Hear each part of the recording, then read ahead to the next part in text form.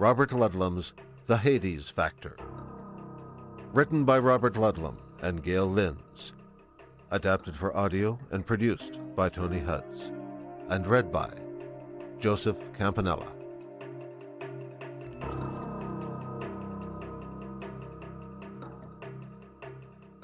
The horror began, at least as far as anyone knew at the time, the evening of Friday, October 10th. In Boston, Massachusetts, Mario Dublin stumbled along a downtown street, a dollar bill clutched in one shaking hand. The homeless man swayed as he walked and slapped at his head with his free hand. He reeled inside a cut-rate drugstore and shoved the dollar across the counter to the clerk. "Aspirin. I needs aspirin." The clerk sneered at the unshaven man in the ragged remnants of an army uniform. Still, business was business. He offered Mario a small box of aspirin he had. "You better have another dollar to go with that one." Dublin dropped the bill onto the counter and reached for the box. The clerk pulled it back. "You heard me, buddy. Another buck." "Only got a dollar. My head's breaking open." Dublin lurched forward and grabbed the box. The clerk tried to pull it back, but Dublin hung on. They struggled, knocking over a jar of candy bars and crashing a display of vitamins to the floor. The pharmacist shouted from the rear as he dialed 911. "Let it go, Eddie! Let him have it!" The clerk let it go. Frantic, Dublin tore the package open and poured the tablets into his mouth. He choked as he tried to swallow all of them at once and curled up on the floor, weak from pain. He pressed the heels of his hands to his temples and sobbed. Moments later, a patrol car pulled up outside. The pharmacist waved the policeman in. He pointed to Dublin and shouted, "Get that stinking bum out of here! Look what he did to my place!" The younger policeman heaved Dublin up to his feet. "Okay, Mario, let's take a ride." The two patrolmen walked the unresisting drunk out to their patrol car. But as the second officer opened the door, the younger one pushed down on Dublin's head to guide him inside. Dublin screamed and lashed out, twisting away from the hand on his throbbing head. "Grab him, Manny!" the younger cop yelled. Manny tried, but Dublin wrenched free. The younger cop tackled him. The older one swung his nightstick and knocked Dublin down. Mario screamed. His body shook, and he rolled on the pavement. The two policemen stared at each other. Manny protested, "I didn't hit him that hard." The younger touched Dublin's body. "Jesus, he's burning up. Get him in a car."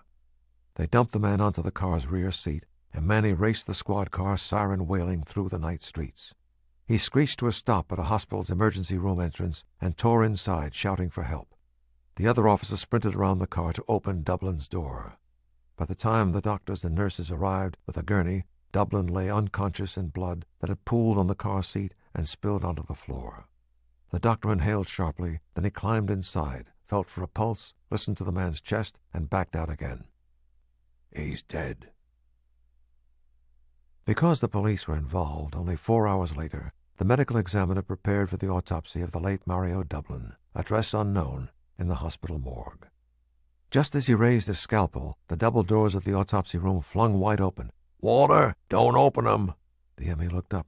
"What's wrong, Andy?" "Maybe nothing," Dr. Andrew Wilkes said nervously, "but all that blood in the patrol car scares the hell out of me. Acute respiratory distress syndrome shouldn't lead to blood from the mouth. I've only seen that from a hemorrhagic fever I helped treat when I was in the Peace Corps in Africa. This guy was carrying a disabled American vet's card. Maybe he was stationed in Somalia or somewhere else in Africa." The M.E. stared down at the dead man that he was about to cut open. He returned the scalpel to the tray. "Maybe we better call the director. And infectious diseases, too." That same evening, in Atlanta, Georgia, an audience of parents and friends sat hushed inside a high school auditorium. Up on the stage, a beautiful teenage girl was acting out a scene from William Inge's Bus Stop.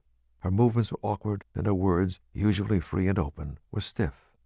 None of that bothered the motherly woman in the first row, who was beaming up at the girl. At the final curtain, she leaped to her feet to applaud, then went around to the stage door to wait as the cast emerged. This was the last performance of the annual school play, and they were flushed with triumph, eager to get to the cast party. The high school beauty climbed into the car, turned to her mother and said, "Let's go home." "Home? I just need to lie down for a while. Then I'll change for the party, okay?" "Billy Joe, you sound bad." Her daughter had been snuffling and coughing for more than a week, but had insisted on performing anyway. "It's just a cold, Mother." But by the time they reached the house, Billy Joe was rubbing her eyes and groaning. 2 red fever spots showed on her cheeks. Frantic, Her terrified mother raced inside and picked up the phone. The paramedics arrived in 3 minutes. In the ambulance, the girl moaned and writhed, struggling for breath. The sobbing mother held her daughter's hand and wiped her fevered face. 2 hours later, in the hospital emergency room, blood gushed from Billy Joe Pickett's mouth, and she died. That same evening at Fort Irwin near Barstow, California, Phyllis Anderson was preparing dinner in the kitchen of her home in the Army's National Training Center. She was feeling optimistic. It had been a hot day on the California high desert, and her husband Keith had taken a good nap. He'd been fighting a heavy cold for 2 weeks, and she hoped the sun and warmth would clear it up once and for all. Phyllis hummed to herself as she listened for the footsteps of her husband coming down the stairs. He had night operations tonight, but the stumbling clatter she heard sounded more like Keith Jr. sliding and bumping his way down. It was not Keith Jr. It was her husband, who staggered into the kitchen, dripping with sweat. His hand squeezed his head as if to keep it from exploding. He gasped, "Hospital! Help!" and collapsed on the kitchen floor, his chest heaving as he strained to breathe. Shocked, Phyllis stared, then moved with the speed and purpose of a soldier's wife. She ran next door, yanked open that house's side door, and burst into their kitchen. Captain Paul Novak and his wife Judy gaped. Novak stood up. "Phyllis, what's wrong?" "Paul, I need you. Judy, come watch the kids. Hurry." She whirled and ran, the Novaks right behind her. In the kitchen of the Anderson house, the Novaks took in the scene instantly. Judy Novak reached for the telephone. 911? "No time," Novak cried. "Our car," Phyllis shouted. Judy Novak ran up the stairs to care for the 2 children, while Phyllis and Novak picked up the moaning, gasping Major. Blood trickled from his nose. They carried him across the lawn to the car. Novak took the wheel, and Phyllis climbed into the rear seat beside her husband.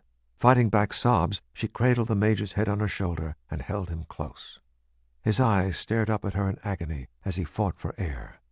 Novak sped through the base, blasting the car's horn. By the time they reached the Weed Army Community Hospital, Major Keith Anderson was unconscious. 3 hours later, he was dead. In the case of sudden, unexplained death in the state of California, an autopsy is mandated. Because of the unusual circumstances of the death, the Major was rushed to the morgue. But as soon as the Army pathologist opened the chest cavity, massive quantities of blood erupted, spraying him. His face turned chalk white. He snapped off his rubber gloves, ran to his office, and grabbed the phone. "Get me the Pentagon and U.S. AMRID now! Priority!" On Sunday morning, half a world away, the cold rain that had been drenching London was letting up at last. U.S. Army Lieutenant Colonel Jonathan, or John Smith, M.D., strode swiftly through the drizzle. A tall, trim, athletic man in his early 40s, Smith had dark hair worn smoothly back, a handsome face, almost American Indian features, with high cheekbones and very dark blue eyes. There was nothing unusual about him as he strode along in his tweed jacket, cotton trousers, and trench coat. Still, women turned to look. He entered the foyer of the genteel Wilbraham Hotel, where he stayed every time U.S. AMRID sent him to a medical conference in London. This time to the World Health Organization's epidemiology conference. As he was heading toward the stairs, the desk clerk called out to him, "Colonel, there's a letter for you. It's marked urgent." "A letter on a Sunday?" "It came by hand, sir." Smith took the envelope and ripped it open. A single sheet of white paper, no letterhead or return address. The printed message read, "Smithy, meet me Rock Creek Park, Pierce Mill Picnic Grounds, midnight Monday. Urgent. Tell no one." It was signed with a capital letter B. There was only one person who called him Smithy, Bill Griffin. He had met Bill in 3rd grade at Hoover Elementary School in Council Bluffs, Iowa. They had gone to high school, college, and grad school together. Both had fulfilled their boyhood dreams by joining the military, with Bill going into military intelligence work.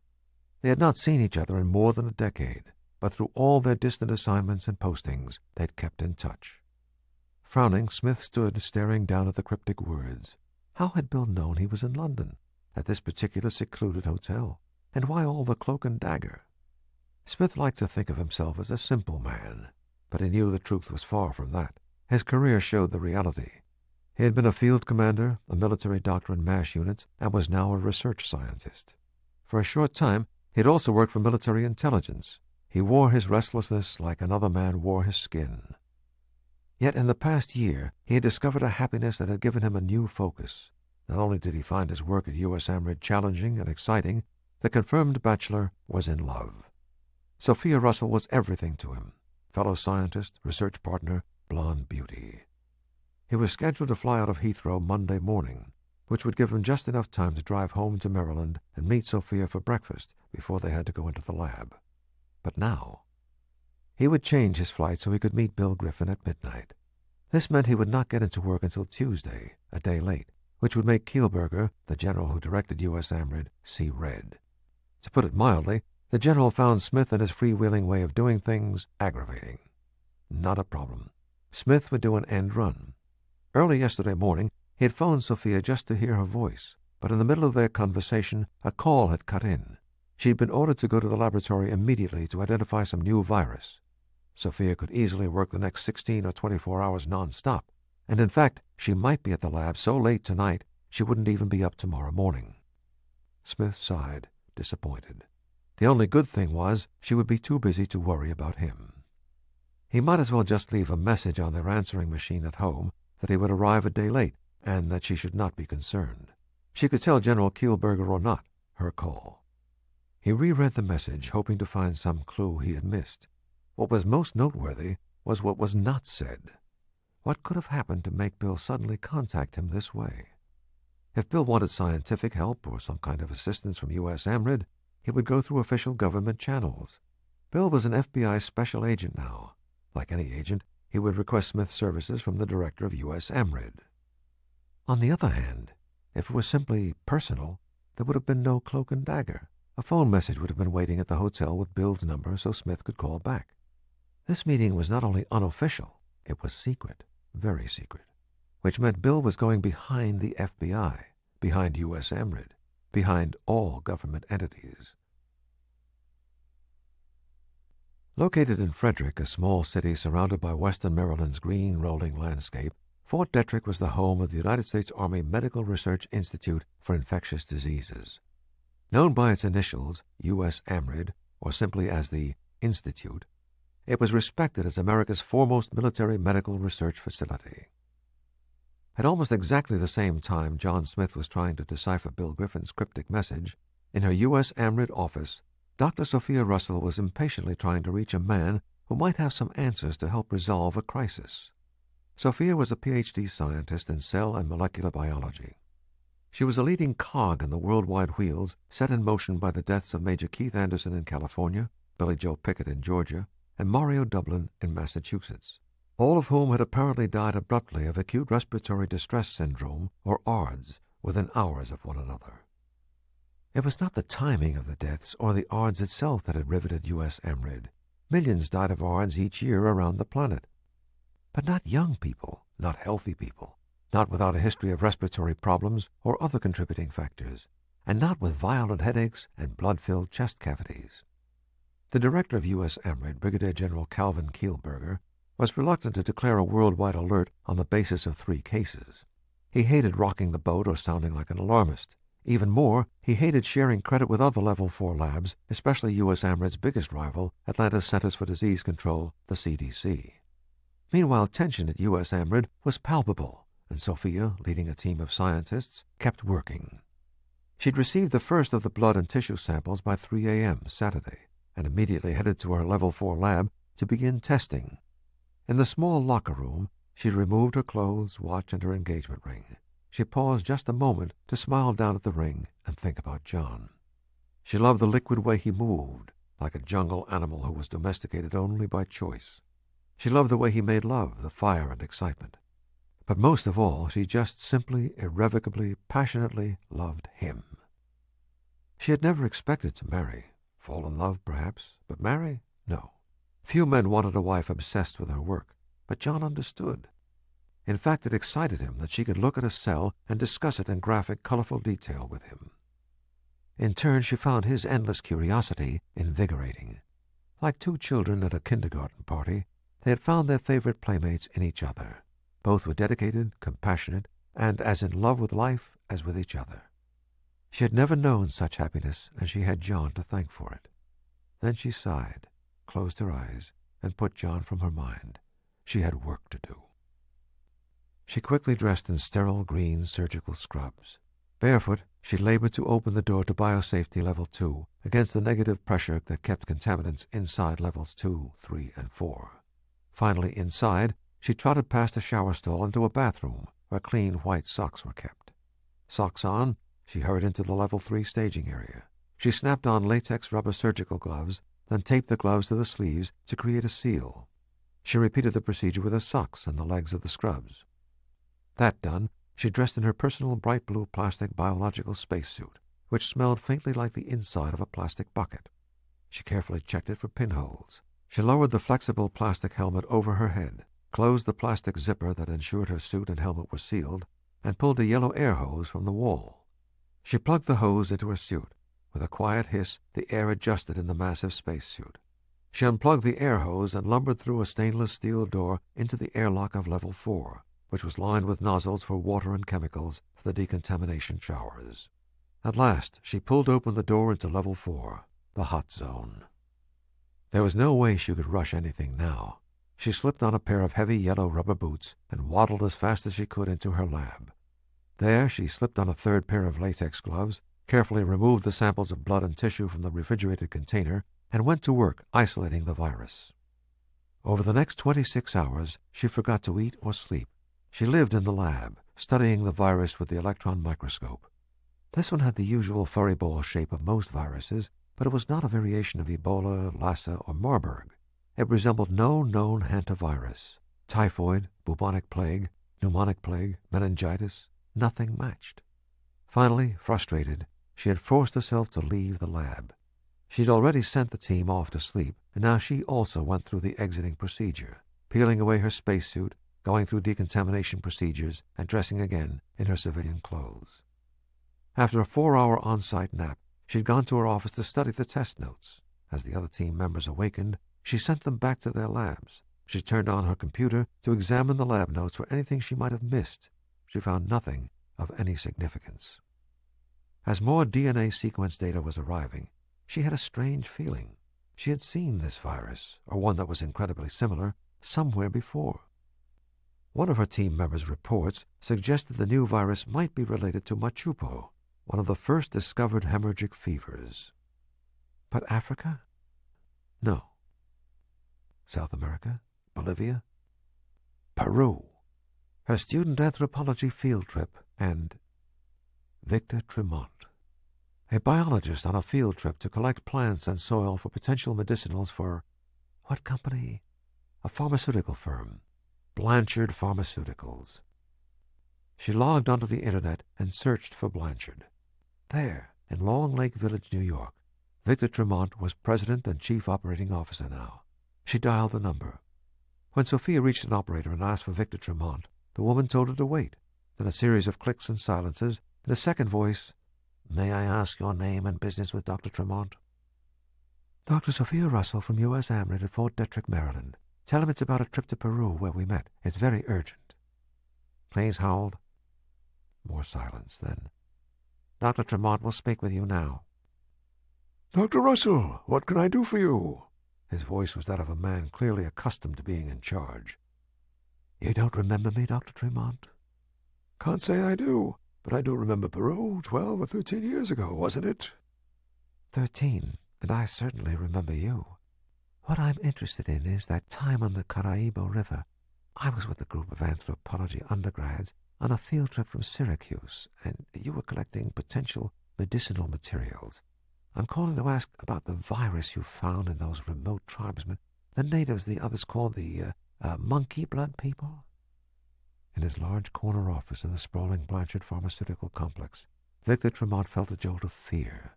Just as quickly, he repressed it. "Now I remember you, the eager young blonde lady dazzled by science. I wondered whether you'd gone on to become an anthropologist. Did you?" "No, I ended up with a doctorate in cell and molecular biology. I'm working at the Army's Infectious Diseases Research Center at Fort Detrick. We've come across a virus that sounds a lot like the one in Peru. It causes headaches, fever, acute respiratory distress syndrome that can kill otherwise healthy people within hours, and produces a violent hemorrhage in the lungs. Does that ring a bell, Dr. Tremont?"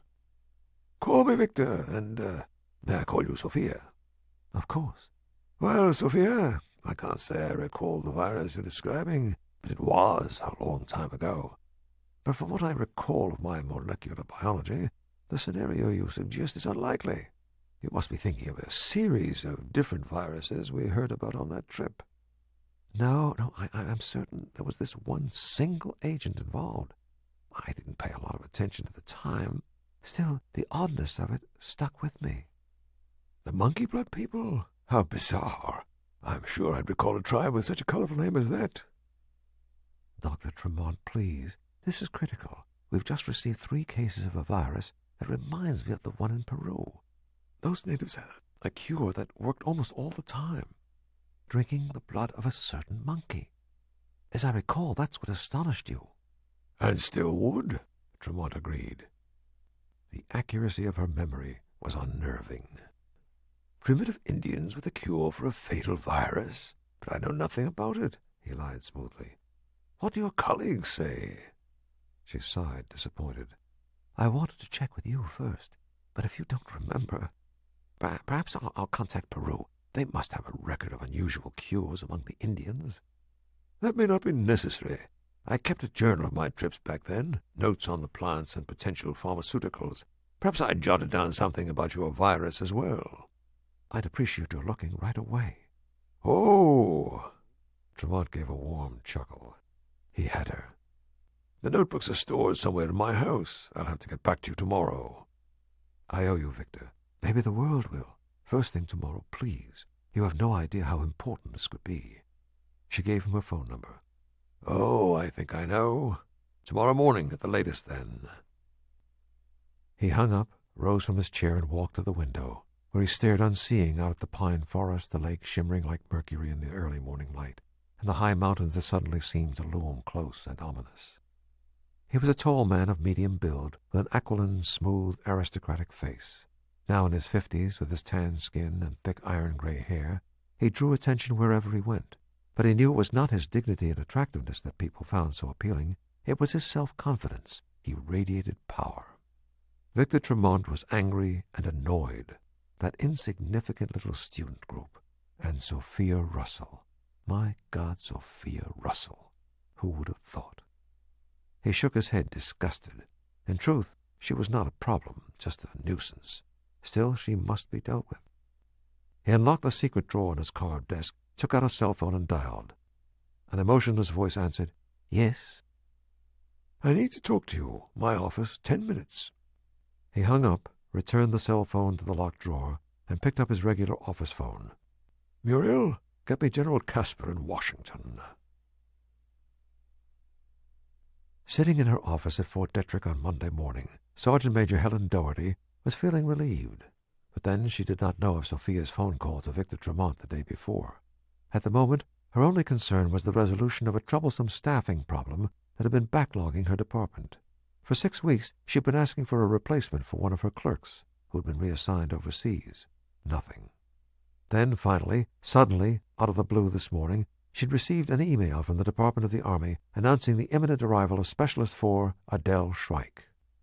Now Doherty studied the transfer papers in her hand, then looked up at the woman standing at attention in front of her desk. A small brunette with dark hair, a rigid carriage, and alert gray eyes. On her uniform were 2 rows of medal ribbons, showing service in overseas countries and campaigns, including Bosnia. Any specialist? Shrike stood at ease. Thank you, Sergeant Major. Your transfer was kind of sudden, wasn't it? I asked to be transferred to the D.C. area a few months ago. Personal reasons. My colonel told me an opening had come up at Detrick, and I jumped at it. A little overqualified, aren't you? This is a backwater post, a small command not doing much and never going overseas. I only know it's Detrick. I don't know what U.S. AMRIT is. Oh? Doherty raised a blonde eyebrow. There was something too cool and composed about this Shrike. Well, we do scientific research here. All officers are doctors, vets, or medical specialists. No weapons, no training, no glory. Shrike smiled. That sounds peaceful, Sergeant Major. A nice change after Kosovo. Besides, haven't I heard you're on the cutting edge, working with pretty deadly hot zone diseases? Sounds like it could be exciting. It is for the doctors, but for us it's just office routine. We keep the place running. Over the weekend, there was some kind of emergency. Don't ask any questions. It's none of your business. And if any journalist contacts you, refer them to public affairs." She pointed out the door. "Okay, your cubicle's next to Sandra Quinn's. Introduce yourself, get settled, and Quinn will bring you up to speed." "Thank you, Sergeant Major." At 17:32 hours, Sergeant Major Doherty locked her cubicle door, preparing to leave the empty office. But the office was not empty. The new woman, Schweik, said, "I'd like to stay and learn as much as I can, if it's all right, Sergeant Major." "Fine. I'll tell security. You have an office key? Good. Lock up when you're finished. You won't be alone. That new killer virus is driving the docs crazy. I expect some of them will be on campus all night." The small brunette smiled. "See? Plenty of action and excitement at Fort Detrick." Doherty laughed and went out. Specialist Schweik read memos and made notes for another half hour until she was sure neither the sergeant major nor security was coming back to check on her. Then she opened her attaché case. When she'd arrived at Andrews Air Force Base this morning, it had been waiting in the car assigned to her. She withdrew a schematic diagram of the phone installations in the U.S. AMRID building. The main box was in the basement, and it contained connections for all the internal extensions and private outside lines. She memorized its position. Then she returned the diagram to the case, closed it, picked it up, and stepped into the corridor. With innocent curiosity on her face, she looked carefully around. The guard inside the front entrance was reading. Schweik glided silently past him along the rear corridor to the basement entrance. The heavy metal door was locked. She took a set of keys from the case. The third one opened the basement door. She padded downstairs, where she wound in and out among giant machines that heated and cooled the building, supplied sterile air and negative pressure for the labs, operated the powerful exhaust system, and supplied water and solutions for the chemical showers. She located the main telephone box and withdrew from her attaché case a collection of tools, wires, connectors, meters, switching units, listening devices, and miniature recorders. Then she opened the main box and went to work. 2 hours later, back in her office, she checked her telephone, attached a miniature speaker earphone set, flipped a switch on the hidden control box in her desk drawer, and listened. "Yeah, I'll be here at least 2 hours, I'm afraid. Sorry, honey, can't be helped. This virus is a bear. I'll try to get there before the kids go to bed." Satisfied, she clicked off and dialed an outside line. The male voice that had contacted her last night and given her instructions answered. "Yes?" The smallest trace of a Middle Eastern accent. "Jordan, Iraq?" "Installation is complete. I'm connected to the recorder for all phone calls, and I've got a line on my set to alert me to any from the offices you're interested in. It'll connect me with the shunt to intercept calls." "You were unobserved? You are unsuspected?" "Of course. That is well. Be alert to any developments that concern the unknown virus they are working on. Monitor all calls in and out of the offices of Lieutenant Colonel Smith, General Kielberger, and especially Dr. Sophia Russell."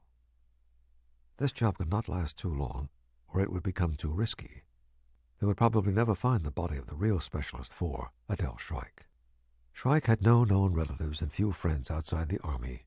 She had been selected for those reasons. "How long will I remain here?" "Until we do not need you." The dial tone hummed in her ear. She hung up and continued familiarizing herself with the routines and requirements of the sergeant major's office. She also monitored the light on the desk phone that would alert her to calls from the Russell woman's laboratory. For a moment she was curious about what was so important about Dr. Russell. Then she banished the thought. There were some things it was dangerous to know. Washington, D.C.'s magnificent Rock Creek Park was a natural woodland, a wedge of wilderness in the heart of the city. From the Potomac River near the Kennedy Center, it wound narrowly north to where it expanded into a wide stretch of woods in the city's upper northwest. Where the brush was thick in the shadows of tall trees, that was where Bill Griffin waited that Monday at midnight, holding a highly alert Doberman on a tight leash. Although the night was cold, Griffin sweated. His wary gaze scanned the grounds. The sleek dog sniffed the air, and its erect ears rotated. Someone was approaching from the right. The dog had caught the faint sounds of autumn leaves being crunched underfoot long before they were audible to Griffin. Now he heard them too, and released the animal. The dog remained seated, every muscle quivering, eager. Griffin gave a silent hand signal. Like a black phantom, the Doberman sprang off into the night and made a wide circle around the picnic grounds. Griffin maintained watch, vigilant and unmoving. He breathed shallowly, so as not to reveal his presence by clouds of white breath in the cold night air. When at last Lieutenant Colonel Jonathan Smith came into view, striding across the open area in the silver-blue moonlight, Griffin still did not move, watching, listening. On the far side of the picnic grounds, the Doberman went to ground, invisible. But Griffin knew he was there. John Smith hesitated on the path. "Bill?" Only then did Griffin step out to the edge of the picnic grounds, where the moonlight met the shadows. "Smithy, over here." John Smith walked toward him, feeling exposed and vulnerable, although he did not know to what. Griffin returned deep into the shadows, where Smith joined him. His old friend was smiling at him. Bill Griffin had the same round face and bland features Smith remembered, although he looked as if he'd lost 10 pounds. His brown hair hung mid-length, limp and unruly. He was 2 inches shorter than Smith's 6 feet, a good-sized, strong-looking, stocky man. But Smith had also witnessed Bill Griffin make himself appear neutral, ordinary. It was a face and body that had stood him in good stead in Army intelligence and in the FBI, because under that bland exterior was a sharp mind and iron will. To Smith, his old friend had always been something of a chameleon, but not tonight. Tonight, Smith looked at him and saw the star Iowa football player, an honest, decent, and daring man, the real Bill Griffin. Griffin held out his hand. "Hello, Smithy. Glad to see you after so long. It's about time we caught up." But John Smith did not smile as he shook Griffin's hand. "It is, but this is a hell of a way to do it. What have you got yourself into? Is it trouble?" Griffin nodded. "You might say. But never mind that right now. How the hell are you?" "I'm fine, but it's you we're talking about. How'd you know I was in London?" Then he chuckled. "Oh, never mind. Stupid question, right? You always know." Griffin nodded. "I hear you're getting married. Finally found someone to tame the cowboy? Settle down in the suburbs, raise kids, mow the lawn?" Smith grinned. "That'll never happen. Sophia's a cowboy herself, another virus hunter." Griffin nodded again. He gazed off, his eyes restless and uneasy, searching the shadows. "Figures. Might actually work. How are your people doing on the virus, anyway?" "Which virus? We work on so many at Dittrich." "The one you were assigned to investigate early Saturday." Smith was puzzled. "I've been in London since last Tuesday. You must know that, but... Damn, that must be the emergency Sophia was called in about while we were talking." He stopped and frowned. "Wait a minute. How do you know Dittrich's got a new virus? Is that what this is all about? You figure they told me about it, and now you want to tap me for information? Is the FBI so interested in this particular virus that they sent you to pump me in secret? That's damn stupid. Your director can call my director. That's the way these things are done." "Calm down, John. I don't work for the FBI anymore." Smith stared into the steady eyes, but now there was nothing there. Bill Griffin's face and eyes had gone empty. Smith felt an ache in the pit of his stomach. "Bill, what's going on? What's so special about this new virus? And what do you want the information for? Some tabloid or a congressional committee? Sure, what better for a committee looking to cut science funding than using an ex-FBI man?" Griffin shook his head. "Not a tabloid, John. Not Congress either. I wish I could tell you exactly." "Don't tell me, Bill. Don't tell me who or what you're working for. It doesn't matter. If you want to know about any viruses, go through Army channels. Don't call me about this again." Disgusted, he turned and began stalking away. "Stay, Smithy. We need to talk." "Screw you." Griffin gave a low whistle. Suddenly a large, snarling Doberman planted itself in front of John. He froze. The dog lifted his muzzle and growled, long and deep. His sharp teeth glistened white and moist. "Sorry, but you asked if there was trouble? Well, there is, but not for me." "You're saying I'm in some kind of trouble? Give me a break." Griffin nodded. "Yes, that's exactly what I'm saying, Smithy. That's why I wanted to meet. But it's all I can tell you. You're in danger, real danger. Get the hell out of town fast. Don't go back to your lab." "What are you talking about? You know I'd never do that, run away from my work. Damn, what's happened to you, Bill?" "Smithy, listen to what I'm saying. Call Dittrich. Tell the general you need a long vacation out of the country. Do it now and get as far away as possible. Tonight." "That won't cut it. Tell me what's so special about this virus. What danger am I in? If you want me to act, I've got to know why." "For Christ's sake, I'm trying to help. Go away. Go fast. Take your Sophia." Before he had finished speaking, the growling Doberman abruptly lifted his front paws off the path and whirled, landing 90 degrees south. His gaze indicated the far side of the park. Griffin said softly, "Visitor's boy." He gave a hand signal, and the dog raced into the trees. Griffin turned on Smith. "Get out of here, John! Go, now!" He dashed after the Doberman, a stocky shadow moving with incredible speed. Man and dog vanished among the thick trees of the dark park. For a moment Smith was stunned. Was it for him Bill Griffin was afraid? Or for himself? Or for both of them? What in God's name was he mixed up in? A pulse at his temple began to throb. Old habits resettled themselves on him like a long-forgotten cloak. His senses grew acute, and he sprinted away along the edge of the dark trees. An unlighted black limousine lurked in the shadows near the Tilden Street entrance to Rock Creek Park. Alone in the back seat sat Nadal al-Hassan, a tall man with a dark face as narrow and sharp as a hatchet. The bones and hollows of his face were deeply pocked, the mark of a smallpox survivor. His black eyes were hooded, cold and expressionless. He was listening to his subordinate, Steve Maddox, who leaned inside the window, reporting.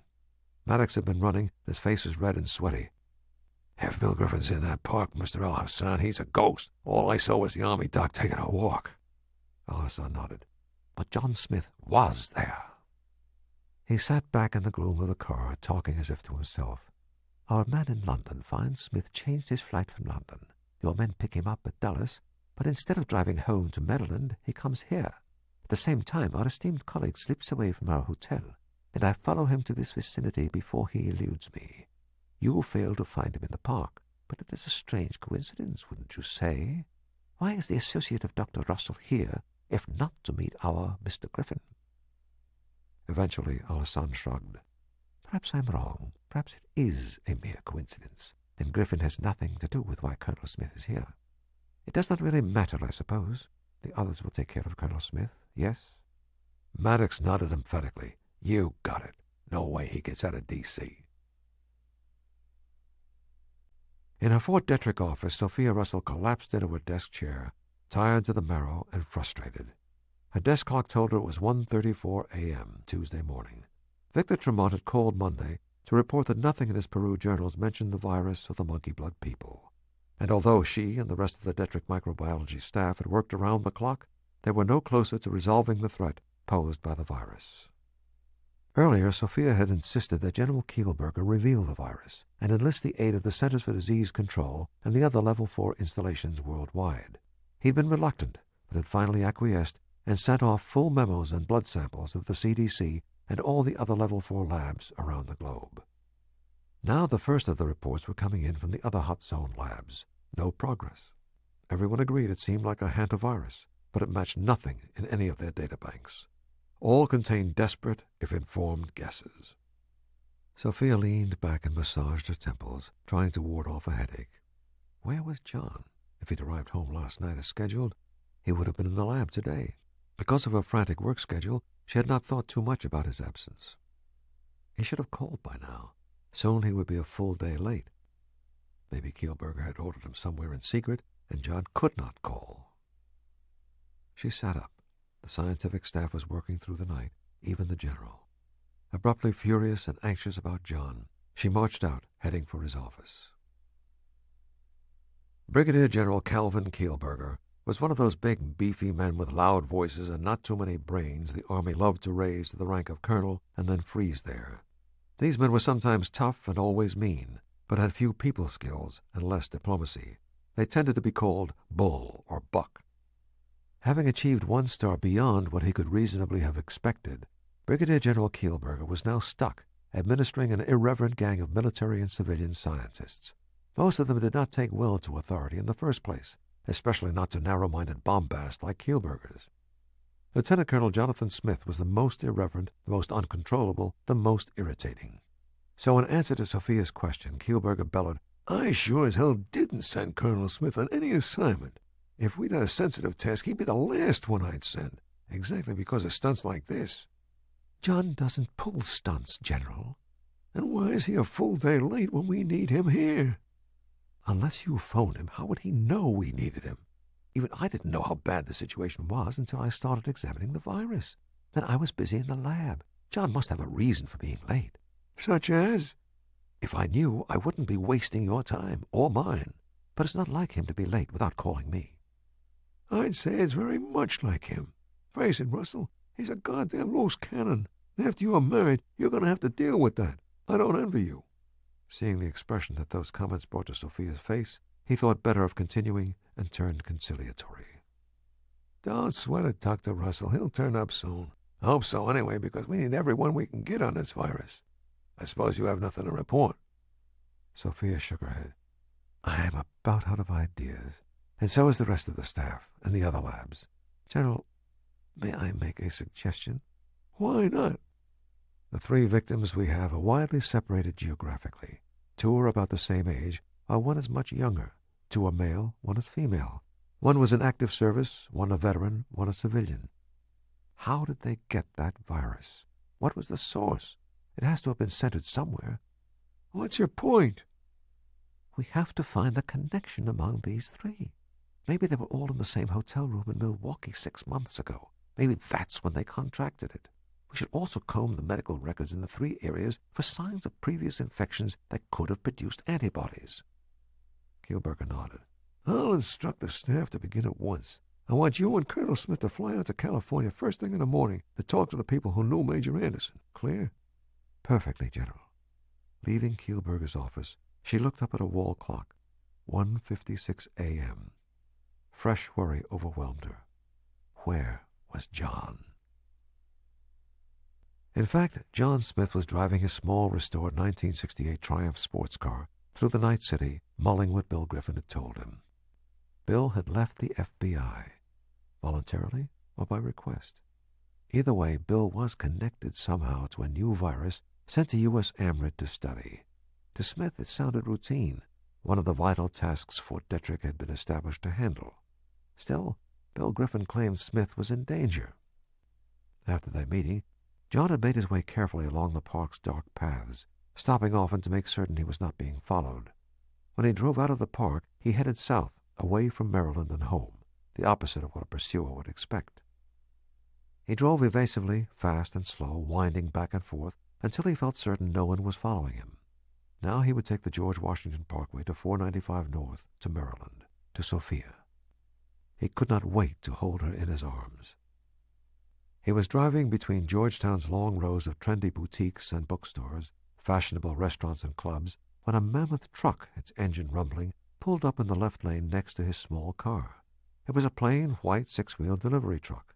Too plain. Neither the cab nor the cargo section displayed a company name, address, phone number, or anything to mark what it was delivering or for whom. The events of the evening had activated the finely honed sense of danger Smith had developed over the years of practicing medicine and commanding at the front lines where death was close and real. Or maybe some movement, action, or sound inside the truck caught his attention. Whatever it was, a split second before the vehicle suddenly pulled ahead and moved to cut off Smith's sports car, Smith knew it was going to do it. As the truck turned into him, he yanked his steering wheel to the right. His car skidded and bounced up over the curb onto the deserted sidewalk. As the truck roared alongside, Smith fought for control. With explosive crashes, he sideswept a mailbox and litter bin and smashed a table off its pedestal. Darkened windows flashed past him like blind eyes. He glanced to his left. The huge truck continued to parallel him out on the street, waiting for a chance to bore in again and squash him against the facade of a building. Then the truck's passenger side window lowered, and a gun barrel thrust out.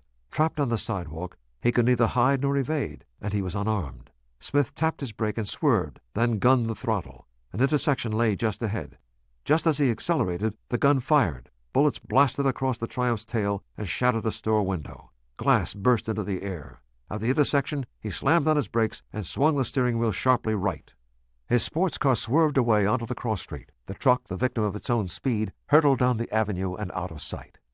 Exulting, he gunned the car again, hit the brakes again, and turned another corner, driving on, turning still more corners while watching his rearview mirror the whole time. Breathing hard, he stopped the car at last on a shadowed residential street.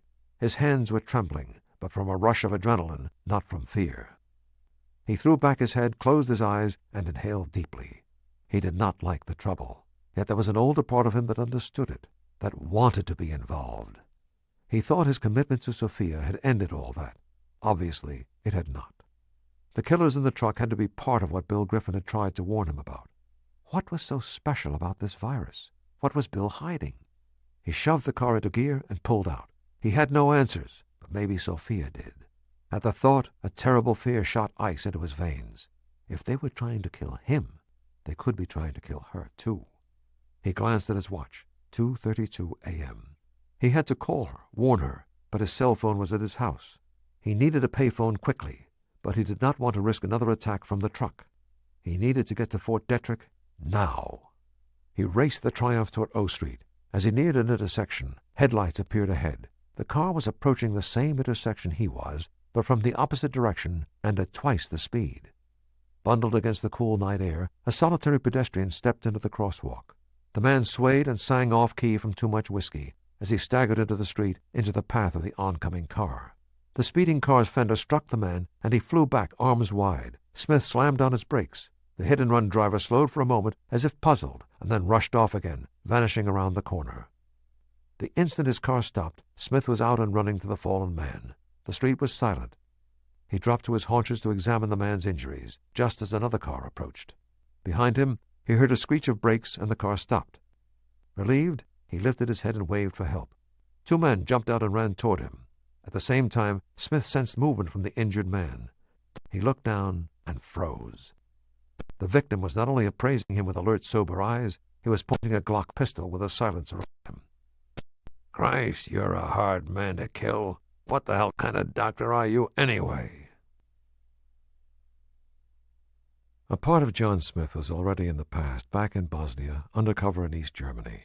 Shadows, memories, broken dreams, small victories. Everything he thought he had put behind him.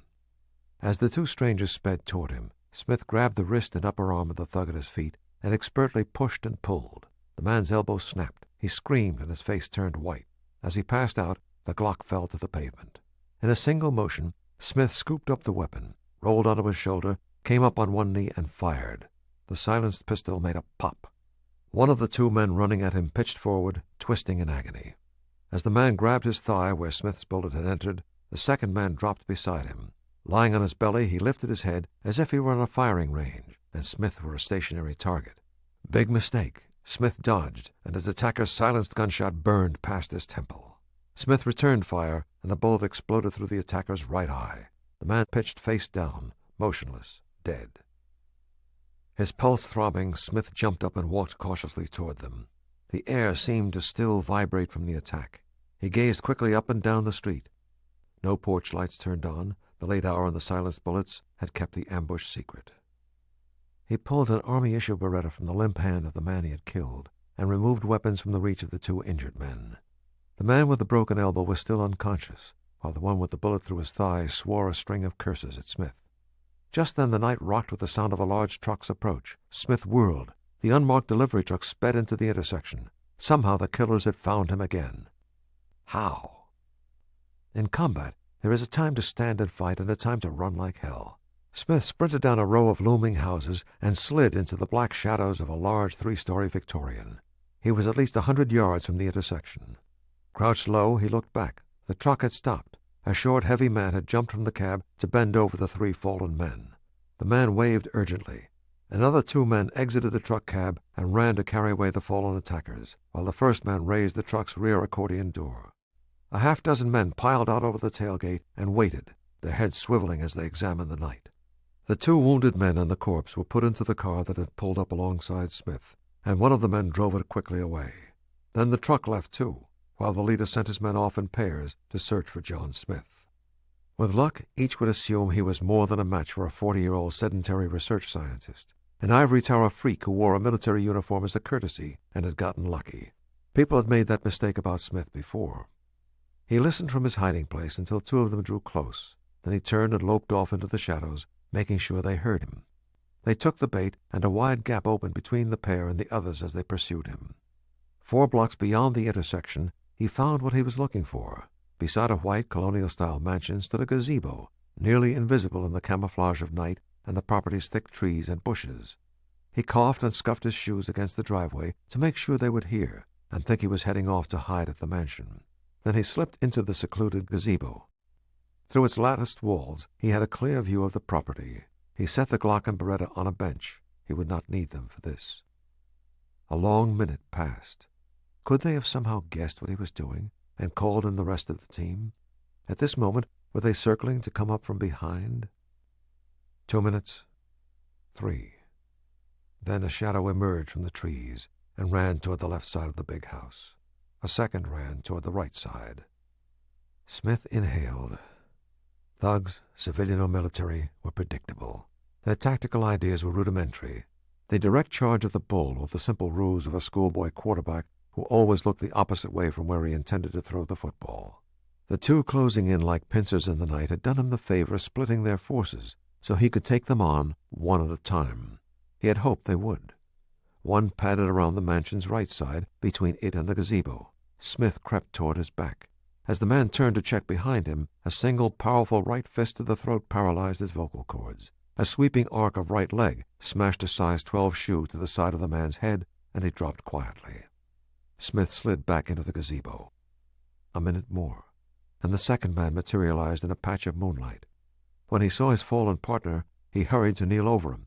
"Jerry, what?" Smith's shoe smashed into the back of the bent head. Smith dragged both unconscious men into the gazebo.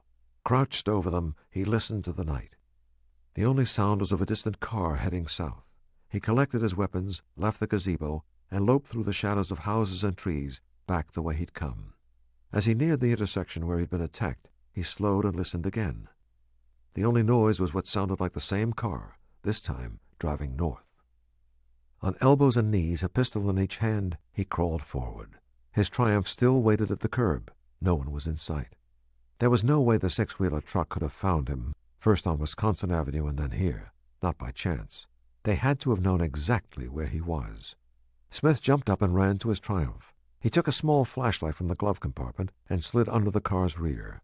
And there it was, a transmitter, no larger than his thumbnail, magnetically attached to the car's undercarriage.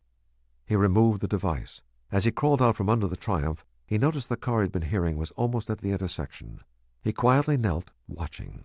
The car was moving slowly as the driver pitched newspapers from his rolled-down window onto lawns and driveways. As the car slowed in the intersection, Smith rose and ran toward the open window. "Can I buy a paper from you?" "Yeah, sure, I got some extras." Smith reached into his pocket for change. He dropped a coin, and when he bent to pick it up, he stuck the transmitter to the car's chassis. Straightening, he took the newspaper and nodded. "Thanks, I appreciate it." The car drove on, and Smith jumped into the Triumph. He peeled away, hoping his trick would occupy his assailants long enough for him to reach Sophia. But he knew that if they knew who he was and where to find him, they had to know where to find her. Sophia Russell was the last scientist still in the U.S. AMRID offices. It was just after 4 a.m., but she was too worried about John to sleep. She continued studying the latest reports, but only the one from the Prince Leopold Institute of Tropical Medicine in Belgium offered hope. Dr. René Giscourt recalled a field report he had read years ago while doing a stint at a jungle hospital in Bolivian Amazonia. At the time, he was battling what appeared to be a new outbreak of Machupo fever. He had no time for even thinking about an unconfirmed rumor from far-off Peru, so he'd made a note and forgotten about it. But the new virus had jogged his memory. He'd found his original note, an apparent combination of hantavirus and hemorrhagic fever symptoms, as well as some connection to monkeys. A surge of justification rushed through Sophia. Yes, Giscourt's report confirmed her recollection. If she were right, there had been no outbreaks of that virus since, which meant it must still be confined to the narrow, deep jungle in a remote part of Peru. In her daily logbook, she described her reaction to the Prince Leopold report, summarized what she recalled of the strange virus, and her 2 conversations with Victor Tremont. As she was writing, she heard the door to her office open. Hope filled her. Excited, she spun her chair around. "John, darling, where—" In the instant before her head exploded in violent pain and color, she had a glimpse of 4 men surrounding her. None was John. Then, darkness. Nadal al-Hassan, disguised in lab scrubs, methodically searched the female scientist's office desk. He read each document, report, notebook, and memo. The task was offensive, even though he was protected by surgical gloves. He made no secret of his distaste. Allowing females to study and work beside men was not only heresy, blasphemy. It defiled both the dignity of the men and the chastity of the women. Touching what the woman had touched defiled him. But the search was necessary, so he performed it meticulously. He found the damaging documents almost at once, the report from the Prince Leopold Institute. her handwritten phone record of outgoing calls, and her logbook musings about the Belgian report. Fortunately, it filled an entire page, beginning at the top and ending on the bottom. From a small leather case, he took out a pen-shaped, razor-sharp draftsman's blade. With care and delicacy, he excised the page. The cut was invisible. His 3 men, also dressed in scrubs, were completing their search of the rows of file cabinets. One said, "Got a new memo in a file about Peru." Another said, "Couple of old files talk about stuff down in South America." "You read every document, every file, looked in every drawer?" "Like you told us." "Very well. You will now erase any indications of a search. Everything is to be as it was." While they returned to work, Al-Hassan took a small metal container from a leather case and extracted a glass vial.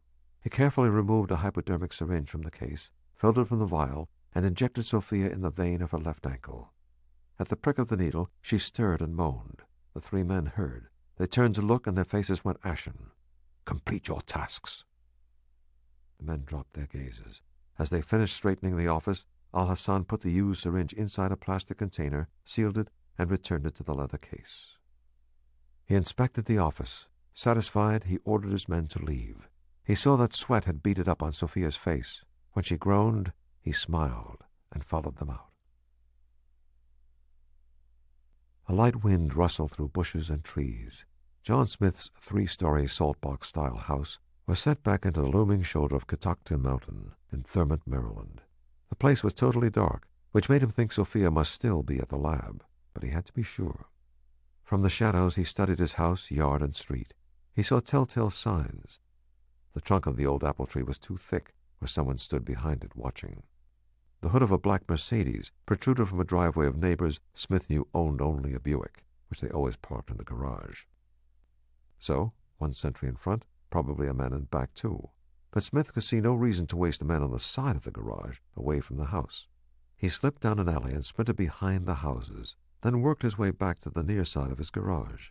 He slithered the last 5 yards on his elbows and belly. He raised up to peer inside the garage, and sighed with relief. It was empty.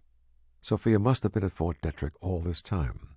If so, she had never received his message, and that explained the lack of lights inside. He breathed deeply, instantly feeling better. He hurried back to his Triumph and drove to a phone booth a quarter-mile away. He dialed her work number. After 4 rings, the machine picked up. He hung up and dialed another number. "United States Army, Fort Detrick Security." "This is Lieutenant Colonel Jonathan Smith, U.S. AMRID. "Base ID, Colonel." He gave his number. There was a pause. "Thank you, Colonel. How can we help you?" "Connect me to the desk guard at U.S. AMRID." Clicks, beeps, and a new voice. "U.S. AMRID Security, Grasso." Grasso, John Smith. "Hey, Colonel, you're back. Everything okay? Doc Russell's been asking." "I'm fine, Grasso. It's Dr. Russell I'm calling about. She's not answering her phone. You know where she is?" "She's on the night list I got when I came on, and I ain't seen her leave. She's probably in the lab." "Could you go up and check, real quick? I'll hang on." "Sure, Colonel." Every second seemed like a minute, and every minute it was harder to breathe. When Grasso spoke again, he almost jumped. "Not there, Colonel. Office and lab are both closed up." "Any sign of trouble?" "Nope. Damned if I know how I missed her. I guess she could have gone out one of the other exits. Hold on, let me check with the gate guard." The phone clicked, and after another long moment, "Sorry, Doc. He didn't see her leave the base either." "Thanks, Grasso." He hung up. She must have been too tired to drive all the way to Thurmont, which meant she was likely at her old condo in Frederick, which he had just sold but had not yet fully moved out of. He got in the Triumph and sped away.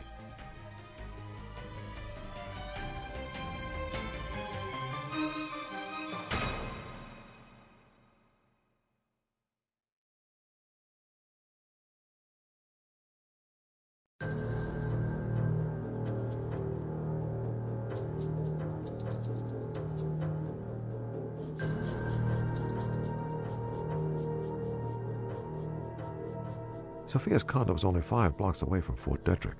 Parked up the street, Smith saw no signs of anyone watching here. He used his key to the lobby of the 3-story building and strode to the elevators. On the 3rd floor, the Glock in his hand, he stepped off warily. The corridor was empty. When he reached her door, he listened. He heard nothing. He turned the key, pushed open the door, and dropped flat to the carpet. The apartment was dark. Nothing stirred. A quick search of the apartment showed she had not been here. Feeling numb, Smith walked back into the living room and turned on lights. He looked for signs of an attack, a search. Nothing.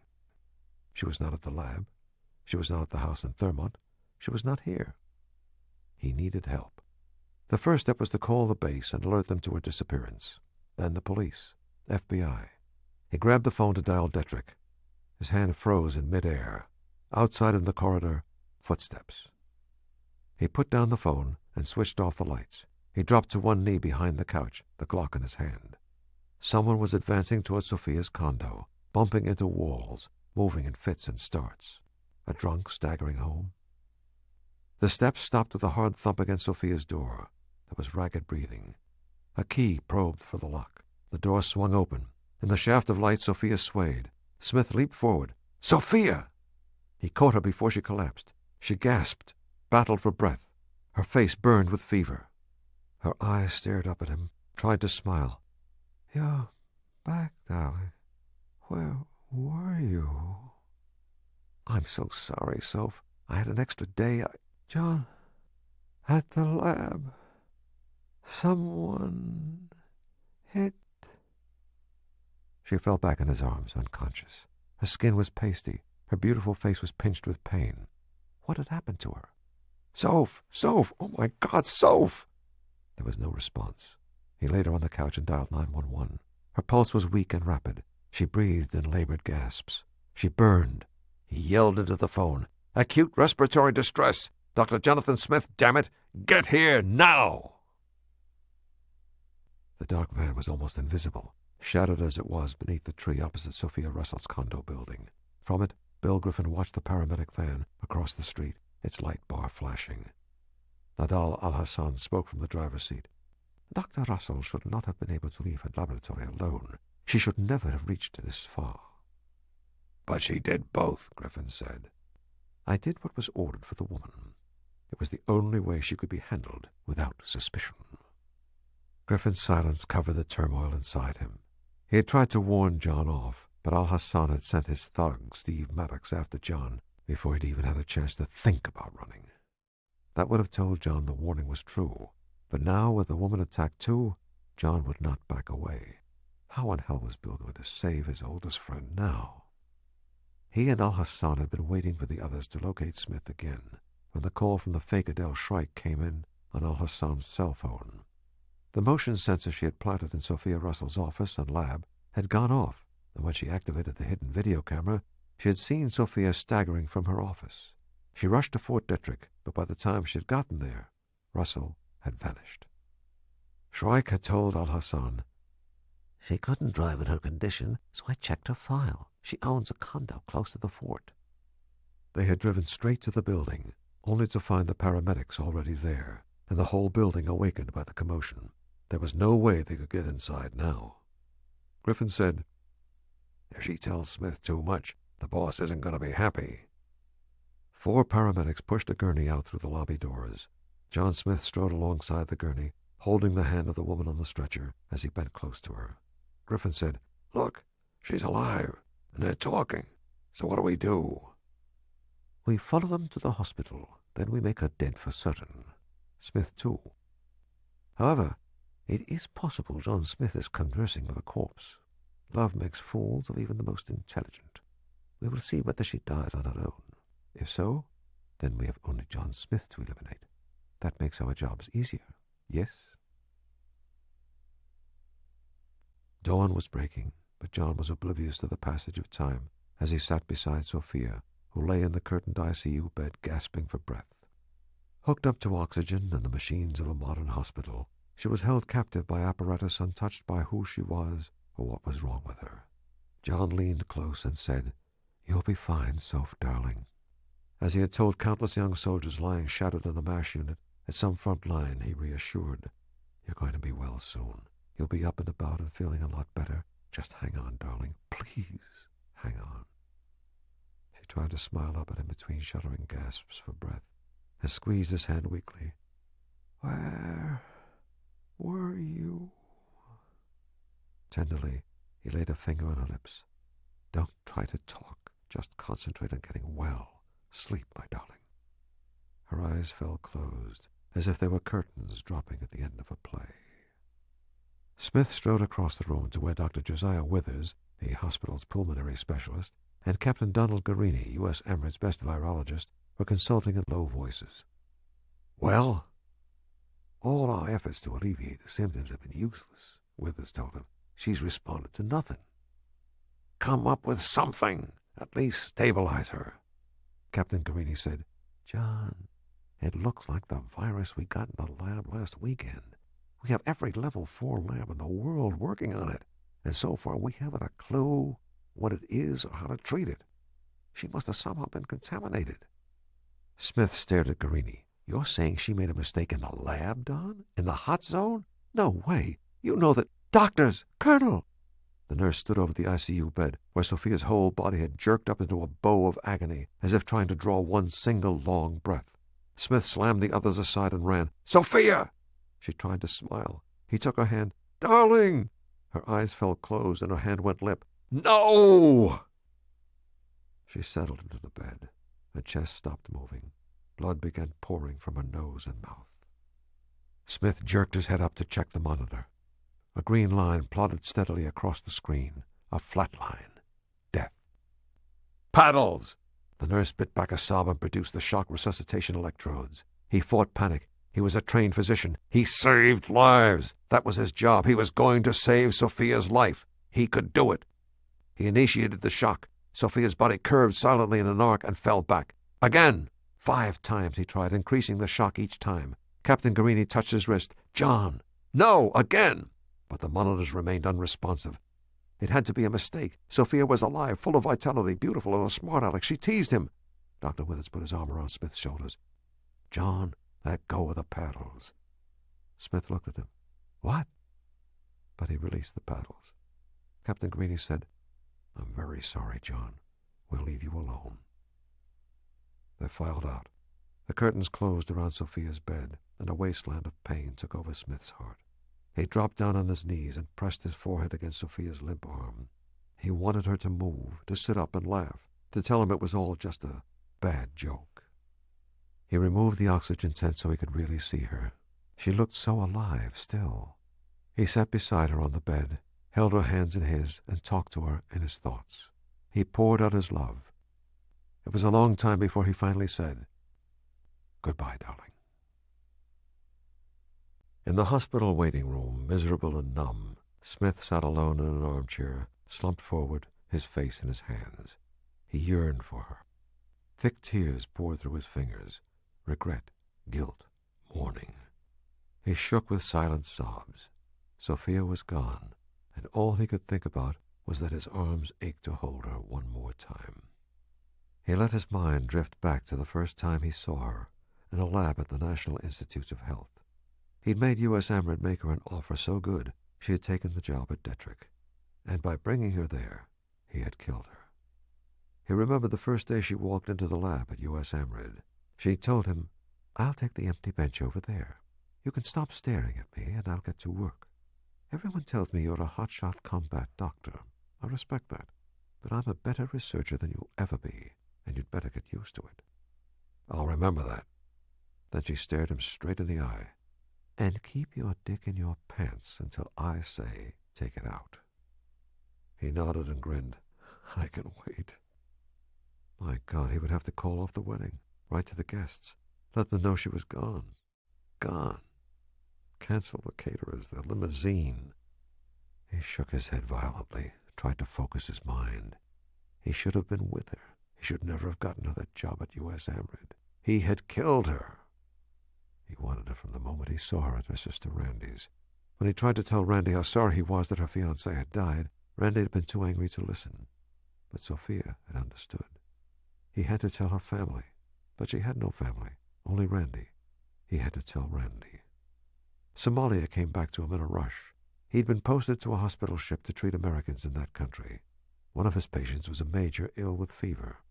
He had diagnosed malaria, but it turned out to be the far less known and far more deadly Lassa fever. The major had died before the diagnosis could be corrected and better treatment begun. The army exonerated him of wrongdoing. Lassa usually killed even with the best treatment. There was no cure, but he blamed himself, so much so that he had pressured the Army to assign him to Fort Detrick to become an expert in virology and microbiology. There, after he really understood the Lassa virus, he finally accepted his error. But the Major had been Randy Russell's fiancée, and she had never forgiven Smith, never stopped blaming him for his death. Now he had to tell her he had killed another person she loved. He found a payphone and dialed Randy Russell's home. After 2 rings, the machine picked up. He hung up and dialed her office at the Foreign Affairs Inquiries Institute, an international think tank. Again, voicemail. Again he hung up. There was no way he could leave a message. Smith here, bad news, Sophia's dead, sorry. He would just have to keep trying to reach her. Randy had always been away frequently on long business trips. She saw Sophia rarely. After he and Sophia grew close, Randy seldom called and never came around. As he walked back toward the ICU, he saw Kielberger sitting in the waiting room, waiting for him. He rose as John entered. "I'm sorry, Colonel Smith. Please accept my condolences." Smith glared. "Why the hell wasn't I told about this new virus? You knew where I was." "Colonel, you weren't contacted at first because the matter didn't seem urgent. A single soldier in California. By the time the other 2 cases were reported, you were due home in a little over a day anyway." Smith dropped into a chair. "Tell me about this virus." Kielberger sighed and sat down beside him. "Major Keith Anderson died Friday evening out at Fort Irwin of acute respiratory distress syndrome. But it was not like any ARDS we'd ever seen. There was massive hemorrhaging from the lungs and blood in the chest cavity. Pentagon alerted us, and we got blood and tissue samples early Saturday morning. By then, 2 other deaths had occurred in Atlanta and Boston. You weren't here, so I put Dr. Russell in charge of the team. This thing is unlike any known virus. I brought in CDC and the other level 4 facilities worldwide, but everything is still negative. It's new, and it's deadly." In the corridor, Dr. Ludfalla, the hospital pathologist, passed with 2 orderlies, pushing a sheet-draped gurney. He nodded to Smith. The general continued talking. "What I want you to do is—" Smith ignored him. What he had to do was more important than anything Kielberger wanted. He jumped up and followed the procession to the autopsy room. Using his old FBI credentials, Bill Griffin called the hospital, was connected to one of the orderlies in the emergency room, and managed to elicit from him some key pieces of information. First, that Sophia had died. Second, that she had died without regaining consciousness. She had told John Smith nothing in the hospital. But when Griffin told Al-Hassan this, he said, "We cannot be certain she did not speak in her condominium. Our leader will not like the possibility she told Smith of Peru. I would prefer Maddox had killed him." Bill grimaced. "I think it's good Maddox missed him in D.C. I've got to say it again, Al-Hassan. Too many unexplained deaths and killings draw a lot of attention, especially if Smith told anyone about the attacks on him. The boss could like that even less." Al-Hassan hesitated. He distrusted Griffin, but he could be right. In the tile and stainless steel autopsy room in the basement of the hospital, Smith looked up as pathologist Ludfalla stepped away from the dissecting table. The air was cold and singed with the stink of formaldehyde. Both men were dressed in green scrubs. Ludfalla sighed. "Well, that's it, John. No doubt at all. She died of a massive viral infection that destroyed her lungs." "What virus?" Smith demanded. Ludfalla shook his head. "I'll leave that part to you Einsteins at Detrick, but it's not pneumonia, tuberculosis, or anything else I've ever seen." Smith nodded. With a giant effort of will, he blanked his mind against who was lying cut open on the stainless steel table, with its channels and slopes to catch blood. He and Ludfalla began the grim business of collecting tissue and blood samples. Most people think of the behemoth National Institutes of Health as a single entity, which is far from the truth. Set on more than 300 lush acres in Bethesda, Maryland, just 10 miles from the capital, the NIH consists of 24 separate institutes, centers, and divisions that employ 16,000 people. Of those, an astounding 6,000 are PhDs. That included Lily Lowenstein, director of the Federal Resource Medical Clearinghouse, or FRMC. But along with the degrees, Lily had a problem, a huge problem. Lily was a compulsive gambler. Local bookies and sports bars, the racetracks, Las Vegas, Atlantic City. She played and lost at them all. Now she owed more than $50,000, and a man who would not give his name had called to tell her he had bought her debts and would like to discuss payment. At exactly 9:30 that Tuesday morning, she was to meet him at a downtown Bethesda sports bar. She couldn't go to the police. Everything would come out, including how she dipped into petty cash and cut a few corners in buying office supplies, pocketing the difference. There were no more friends or family who would lend her money, not anymore. She had no husband, not anymore. Her house was mortgaged to the maximum. She had no bonds, no stocks left. Her only means of support was her job. Without her job, she had nothing. She was nothing.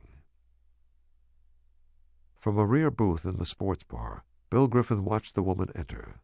Middle-aged, middle class, medium height and build. Brown hair, brown eyes, a nondescript face. Her suit bordered on shabby. Her hair was ragged, and her gray roots were showing. The gambler. But she was also a shade haughty as she stood inside the door, looking for someone to come forward and claim her. Griffin let her stew. Finally he caught her eye and nodded. She walked stiffly past tables and booths toward him. "Miss Lowenstein?" Lily nodded. "Sit down." She sat, nervous and uneasy. In fact, she was terrified. "Who are you? How did you find out about my debts?" Bill Griffin smiled thinly. "You don't care about that. None of that matters a damn. I have your markers. I'm here to offer you a way to get out from under. You can start fresh. I wipe away your debts. No one ever knows, and I give you enough to start over. Sound good?" "A fresh start?" For a moment her face flushed excitedly. Then she frowned. That depends on what I have to do for it, doesn't it?" Bill Griffin had once been one of the Army's best recruiters of assets behind the Iron Curtain. Lure them with the personal advantages, the moral principles, the rightness of the cause, until they were compromised. Then when they balked at what you asked them to do, and they always did sooner or later, drop the carrot, tighten the screws, and lean. It was time to lean. "No, not really," he said. "Depends on nothing. You can't pay me off, and you can't be exposed. If you think you can do either, get up and walk out now." Lily's stomach turned to stone, then to mush. She knew he was right. She put her face in her hands and quietly started to cry.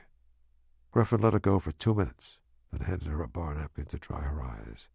"Maybe this'll help. Think about it this way. The axe was going to fall someday. This way you get it over with, wipe the slate clean, and I give you a little extra, say $50,000, to get you started again. All for a couple of hours' work. Now that's not so bad, is it?" Wipe the slate clean? 50,000? The nightmare over? And money? She really could start over. Get therapy. Oh, this was never going to happen again. Never. She suddenly wanted to kiss this man, hug him. "What do you want me to do?" "I just need a few records erased. Then you're home free." She shuddered, then took hold of herself. Griffin watched her. This was the critical moment. That first shock of a new asset, knowing what he or she was actually going to have to do. Betray their country, their employer, their family, whatever it was. And as he watched, he saw the moment pass. He nodded. "Okay, here's what we want. There's a report to Fort Detrick and CDC, and probably to a lot of other places overseas, too, that we need deleted from all the records. Wiped out, erased clean, all copies. It never existed. The same with any World Health Organization reports of virus outbreaks and or cures in Iraq in the last 2 years. Those plus all records of a couple of telephone calls. Can you do that?" She nodded.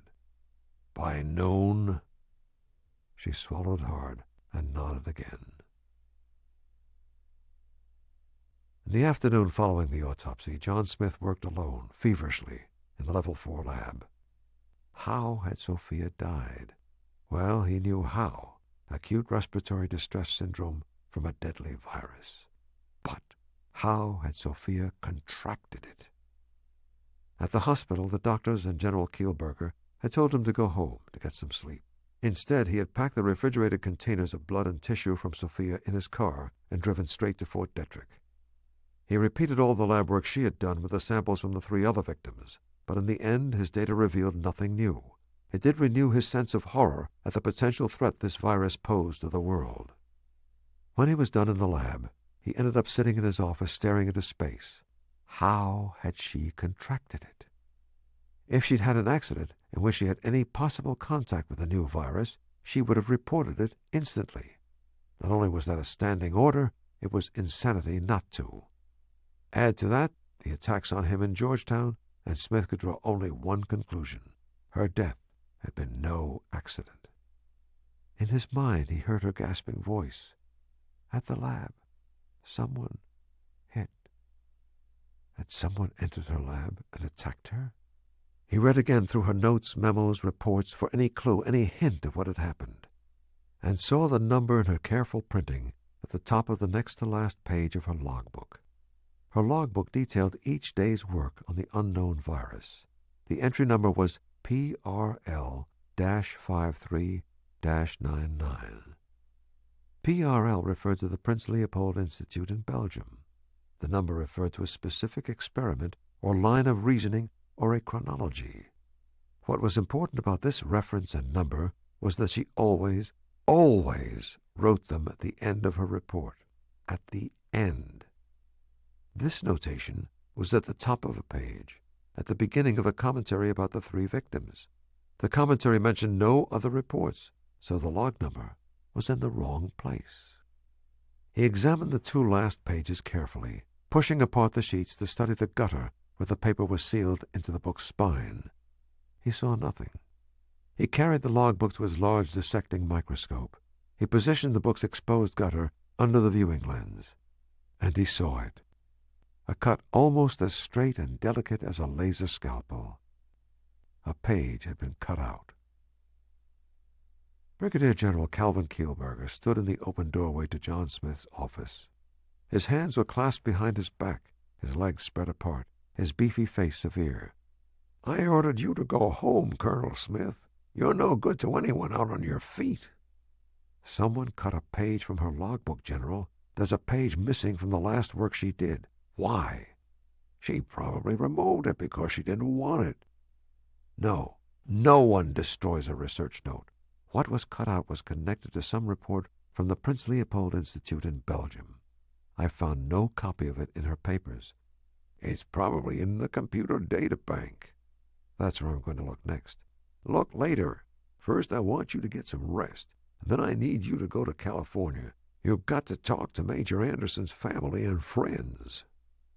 "No, damn it, send someone else. Something's wrong about Sophia's death. I'm going to find out what." "Not on the Army's time, you're not." "Then I'm out of the Army." Kielberger glared. He was ready to tell Smith to go ahead and quit. He had enough of his insubordination. Then he reconsidered. This was not the time. "All right. I suppose I don't blame you. Continue working on Dr. Russell's case. I'll send someone else to California." It took Lily Lowenstein all of Tuesday morning to do what the nameless man had ordered.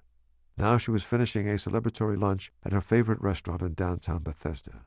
It had been child's play to tap into WHO's computers and the Iraqi system and erase all traces of a series of reports concerning the victims and survivors of 2 minor viral outbreaks in the cities of Baghdad and Basra.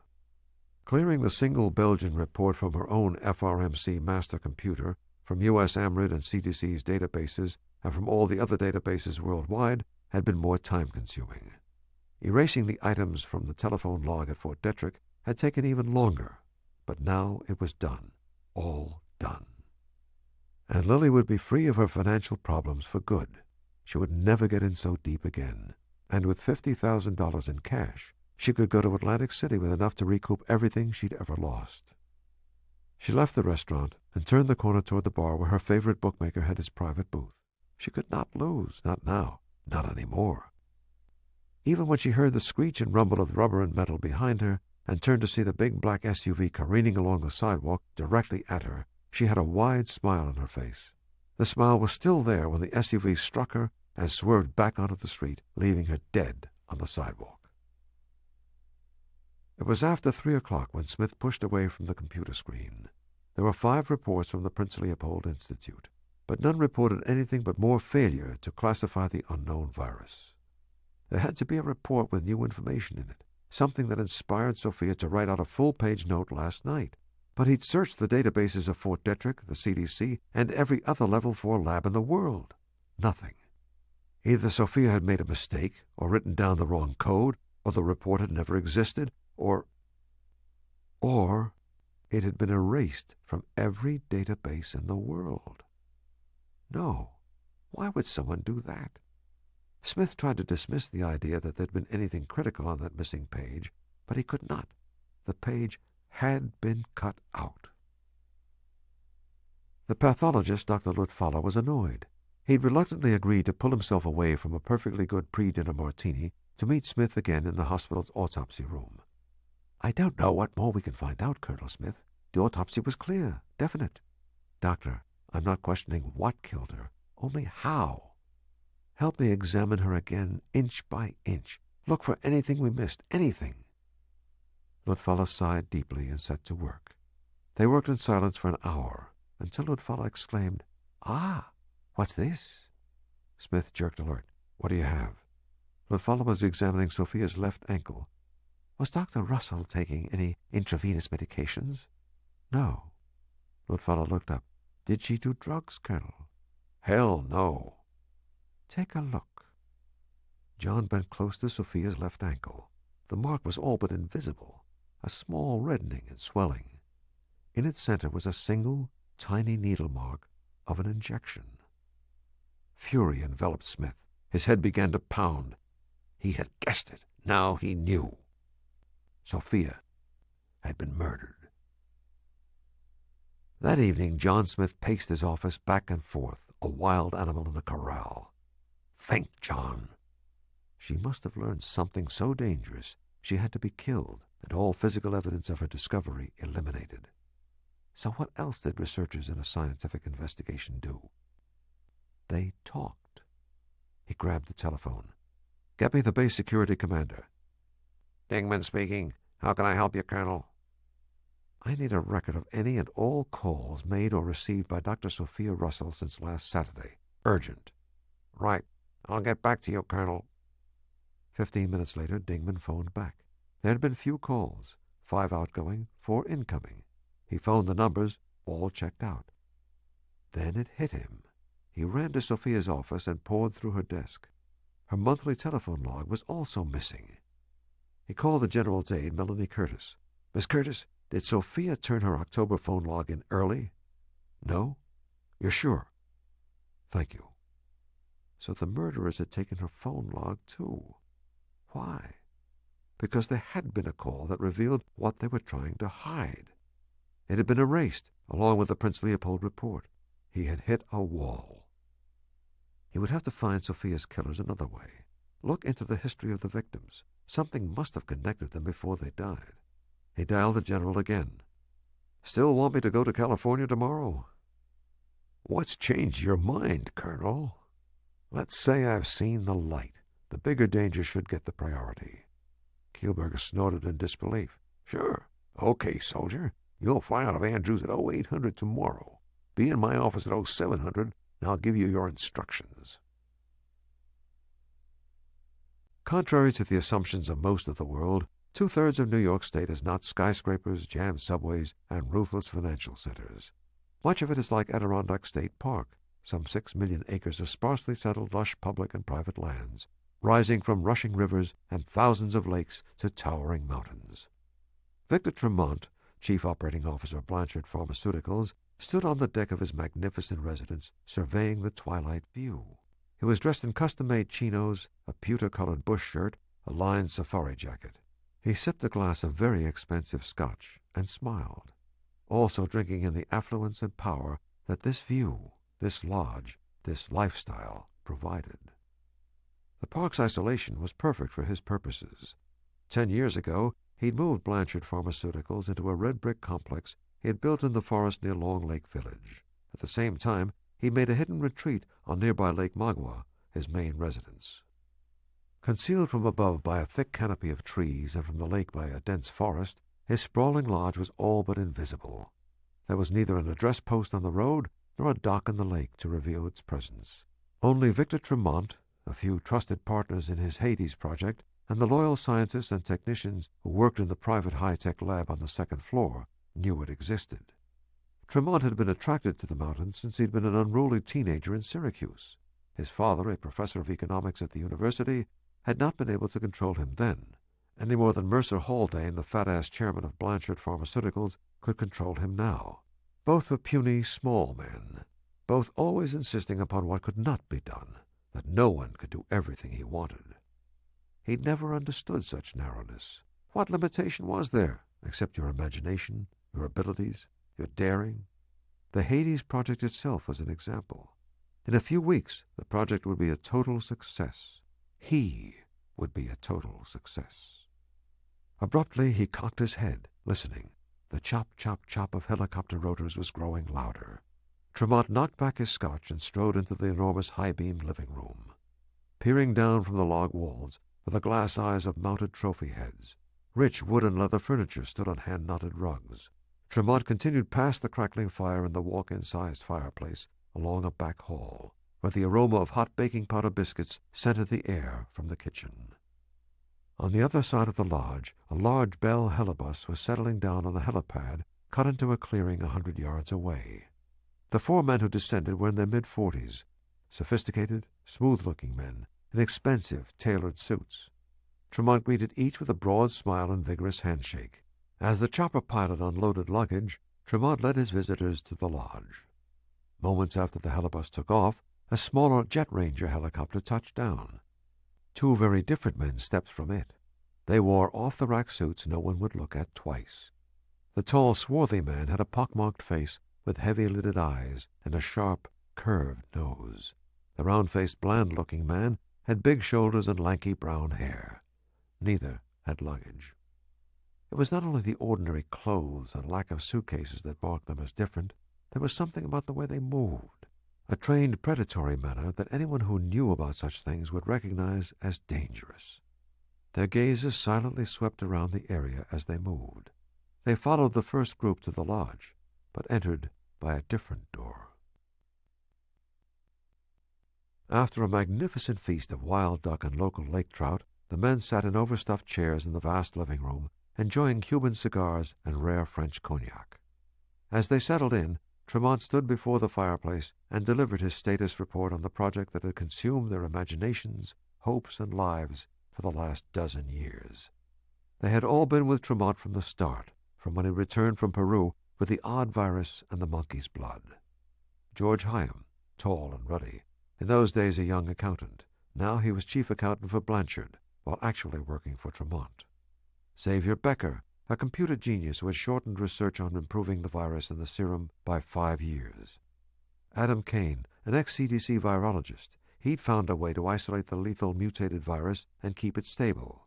And Jack McGraw, Blanchard's security chief, who had covered all their asses from the start.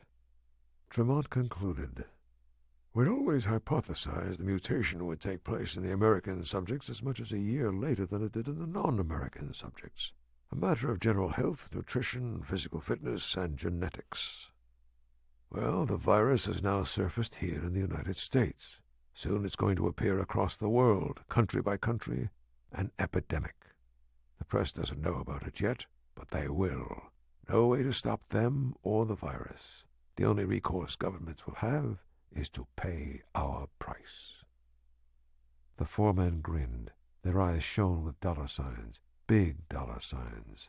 But there was something else, too. Triumph, pride, anticipation, eagerness.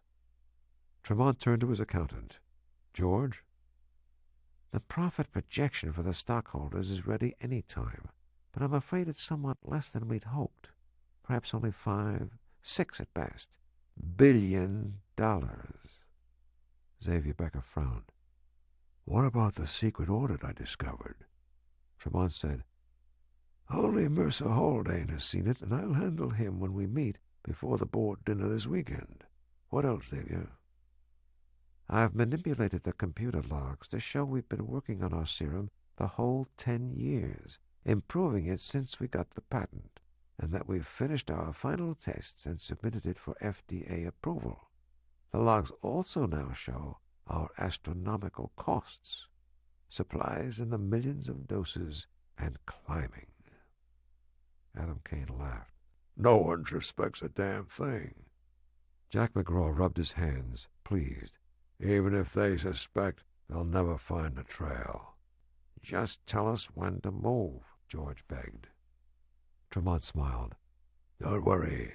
I've got a complete timetable based on how fast they realize they've got an epidemic on their hands. The 5 men drank, their futures growing brighter every second. Then Tremont said, Now we've run into a situation that could be a problem. How big or how small the danger is, or whether there's any danger at all, we can't be certain yet. But rest assured, it's being dealt with. In Peru, on the expedition where I found the virus and the potential serum, I ran into a group of students on a field trip. 3 days ago, one called. This woman had gone on to become a cell and molecular biologist at U.S. EMRID, which is studying the first deaths. The unique combination of symptoms suddenly brought that trip to Peru back into her mind. She remembered my name. She called me. Jesus, George exclaimed. She tied the virus to you, to us? Jack McGraw said. Tremont shrugged. I convinced her she was wrong, that there'd been no such virus. Then I sent Nadal El-Hassan and his people to eliminate her. There was a collective relaxation in the giant living room, sighs of relief as the tension eased. Tremont continued. Unfortunately, we were unsuccessful in doing the same to Dr. Jonathan Smith, her fiance and research partner. I brought Al-Hassan here tonight to report on how we stand. Tremont pressed the button beside the fireplace. A minute later, Al-Hassan and Bill Griffin entered. Al-Hassan joined Tremont before the fireplace, while Griffin remained in the background. Al-Hassan related the details of Sophia Russell's death and his removal of evidence from her office. He detailed Griffin's blackmailing of Lily Lowenstein and her elimination. He concluded, Nothing remains to connect us to Russell or the virus, unless she told Colonel Smith something before she died. Jack McGraw growled, That's a pretty damn big unless. Al-Hassan nodded. That is what I think. Something has made Smith suspicious that her death was not an accident. Can he find us? Anyone can find anyone if they look long enough and hard enough. That is why I think we must eliminate him. Victor Tremont looked to the rear of the room. But you don't agree, Griffin.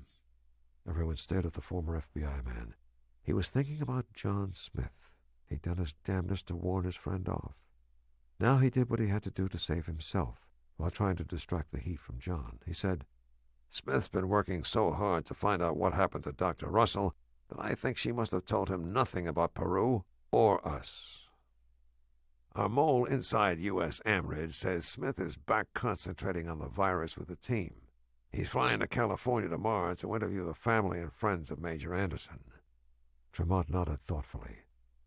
Nadal? General Kielberger ordered Smith to California, but he refused. Later he volunteered to go, and that is a very different matter. I believe he is seeking corroboration in California for what he already suspects. Griffin said, But he was at the autopsy, and they found nothing.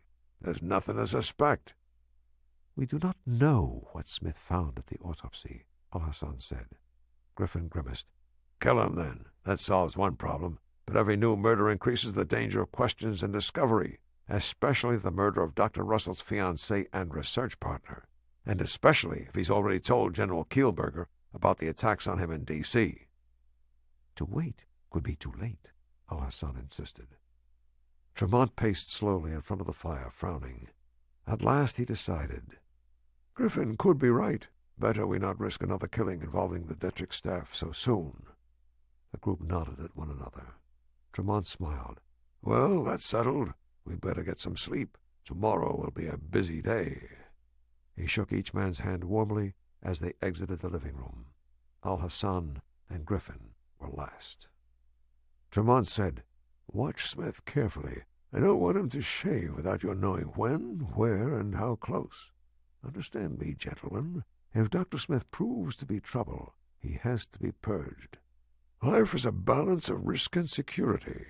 What we might lose in a few pointed questions about his and his fiance's deaths could be more than offset by stopping him from revealing the circumstances of her death. At 0800 Wednesday morning, a C-130 transport took Smith from Andrews Air Force Base to the Southern California Logistical Airport near Victorville, California. From there was a short helicopter ride to the housing complex at Fort Irwin, where Major Keith Anderson's widow waited to speak with him. Phyllis Anderson was a tall woman, a little heavy. Her face was drawn as they sat on packing boxes in a silent living room. She had the frightened eyes Smith had seen on so many Army widows. What was she going to do now? She'd spent her entire married life living from camp to camp, fort to fort, in on-base or off-base housing that was never her own. She had nowhere to call home. "The children," she said in answer to Smith's question, "I sent them to my parents. They live in a small town near Erie, Pennsylvania. I'll join them in a few days. I'll have to get some work, but I don't know what I can do." Mrs. Anderson, was the Major ever sick before that day? She nodded. Sometimes he'd run a sudden fever, maybe for a few hours, and then it'd go away. But he always got better without any problem. Then a few weeks ago he came down with a heavy cold, and then it was over so fast. His cold seemed better. He took a good afternoon nap, and then he woke up dying. She bit her lower lip to stop a sob. He reached out and put his hand on top of hers. "I'm so sorry. Was Keith in Atlanta or Boston recently?" She shook her head. "Where all were you stationed over the years?" "Well," she reeled off a list of bases from Kentucky to California. "Germany, too, in 1989 to 91, when Keith was with the 3rd Armored. Then he went to Desert Storm." "Yes." "Anywhere else overseas?" "Somalia." "Was he ever sick there?" "Not that I remember." "Or in Desert Storm?" "No." "Was he exposed to any chemical or biological agents?" "I don't think so. But I remember he did say the medics sent him to a MASH for a shrapnel wound, and some doctor said the MASH could have been exposed to germ warfare. They inoculated everyone who went through." Smith's gut did a flip. "Including the Major?" She almost smiled. "He said it was the worst inoculation he ever got. Really hurt. You don't happen to recall the MASH number?" "No, I'm sorry." Soon after that he ended the interview. They stood in the shade of her front porch chatting. Then she said, "Are you the last one, Colonel? I think I've told everything I know over and over. Who else questioned you about the Major?" "Major Behrens over at Weed, the Colonel, a pathologist from Los Angeles, and those awful government doctors who called here on Saturday, asking terrible things like Keith's symptoms, how long he lived, how he looked." She shuddered. Smith was puzzled. Last Saturday? What government doctor could have called on Saturday? Both Fort Detrick and the CDC had barely started their investigations of the virus. Did they say who they worked for? No, just government doctors. As he walked to his next interview, he thought about what he had learned. Could the virus have been contracted by Major Anderson in Iraq, or given to him there? Then could it have lain dormant over the next 10 years, except for unexplained mild fevers finally erupting into what seemed like a heavy cold and death? He knew no virus that acted that way, but then no virus they'd known had acted like HIV/AIDS until it exploded from the heart of Africa onto the world.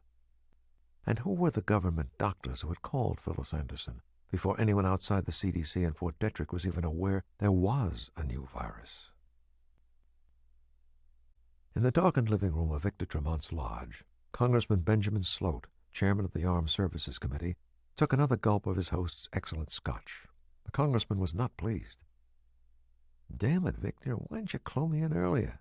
I could have headed this Smith off, got him and a woman shipped overseas. We wouldn't have had a murder to cover up and a damn snooper nosing in the closet." Her call was such a shock, all I could think of was getting rid of her. It's only now that we know how close she and Smith were. "Can't we just ignore him? The woman will be buried and forgotten soon, and Smith doesn't know much yet. Maybe it'll blow over." "You want to take that chance, Ben? All hell's going to break loose soon, and we'll be the white knights to the rescue, unless someone stumbles onto something and blows the whistle on us."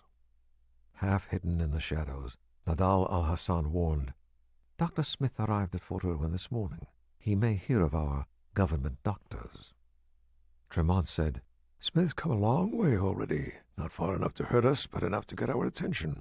If he gets too close, Nadal will eliminate him without drawing attention to us. A tragic accident, right, Nadal?"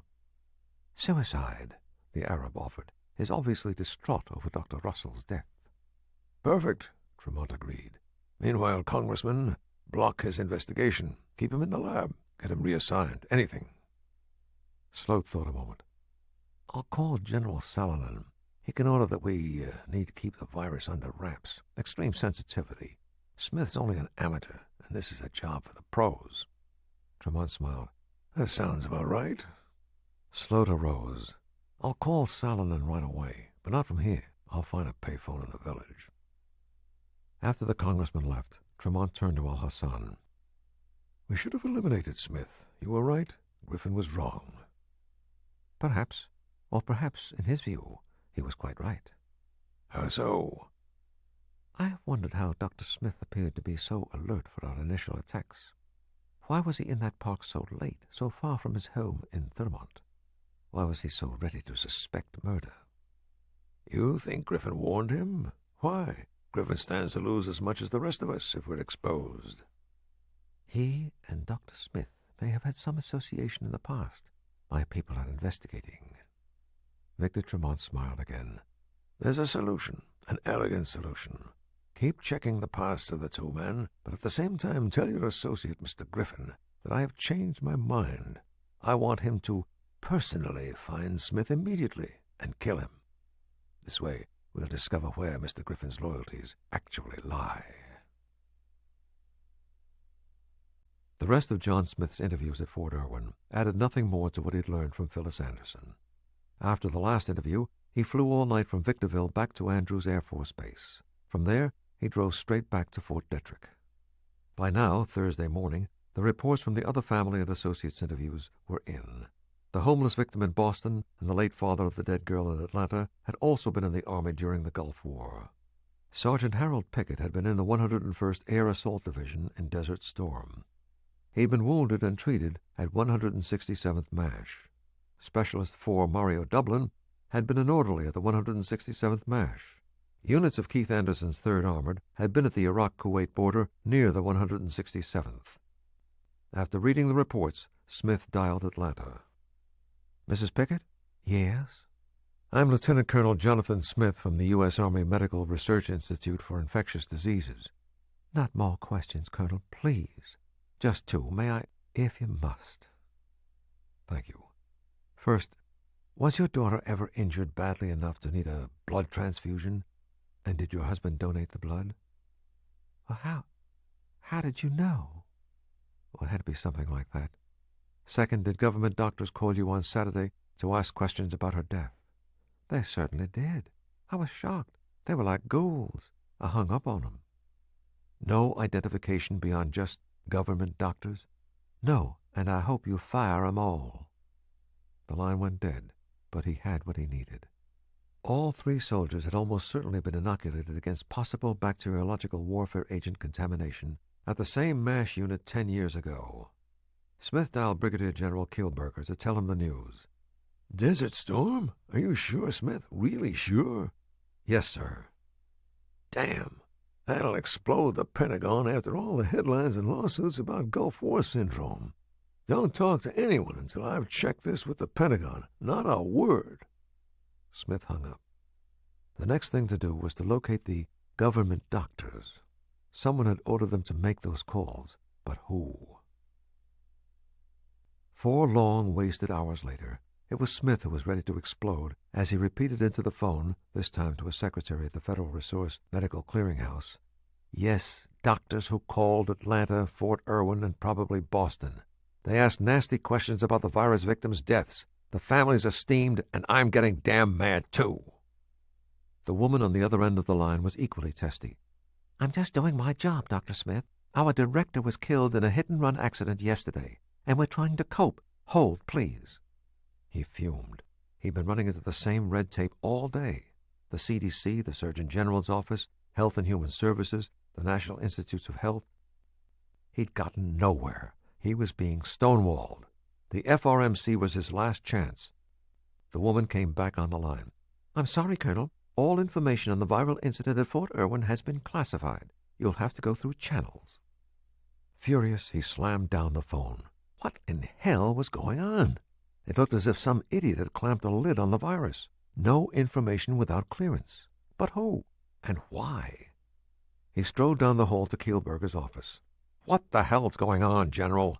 I try to find out who had those teams of government doctors call Irwin in Atlanta, and everyone yells top secret and won't talk." Kielberger leaned back in his desk chair. "It's out of our hands, Smith. The whole investigation. We're top secret. We do our research, then report to the Surgeon General, Military Intelligence, and NSC. Period. We stand down. No more detectives." "In this investigation, we are the detectives." "Tell the Pentagon that." In a flash of understanding, the stonewalling suddenly made sense. This could not merely be government red tape. There was too much of it. Too many agencies were involved, and it was illogical. You didn't take an investigation away from those who knew what was going on. If there were other teams of government doctors, there was no reason to keep that from him or anyone else at U.S. AMRID. Now Smith was not only furious, he was scared. "General, something's very wrong here. Either someone very powerful is manipulating the Army, or it's the Army itself. They want to stop the investigation. They're stonewalling this virus, and they're going to end up killing one hell of a lot of people." "Are you crazy? You're in the Army, and those were direct orders." Smith glared. "I resign. You'll have the paperwork this afternoon." "You can't quit in the middle of a goddamn crisis. I'll have you court-martialed." "Okay, I've got a month's leave coming. I'm taking it." "No leave. Be in your lab tomorrow or you're AWOL." The two men faced each other across Kielberger's desk. Then Smith sat down. "They murdered her, Kielberger. They killed Sophia." "Murdered? That's ridiculous. She died as a result of the virus." "The virus killed her, yes, but she didn't contract it by accident. There was a needle mark in her ankle. They injected the virus." "For God's sake, Smith, why? Makes no sense." "She knew or suspected something they didn't want her to know. So they cut out her notes, stole her phone log, and killed her." "Who were they?" "I don't know, but I'm going to find out." "Smith, you're upset. I understand. But there's a new virus loose in the world. That could be an epidemic." "I'm not sure about that. We've got 3 widely separated cases that haven't infected anyone else in their areas. Did you ever hear of a virus breakout in which only one single person in an area was infected?" "No, can't say I have." "General, if the virus is as deadly as it appears, why haven't there been more cases in each of the 3 areas since? At best, it indicates this virus isn't very contagious. The victims' families and neighbors didn't get it. No one in the hospitals got it. The only person we can be sure of who got it from someone else is the picket girl in Atlanta, who had a direct blood transfusion from her father. That indicates 2 facts. 1, the virus, like HIV, appears to exist in a dormant state inside a victim for years, and then it suddenly turns virulent. 2, it seems to take a direct injection into the bloodstream for infection, either in the dormant state or the virulent state. In any event, an epidemic looks remote." Kielberger grimaced. "I wish you were right, but there are already more cases. Europe, South America, Asia. This crazy virus may not be highly contagious in the usual ways, but it's still spreading." Smith shook his head. "Then it's still all wrong. They murdered Sophia. You understand what that means? It means someone has this virus in a test tube. Someone knows what it is and where it comes from because they've got it. We're dealing with people who have given the virus to other people, to Sophia. They're willing to use it like a weapon." "My God, Smith, why?" "Why and who? That's what we've got to find out." Kielberger's burly body quivered in shock. "I'll call the Pentagon. Go and write up what you told me and what you want to do from here on." "I've got to go to Washington." "All right. I'll cut official orders for you." "Yes, sir." Smith stood back. Maybe the general was not as rigid and stupid as he'd thought. For a moment, he almost felt affection for the man. As he walked out, he heard Kielberger pick up his phone. "Miss Curtis, get me the Surgeon General and the Pentagon." Specialist 4 Adele Schweik flipped the intercept shunt on her telephone inside her cubicle and said, "Surgeon General Oxnard's office." "No, General Kielberger, the Surgeon General isn't in. I'll have him call as soon as he returns." No sooner had she hung up than Kielberger's office was calling out again. Schweik answered in a different voice. "Pentagon? Yes, General, please hold." She quickly dialed a number she read from a list in her top drawer. "General Casper, please." "Yes, General Kielberger calling urgently from U.S. Amrid." She took him off hold, returned to her own line, and dialed again. She spoke softly but rapidly, hung up once more, and went back to her work. In his empty house, John Smith felt a little ill. No surprise. Sophia was everywhere, from the bottled water in the kitchen to the scent of her in their bed. It broke his heart. He could never live here again, not in his house or in her condo either. After he had left Kielberger, Smith had written up his reports and notes, printed them out, and driven a circuitous route home. No one was following him. He finished packing for a week of any weather, loaded his Beretta, and grabbed his passport, address book, and cell phone. Then he dressed in his uniform and waited for Kielberger's call with the word from the Pentagon. But Kielberger did not call. It was growing dark at 1800 hours as Smith finally called the general's office, then his home. No answer. He thought of what he should do. Washington, he decided. He had to go to Washington. As he paced and waited, he turned on CNN for something to distract him. Suddenly he stopped pacing, shocked. It was the third item on the national report. "The White House has reported the tragic death of Brigadier General Calvin Kielberger, medical commander of the United States Army Medical Research Institute of Infectious Diseases at Fort Detrick, Maryland. The general and his aide, Melanie Curtis, were found dead in their homes, apparently victims of an unknown virus that has already killed 4 people in the United States, including another research scientist at Fort Detrick. The White House emphasizes these tragic deaths are isolated and there is no public danger at this time." Smith was stunned. This was murder. The general had been stopped from going to the Pentagon and the Surgeon General, and Melanie Curtis had been stopped from telling anyone the general's intentions. And what had happened to the complete secrecy everyone working on the virus was supposed to maintain? Now the nation knew. Someone, somewhere, had done a complete reversal. Why? The report continued. "In connection with the deaths, the Army is requesting police to watch for Lieutenant Colonel Jonathan Smith, who has been declared absent without leave from Fort Detrick." For a moment, it seemed as if the walls were closing in on him. He shook his head. His enemies had enormous power. They were out there looking for him, and now the authorities wanted him too. He was on his own. It was a cool, gray Friday morning as President Samuel Adams Castilla addressed the people gathered around the coffee table by the fireplace in the Oval Office. "All right, CNN says we've had 6 deaths from this virus now. Tell me how bad it really is and what we're up against." Surgeon General Jesse Oxnard was the first to answer. "Sir, there have now been 15 deaths here in America from the virus.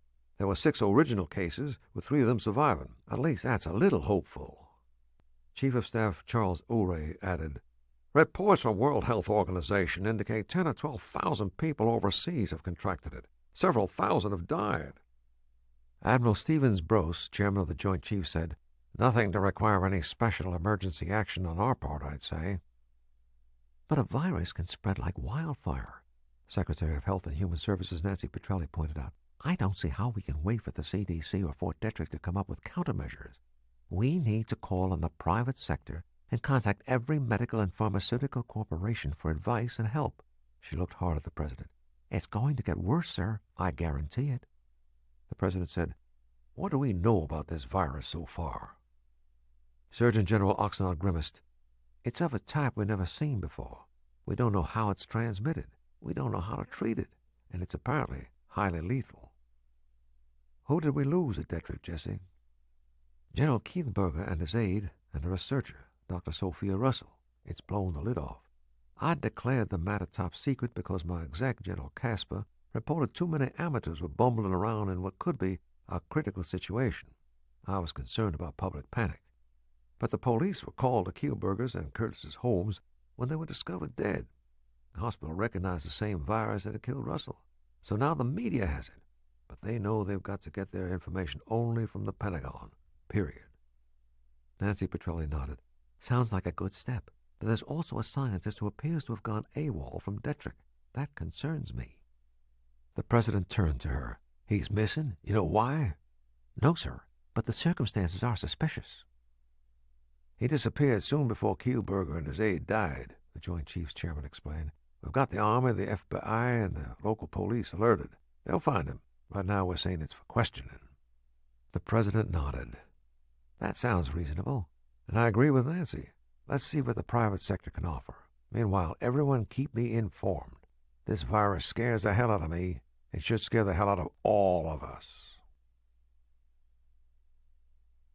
The multi-ethnic Washington neighborhood of Adams Morgan is a bustling district of cafes, clubs, funky stores, and trendy boutiques. And that's where, at a rear table in a grungy coffee shop just off 18th Street, that Special Agent Lon Forbes, FBI, waited for Jonathan Smith to come to the point.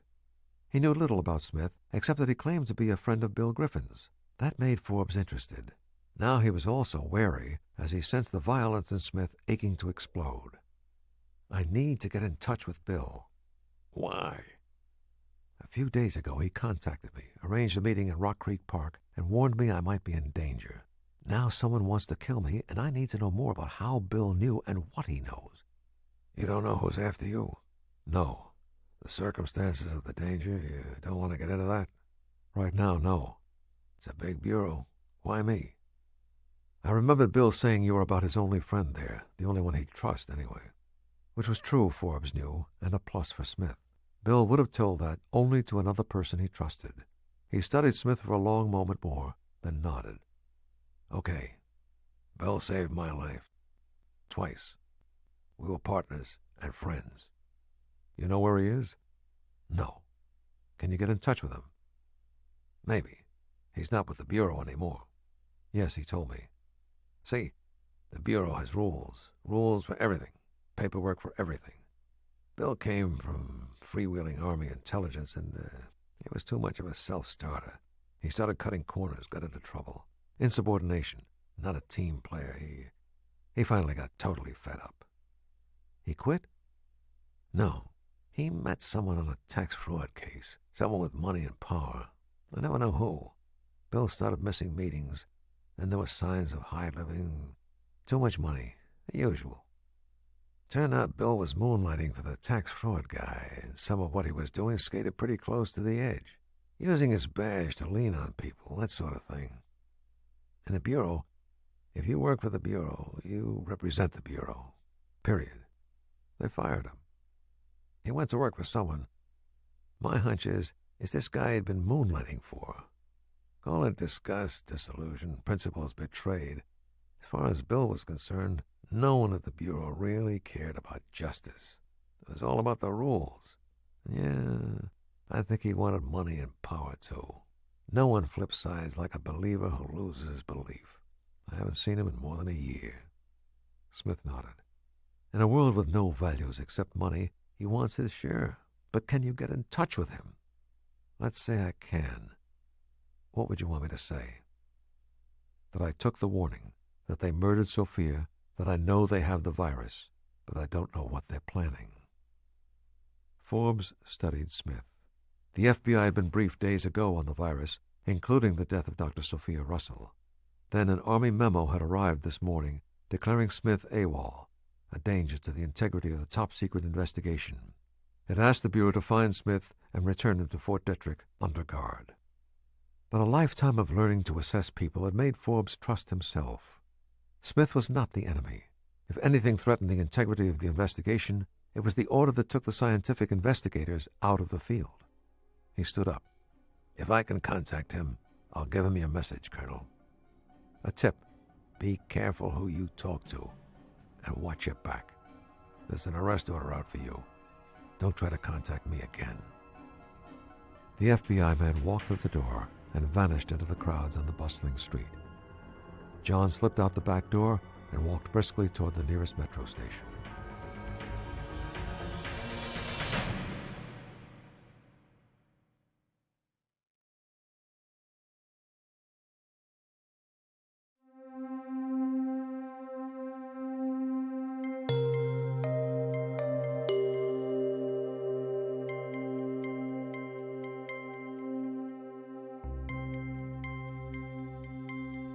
At DuPont Circle, Smith left the metro and walked toward Embassy Row. He moved in and out of crowds, stores, watching for tails. Nothing.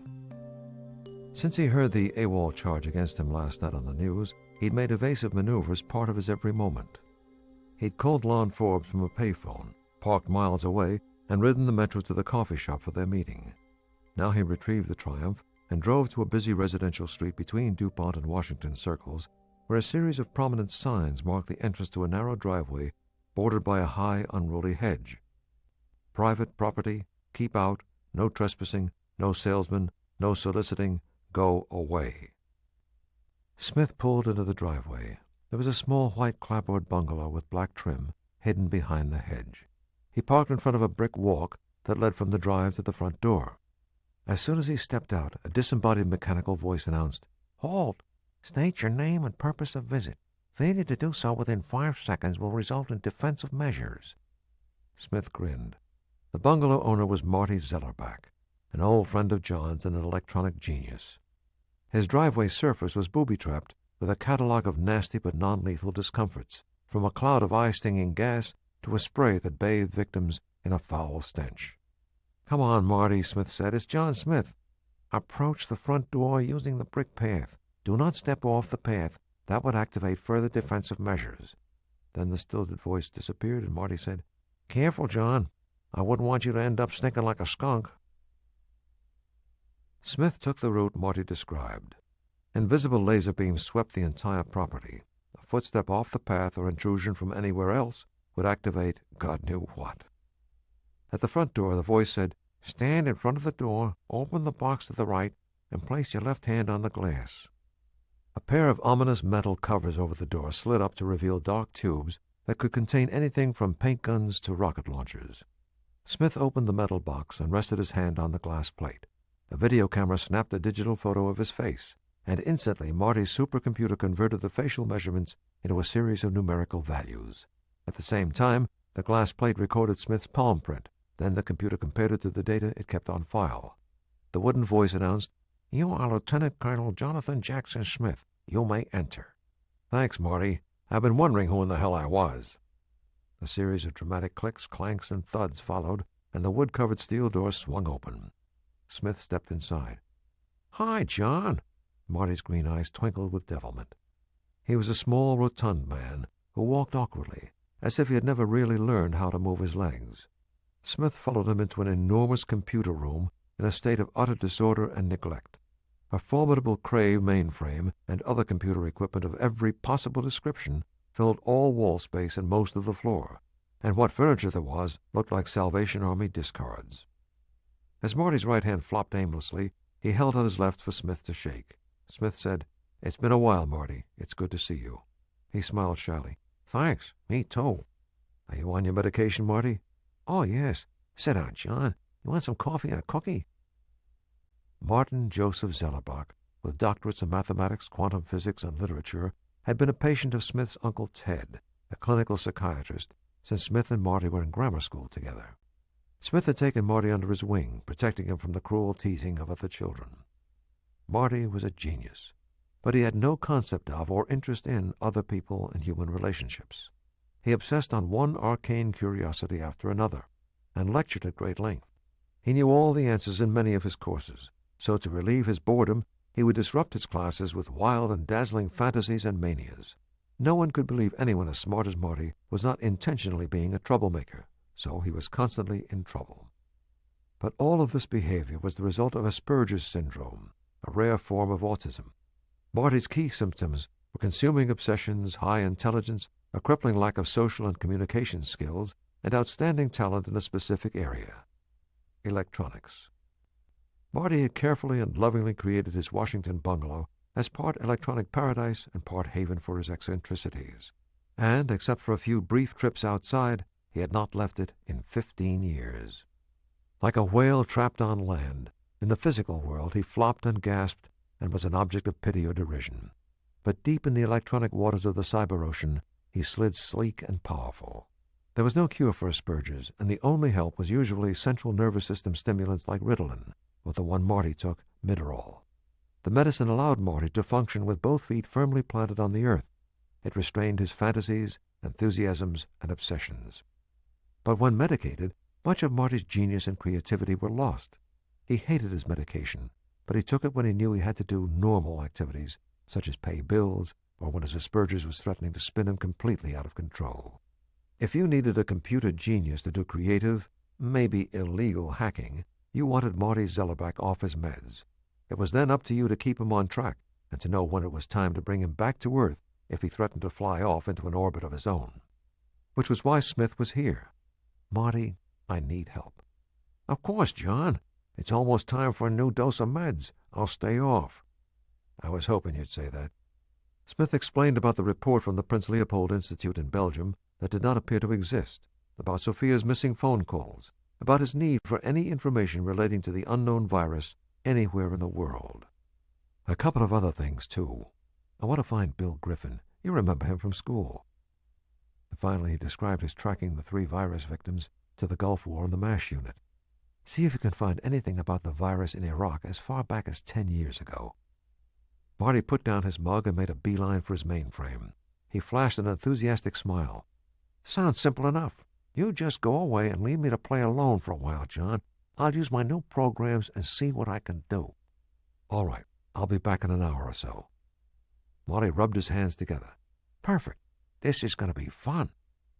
Smith left him working his sluggish, awkward fingers on the keyboard.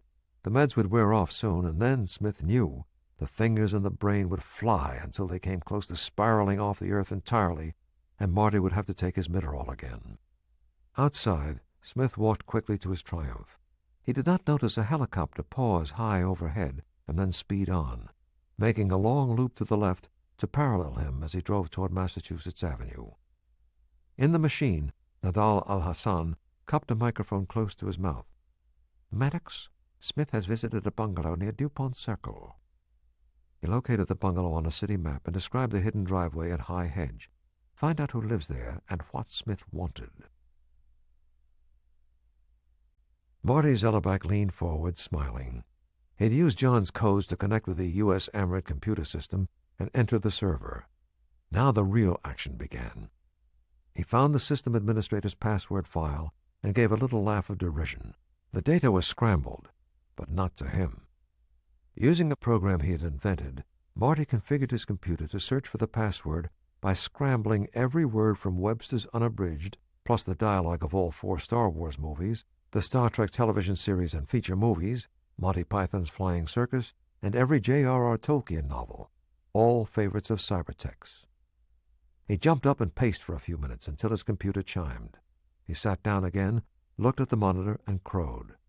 The password was his. Betazoid, after the extrasensory natives of the Star Trek planet called Beta. Now he acquired the system's Internet Protocol address. With that, he had the blueprint to U.S. Amrit's computer network and access to every file and scrap of data. He was God. Quickly, Marty scanned the email from the Prince Leopold Institute. It all reported failure to find a match for the new virus. To most people's eyes, if there were anything else from the lab, it had been completely erased. They would give up now. Instead, Marty sent another search program to look in the spaces and cracks between data. As more data was input into a system, the new overwrote the old, and once data was overwritten, it supposedly was irretrievable. Supposedly. Marty's medication had worn off. A thrill rushed through him as his brain seemed to acquire diamond-like clarity. His fingers flew over the keyboard as he did a different search, this time focusing on bits of the name, email address, and other identifying qualities. And in moments, there it was. 2 tiny pieces of the laboratory's name. Opold Inst. He followed the email's footprints, traces of data and numbers, back to the Federal Resource Medical Clearinghouse, and a terminal accessed only by the director, Lily Lowenstein. From there, he tracked the prints forward to the Prince Leopold Institute itself. His eyes flashed as he bellowed, "Aha! There you are!" In a hidden backup file buried deep within the National Institute of Health system language, he had located a copy of the report. It had been emailed from the Prince Leopold Institute to Level 4 labs across the world. Marty tried to trace the email elsewhere. He frowned as the evidence mounted. Someone had erased it. Everywhere. Laughing happily, Marty punched the print command, and the machine spat out the report. For Marty, there was nothing quite so satisfying as doing something no one else could. A half-hour later, footprints from the same FRMC terminal led him straight into the Iraqi government network, and to a series of reports a year ago concerning an outbreak of ARDS. He printed out those, too. However, he had no luck with Sophia Russell's telephone records, and all attempts to find Bill Griffin, even through the FBI and Army intelligence, had turned up the message, "Address unknown." Marty was impressed. He'd never personally liked Griffin, but the man had apparently not only wanted to vanish, he'd had the expertise to do it. That deserved some respect. His thoughts about Griffin came to an abrupt halt as his computer radiated a high-pitched tone and flashed a dazzling red signal. "Intruders! Intruders! Intruders!" More excited than nervous, Marty pressed a key. The screen revealed locations A and X. He tapped a button, and two monitors came to life on the wall above. At location A, behind the bungalow, two men searched for a way to squeeze through the thick hedge, but it was too dense to be penetrated and too high to climb over. Location X was another matter. An unmarked gray van had stopped in his driveway. Two muscled strangers stepped from it, both holding large semi-automatic pistols. Marty's short, stubby body shuddered. He hated strangers and violence of any kind. He studied the screen as the mechanical voice challenged the men in the front yard. They decided to ignore the warning and ran toward the front steps. An assault. Instantly, Marty's mood improved. At least he could have fun for a little while. He snapped his fingers and bounced up and down in his chair as his automatic security system released a cloud of eye-stinging gas. The two men grabbed their faces. They jumped back, coughing and swearing. In the rear, the second pair of strangers had stacked garbage cans from the neighbor's yard to climb up over the hedge. Marty watched intently. Just as they reached the top, he tapped a key. A barrage of heavy rubber bullets knocked them off. They fell hard, flat onto their backs in the neighbor's yard. The two in front had recovered enough to reach the front door. Marty watched eagerly as a stream of mace from the ports over the door sent the men staggering and howling back again. The short, burly one recovered enough to lurch for the doorknob. The knob held a stun device. It sent a shock into the guy's hand. He screamed and jumped. Marty chortled and checked the other pair in the back. They showed resourcefulness. They'd rammed their car through the hedge and were crawling forward on the grass under the sweep of lasers. Marty grinned as he thought about what waited for them. Stun devices in the other doors and windows, and cages that would trap them if they got inside. But all the defenses, diabolical though they were not lethal. Marty was a non-violent man who'd never had reason to expect serious danger. His security was aimed at pranksters and trespassers. In the end, it would not stop determined killers in a real world. And he knew this, so he had designed a plan for just this sort of emergency. He grabbed the remote control and the printouts for John and rushed into the bathroom. He pressed a button on the remote, and the bathtub reared up against the wall. Another touch of the remote opened a trapdoor hidden under the tub. He climbed down a ladder into a well-lighted tunnel. With 2 clicks of his remote, the door closed above him and the tub lowered back into place. Marty bumped along the tunnel to another trapdoor overhead. Seconds later, he emerged in a nearly identical bungalow he also owned on the next street. This one was unmodified and empty. It was a deserted house with a perpetual for sale sign, and nothing in it except a telephone. Behind him, he could hear curses and yelps of pain, but he also heard glass shattering, and he knew the attackers would soon be inside his house, searching for his escape route. Afraid, he grabbed the phone and dialed.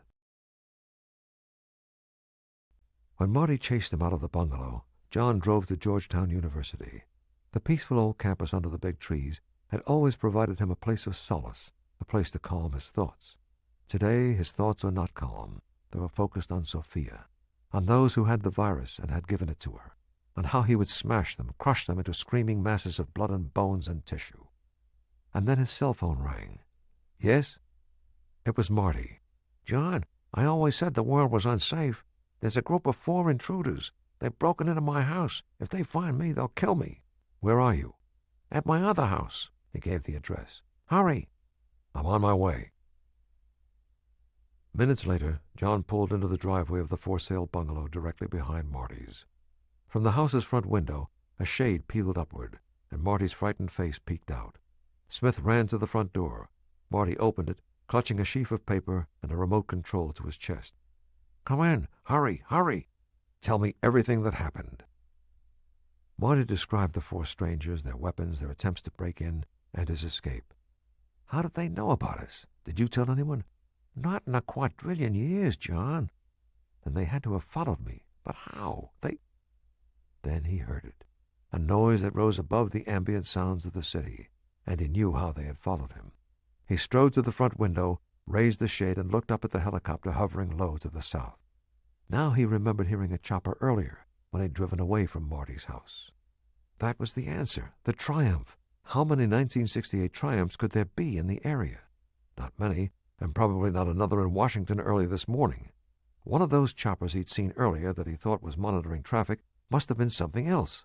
All they'd had to do was guess he would go into Washington and watch for his car. A license check would confirm it. His Triumph had nailed him. Damn it! All right. He'd been falsely secure in his Triumph. Now he would make his enemies falsely secure and relying on it to track him. "Marty, do you still have your car?" Marty nodded. "I keep it at a garage near Massachusetts Avenue. But, John, you know I never go out any more." "You do now. We're going to—" "John, look!" Marty jabbed the remote like a pointer. Instantly Smith was beside him, his Beretta in his hand. Two of the strangers had come through the rear hedge and were now trotting toward the bungalow, guns drawn. They were low to the ground, running with the careful urgency of men on the attack. John gently slid up the window and let the pair get within easy range. Then he aimed carefully and fired once at each man's legs. The two pitched forward onto their faces, moaning with pain and shock. As they crawled toward some trees for cover, Smith hurried to the living room. Marty followed close behind, and they both looked out the front window. The second pair was approaching. One was the same burly man who'd led the ambush 2 days ago in Georgetown. They'd heard John firing, and the burly man had dived to the grass and pulled a Glock from his jacket. The other still stood upright on the brick path, his Colt .45 pointed toward the house. John's third bullet smashed into his shoulder, sending him sprawling. "Your tunnel, Marty. Let's go." "Follow me." Marty led John into the bedroom. He pressed the remote, and a section of the closet floor swung open. They slid down the ladder into the concrete underground tunnel. Another push on the remote, and the floor closed behind them. They moved quickly toward the tunnel's other end. Marty was about to push the remote to lift the tub and open the door when John abruptly grabbed his hand, stopping him. From above, they heard the sound of a stream falling into the toilet. "John, what do we do now?" Quietly, Smith told him. Seconds later, Beretta ready, Smith climbed up to wait on the top rung of the ladder. At his gesture, Marty swung the tub up against the wall, and the trapdoor sprang open. Ahead was the back of the man at the toilet. The guy's jaw dropped. Staring into the mirror, he'd seen the bathtub rise like a white apparition into the air behind. The guy was not only stunned, he was exposed, but he was also a professional. So, fly hanging open, he grabbed his weapon from where he had laid it on top of the toilet tank and spun around. With a mighty swing, Smith slammed his Beretta into the man's knee. He heard bone crack. The man dropped to the floor, groaning and clutching his knee. His weapon skidded toward the door. Smith leaped up through the trapdoor, snatched the gun, and grabbed the walkie-talkie from the back of the toilet tank. Now the man could not shoot or call for help. "Oh, my," Marty said as he clambered out. In his rolling gait, he hurried past him and into the hallway. "You didn't shoot him, John." "I crippled him. That was enough. The way he is, he can't hurt us, and he's not going anyplace. Come on, Marty. We've got to move." Smith cracked open the front door and peered out. No signs of life on the ground, but the helicopter still swung back and forth over the bungalows. "Mart, we're going to Massachusetts Avenue in your car. Grab your medications." Marty stumbled back to his desk and picked up a small black leather case. "I don't like this, John. I don't like this at all." "Just stay close to buildings, walk under trees, anything to hide. Once we get on the street, no running. That would attract attention. With luck, the chopper up there won't spot us." Marty stood motionless, staring out at the blue sky and green grass and moving traffic. He looked overwhelmed. "It's been a long time." "You can do it." Marty swallowed and nodded. "Okay, I'm ready." Smith in the lead, they ran to the high hedge at the side of the yard. John pushed through, and Marty followed. They became just two convivial friends strolling along toward busy Massachusetts Avenue just ahead. Behind them, the helicopter hung over the pair of bungalows, and there it stayed, long enough to give them the precious time they needed to disappear in the crowd. After a few blocks, Marty led John off Massachusetts onto a narrow side street to a 3-story yellow brick building with a wide garage door. Marty presented his identification to a surprised attendant. "How long you taking it out for, Mr. Zellerbach?" "We don't know for sure," Smith told the man. The attendant led them up to the second floor, where a row of stored cars waited under protective canvas covers. When he whipped the cover off the next to last one, Smith stared. "A Rolls-Royce?" Marty grinned shyly. "My father's." It was a 30-year-old silver cloud, as gleaming as the day it had left the factory. When the attendant started it up and rolled it carefully out, its engine purred so softly, Smith was not sure it was actually running. "There you are, Mr. Zellerbach," the attendant said proudly. "She's the best car in the house. I'm glad to see she's going somewhere at last." Smith took the keys and told Marty to sit in the back seat. He put on his uniformed cap so he would look more like a chauffeur. With a sense of awe, he slid the clutch into gear and drove the elegant machine out onto the street. Almost anywhere in the nation, the Rolls would stand out as glaringly as his Triumph, but not in New York, Los Angeles, or Washington. Here it was just one more expensive car. As they pulled away, Smith glanced at the rearview mirror. The chopper was still circling helplessly behind them. "So, Marty, are those papers printouts of what you were able to download?" "Yes. I have good news and I have bad news." Marty described his cyber search as they headed out of town. John was suitably impressed. "I think I'd better read what you've got right now." He pulled off at the next exit and found a secluded parking spot on a side street. As Marty handed him the printouts of the Prince Leopold report and the virus reports from Iraq, he said, "They've been deleted by the director of the Federal Resource Medical Clearinghouse." Damn. Either someone in the government or army is behind what's happening, or the people who are behind it have even more power than I'd thought. "That scares me, John." "Scares me, too." He read the Prince Leopold report first. Dr. René Giscourt described a field report from Peru he'd seen while at a jungle hospital in Bolivian Amazonia years ago. His jottings to himself back then noted an unusual combination of hantavirus and hemorrhagic fever symptoms, and some connection to monkeys. What had caught Sophia's interest in this, Smith wondered. Perhaps it was the mention of Bolivia or Peru. But why? There were 3 reports from the Office of the Iraqi Minister of Health. The first 2 concerned 3 unexplained ARDS deaths a year ago in the Baghdad area. The third reported 3 more ARDS cases in Basra who had survived. The exact same numbers had died and survived in America and Iraq, like a controlled experiment. He knew he had to go to Iraq. He needed to find out who had died and who had survived, and why. "Marty, we're going to California. There's a man there who'll help us." "I don't fly." "You do now." "But, John, there's a problem with my medications. I only have 1 dose left." Smith restarted the Rolls and pulled onto the interstate. "We'll get you more in California, but we'll need money, and the authorities and the people with the virus will be monitoring my bank accounts and credit cards. They won't be monitoring yours yet." "You're right. Okay, do you think $50,000 would be enough?" Yeah, Marty. Yeah. 50,000 should do fine." Over the roar of the rotors, Nadal El Hassan shouted into the phone, "Mr. Tremont, I'm afraid we have lost them." "Damn! Who is this Martin Zellerbach? Why does Smith go to him?" "Zellerbach's residence has much computer equipment, very advanced. It is possible that is why Smith went there. Perhaps we could learn what he is looking for by analyzing what this Zellerbach was doing when we arrived." "Indeed. I'll send our computer expert Xavier Becker to Washington. Have your people watch the hospitals where all the victims were treated, especially the 3 survivors. When Smith hears about them, he'll probably try to reach them." "I have already seen to it." "Good. Where's Bill Griffin?" "I do not know. He has not reported in to me today." "Find him."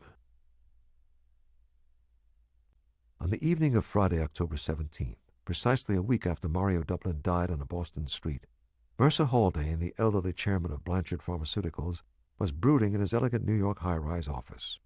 He was dressed in white tie and tails, ready to attend that evening's quarterly dinner for the Blanchard Board of Directors. But he had an enormous problem that must be addressed first. Haldane was proud of Blanchard. It was an old company founded by 2 brothers in a garage in Buffalo in 1884 to make soap and face cream. In the early 1980s, Haldane had become CEO, then chairman as well, and had run the company into the 1990s. It was his company now. Victor Tremont was his discovery, a brilliant biochemist with executive potential and creative flair. Haldane had nurtured Victor, grooming him to be his successor, giving him charge of research and development, then elevating him to chief operating officer. But a year ago, a new auditor had reported accounting for R&D that seemed odd. Being a cautious executive, Haldane hired a second outside auditing firm to look more deeply. The result was alarming. The just-completed highly confidential report revealed that, in a complex pattern of irregularities, overruns, shortfalls, excessive costs, and pilfering, almost $1 billion appeared to be missing from the total R&D budget over a 10-year period. $1 billion. A similar sum appeared to have been applied to a phantom R&D program Haldane had never heard of. Was it Victor's doing? Almost certainly. And so, he had scheduled a meeting with Tremont in his New York office now, before the board dinner. He would brace his protégé with what he knew and demand an explanation. If any secret program existed, he would have to fire Victor. But the project might be worth saving. At the sound of his private elevator coming up, he poured a snifter of his best cognac and lit a cigar, as the elevator stopped and Victor Tremont stepped out in white tie and tails. "Good evening, Victor." "You're looking solemn tonight, Mercer. Some problem?" "Pour yourself a brandy and we'll discuss it." Tremont poured himself a drink, helped himself to a cigar, and sat in a leather armchair facing Haldane. "So, what have I done wrong?" "It seems we have $1 billion unaccounted for. What did you do, Victor? Steal it or divert it into some pet scheme?" Tremont smiled. "Ah, the secret audit. Well, the simple answer is no. And yes, I didn't steal the money. I did divert it to a project all my own." "How long has this been going on?" "Some 10 years. A couple of years after that specimen-finding trip to Peru you sent me on." "A decade? Impossible. You couldn't have fooled me that long." "Oh, but I could, and I did. Not alone, of course. I put together a team inside the company, the best men we have. Little creative bookkeeping here, help from security there, some fine scientists, my own outside laboratory, a lot of dedication, some cooperation inside our federal government and military, and voila, the Hades Project. In a few weeks, everyone will be rich. Me, my team, the board, Blanche's stockholders, and of course, you." "You're insane." Tremont laughed. "Hardly. Just a good businessman who saw an opportunity for gigantic profit." "I can't see how it can change anything, Victor.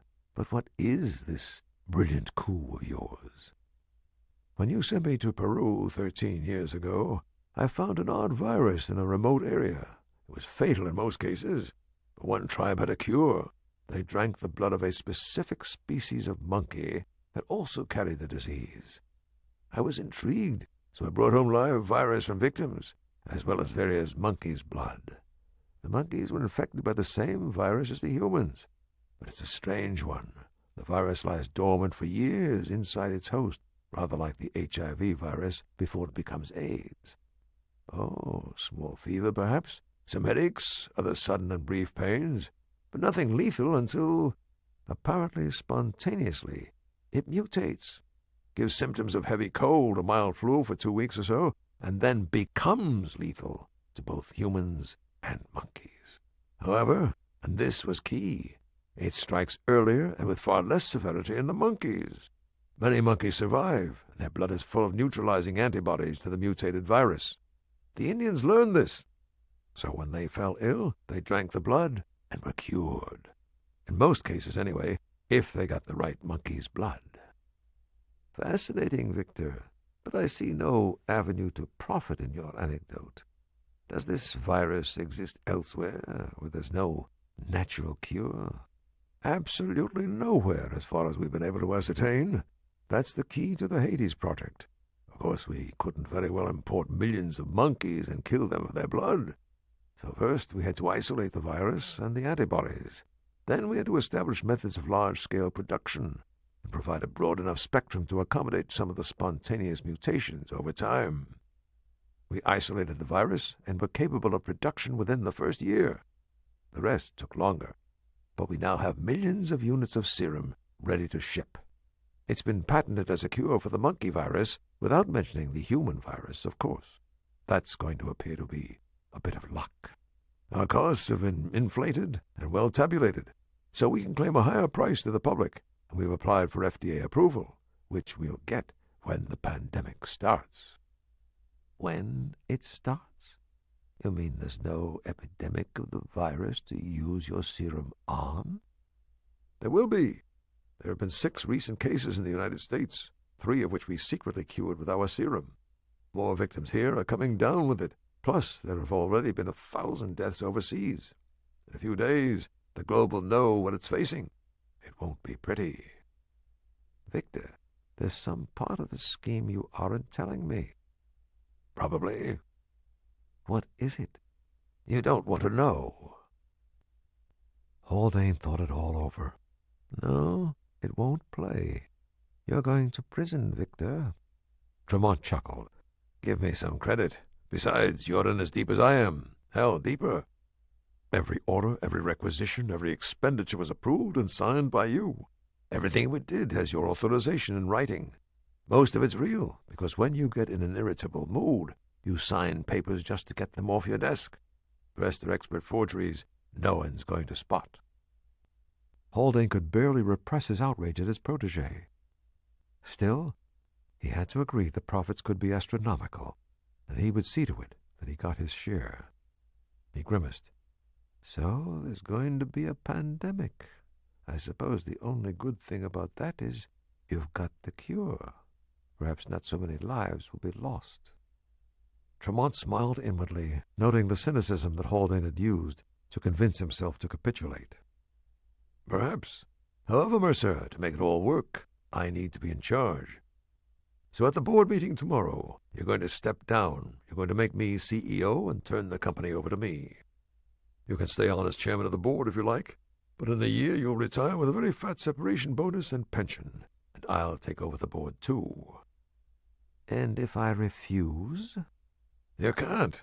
The patent is in the name of my incorporated group, with me as principal stockholder, and licensed to Blanchard for a large percentage fee. But don't worry, there'll be plenty for Blanchard and a big bonus for you, and we'll be the heroes riding to rescue the world from a disaster worse than the Black Plague. In Mercer Haldane's most terrifying nightmares, he had never expected this could happen. He had lost control. Tremont was right. Better to play the game and walk away with the loot. As soon as he decided that, he felt better. Not well, but better. He shrugged. Well, let's go and have dinner then. Tremont laughed. That's the Mercer I know. Cheer up, you'll be rich and famous. I'm already rich. I never gave a damn about being famous. Get used to it. You're going to like it. Think of all the former presidents you can play golf with.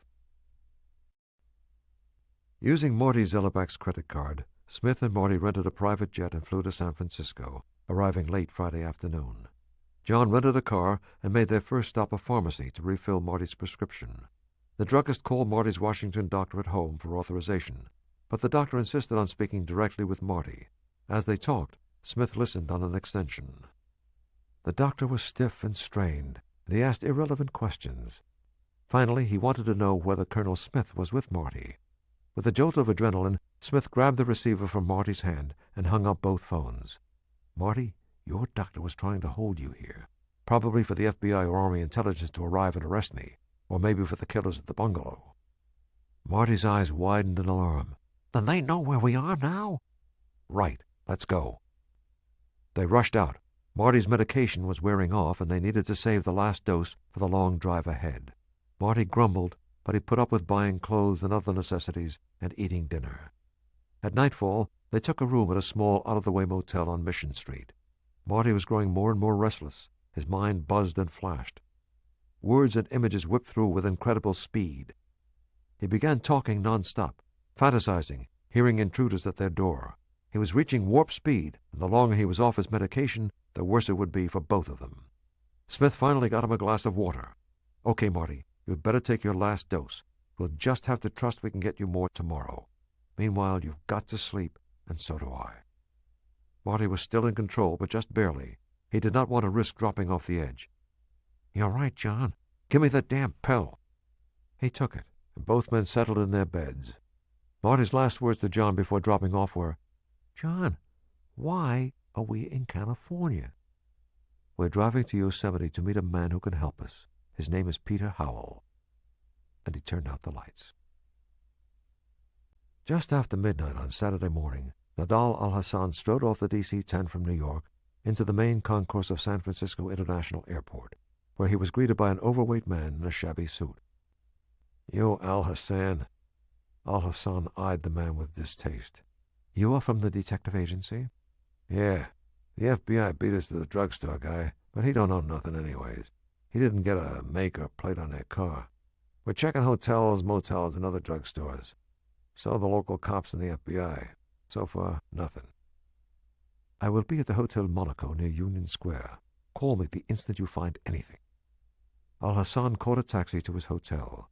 As soon as he was alone in his room, he phoned Victor Tremont in New York and reported what little the detective had told him. Tremont listened, then said, "Xavier went into this Zellerbach's computer and found what he was doing for Smith. Zellerbach somehow found the Giscourt memo and uncovered reports about the virus in Iraq. He also tried to trace the Russell woman's phone call to me. We expect he'll try again. Keep in touch with Xavier. He is monitoring Zellerbach's computer. If he uses it, Xavier will keep him online long enough to initiate a phone trace through our local police in Long Lake." "I will call Washington and give him my cell phone number." "Have you located Bill Griffin?" "He has contacted no one since we assigned him to kill Smith."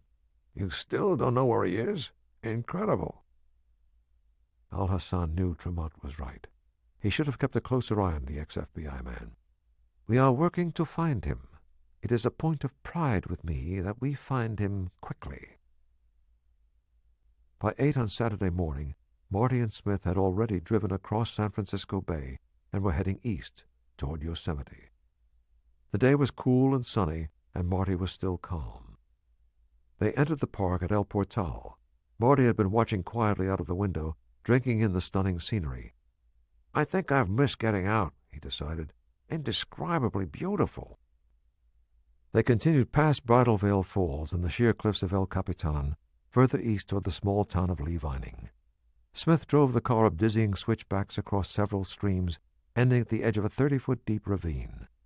A narrow steel footbridge crossed the ravine to a clearing and a log cabin hidden among cedars and towering ponderosa pines. Marty shrank from the footbridge, which swayed slightly in the wind. "I'm not putting a toe in that flimsy contraption." "Don't look down. Come on, over you go." Smith pushed. Marty clutched the handrails all the way.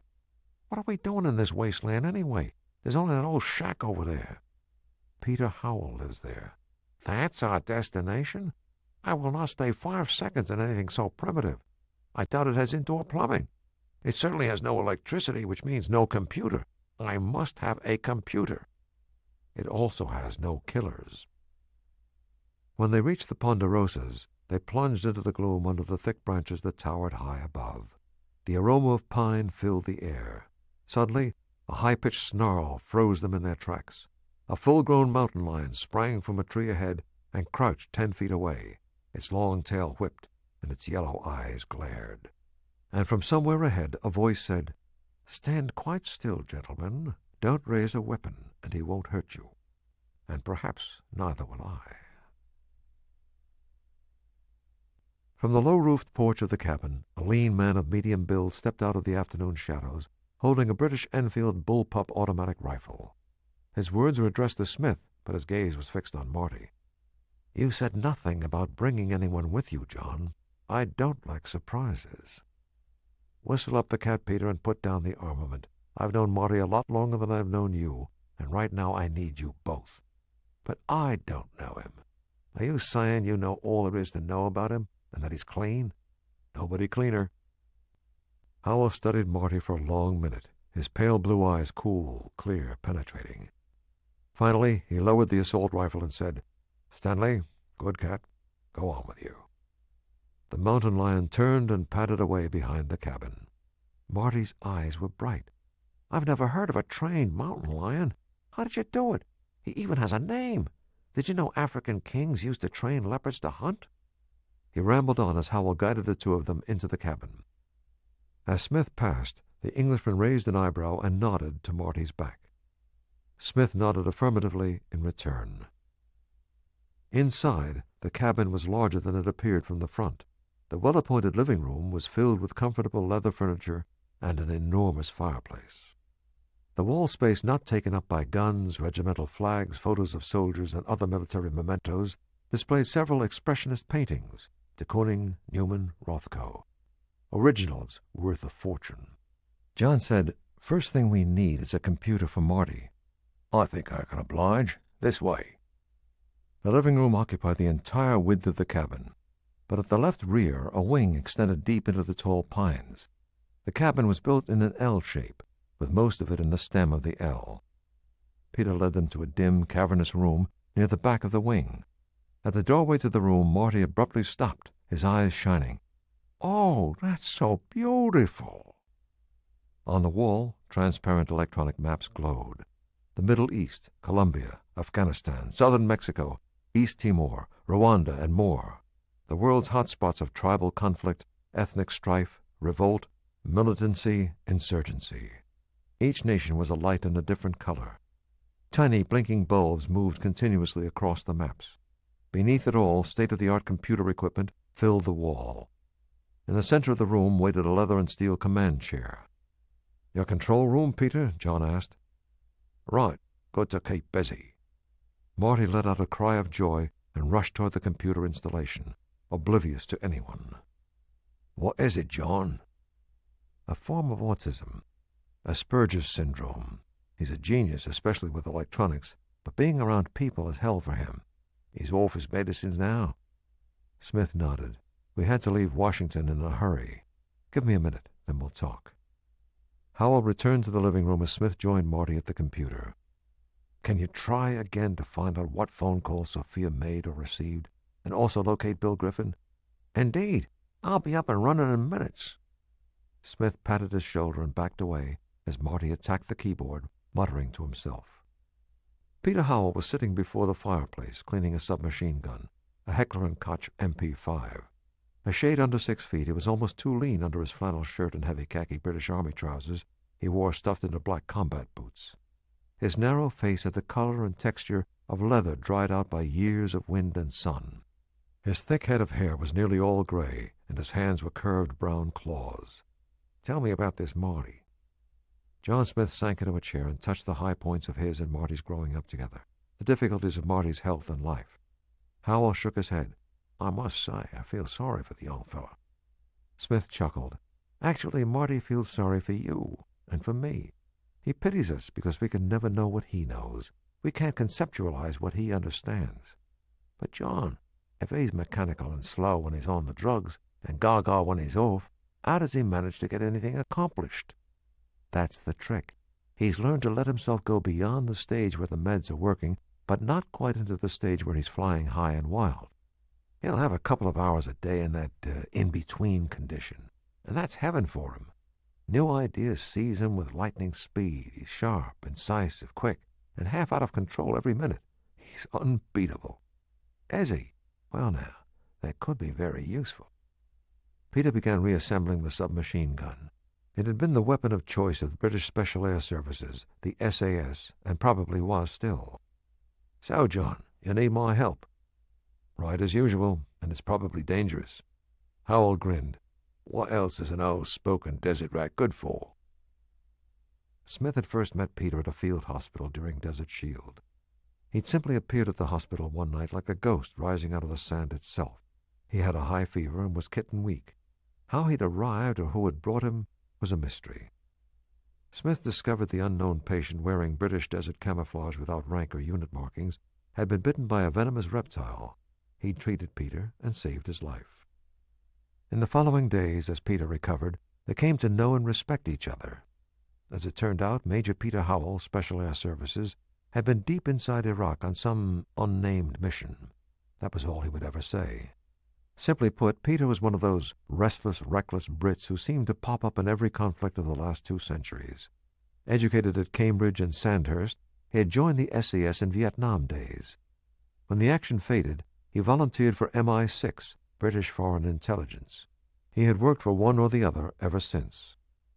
Now he had found a well-deserved retirement on the remote and sparsely populated eastern side of the Sierras, or so it appeared. I have to get into Iraq, Peter, secretly, but with contacts. That's not probably dangerous, my boy. That's suicide. No way. Not the way things are over there these days. Can't be done. They murdered Sophia. It has to be done. Like that, eh? Can't you explain this IWOL nonsense? You know about that? Try to keep in touch, you see. Been AWOL a few times myself. Usually a good story behind it. Smith filled him in on everything that had happened since the death of Major Anderson at Fort Irwin. They're powerful, Peter, whoever they are. I've got to know what they're planning. For a moment, Howell was silent. In the silence, they could hear Marty raving at the computer, shouting excitedly to himself. Well then, with that virus and no known cure or vaccine, they can hold the planet hostage. It has to be someone like Saddam or Gaddafi, or China, or for that matter, any country weaker than the West. Or no country, Peter. Perhaps it's all about money. Getting you into Iraq could cost more than your life, John. The price could be an entire underground. The opposition against Saddam Hussein is weak, but it does exist. They'll get you in if I ask, but they won't compromise the entire network. You'll be on your own. The U.S. embargo is ruining the lives of everyone except Saddam and his gang. It's killing children. You can expect little from the underground and nothing from the Iraqi people. It's a risk I have to take, Peter. I need information on those who've lived through the virus, but I'll never get close to the 3 U.S. survivors. The Army, FBI, and whoever's after us will expect me to try to see them. They'll be watching for me. The only ones I have a chance to reach are in Iraq. They won't be expecting me there. Then I better get cracking. Wish I could go too, but I'd be a liability. They know me too well in Iraq, you see. It's better I go alone. I've got a job for you here anyway. Do tell. Well, I was becoming a trifle bored. Feeding Stanley has its limits as excitement. Another thing. Marty has to have his meds or he'll soon be useless. I can give you the prescription bottle, but we can't contact his doctor in Washington. Nor do we have to, my boy. Howell smiled, took the bottle from Smith, and vanished into the depths of the house. In Marty's Washington bungalow, computer expert Xavier Becker watched in fascination as Marty Zellerback, accessing his Cray mainframe from some remote PC, skillfully probed through the computers of the telephone company.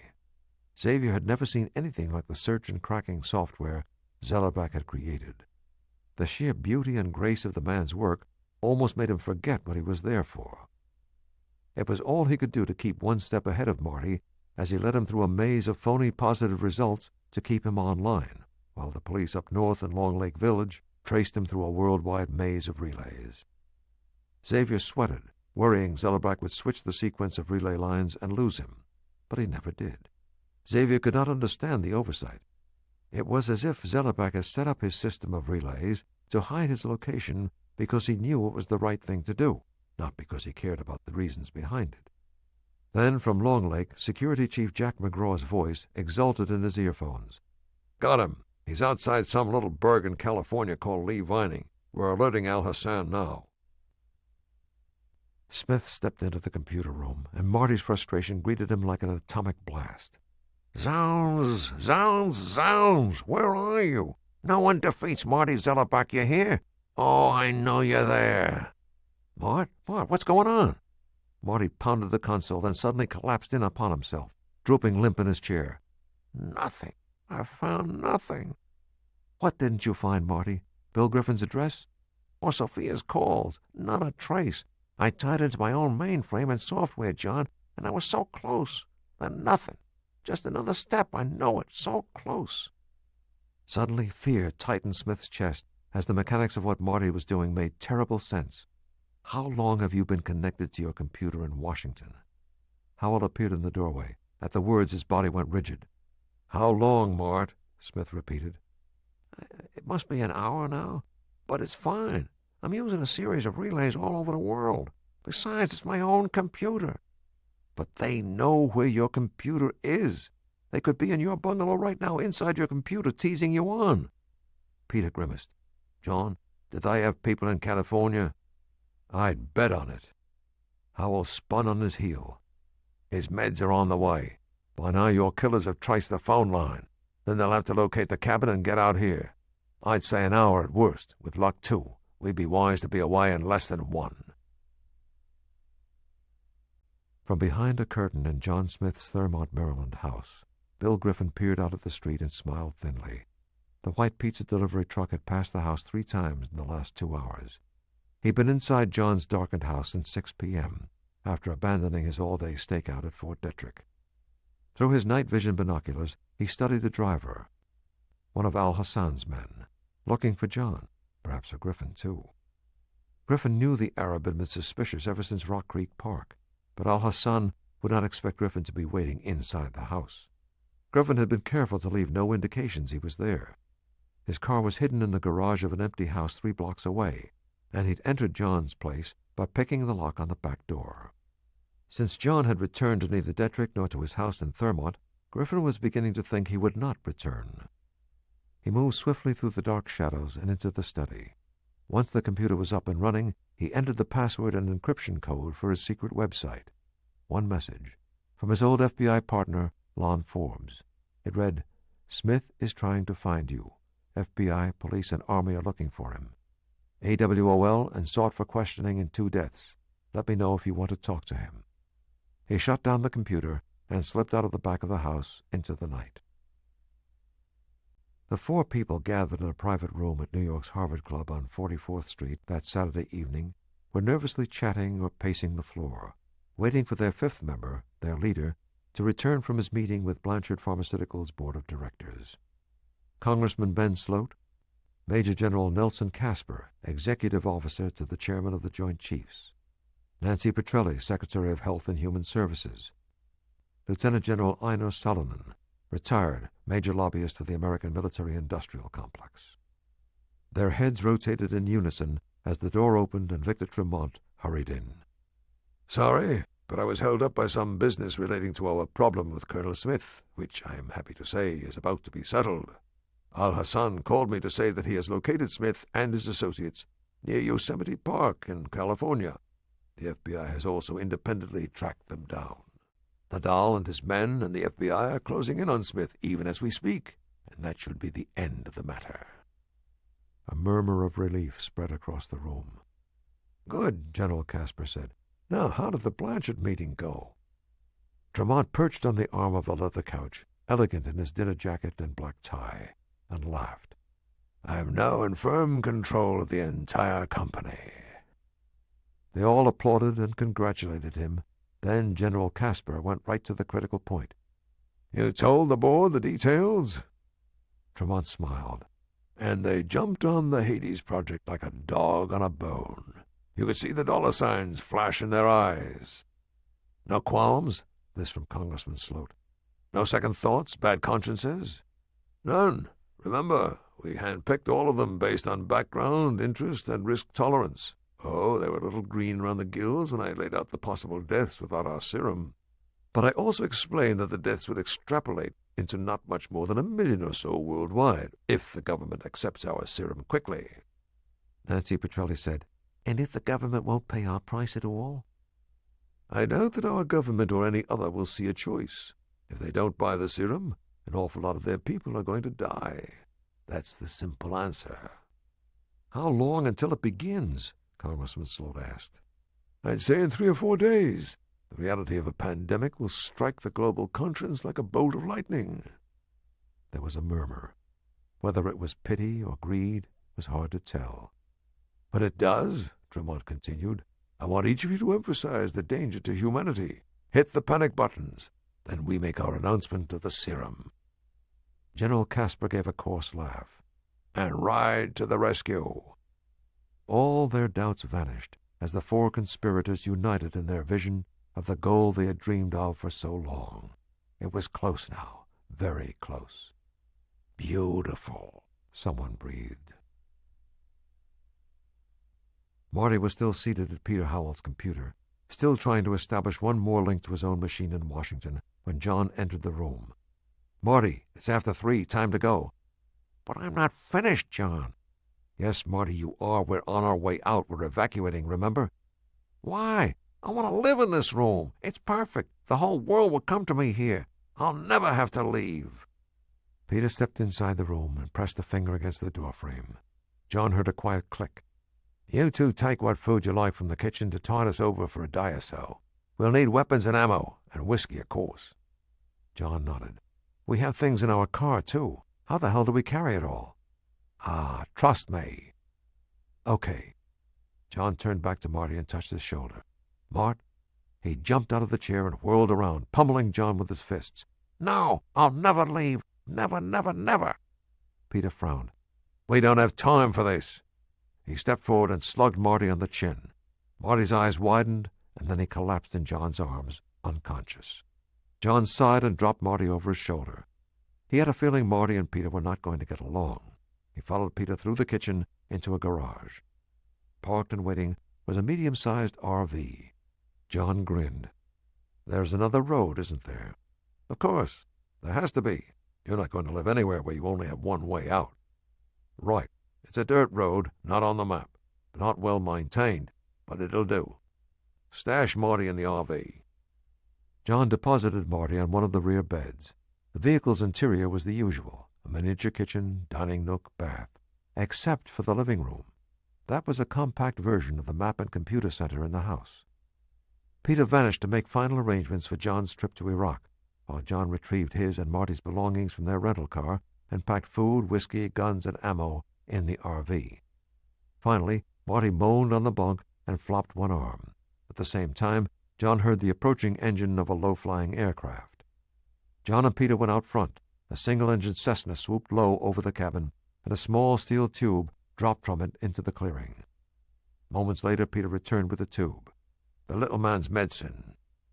Inside the RV, John sat the groaning Marty up on the bunk and gave him a pill and a glass of water. As he was doing so, Peter stuck his head inside the door. "We have company." "Stay down, Mart." John patted his friend and hurried out. Binoculars dangled from Peter's neck. He held his H&K MP5 in one hand, and with the other he tossed John the bullpup Enfield. They loped out onto the front porch. They stayed hidden behind bushes that rimmed the porch as they studied the steel footbridge and the 5 figures on the far side who were investigating John's car. Peter watched through binoculars. 3 are sheriff's deputies from the county.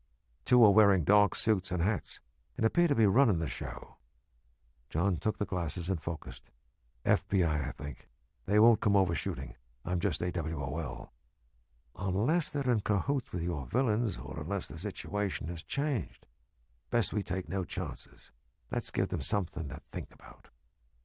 Peter left John and disappeared back into the house. John watched the 5 men as they approached the bridge. They were only steps from it when they came to an abrupt, astonished halt. John blinked, unsure himself.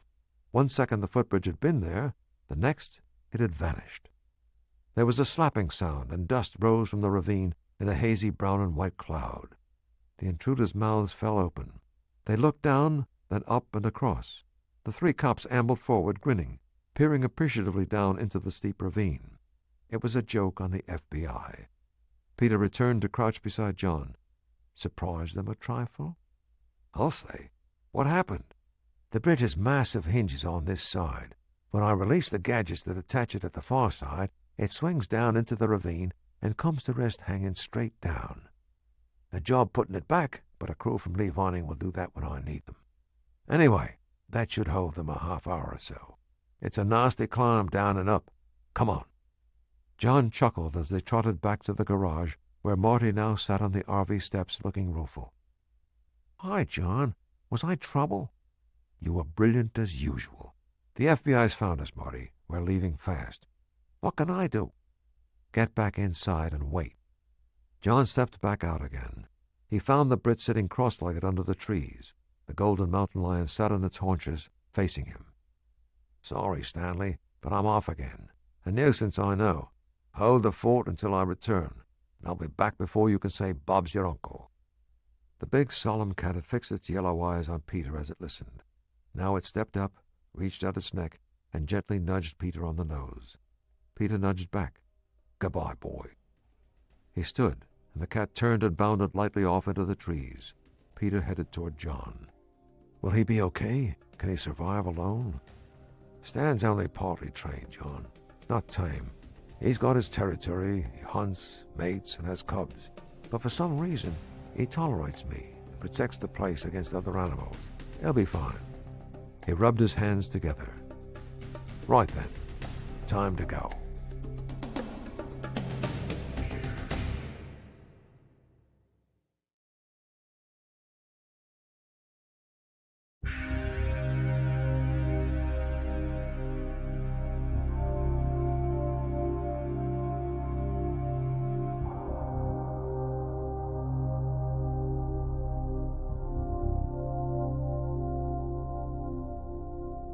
Moments later, the RV was bouncing away down the mountainside. Behind them, a series of muffled explosions sounded inside the cabin. Marty's head swiveled. What's that? A little self-destruct device. Can't leave the control and computer room for them, can we? It's imploding now. Everything in there will be destroyed, but the rest of the house will be fine. Clever, eh? As they swayed, dipped, and jounced down serpentine switchbacks, John asked, "Did you get me set up for Iraq?" Peter reached into the pocket of his bush jacket and handed John an envelope. "Printouts inside. Follow the instructions to the letter, or the trip will be over long before you know it." "I understand." "There was talk of a task for me?" And what about me, John? "You know what we have to do. Find where the virus came from, how to treat it, who has it, what they plan to do with it, and who killed Sophia." "And how to stop them," Peter added. John nodded. "Especially how to stop them. Marty, you keep trying to pull up any missing phone calls and locate Griffin. But hit and run this time. Don't stay on the same line long. Now, how are we going to stay in touch?" "The Internet," Marty said.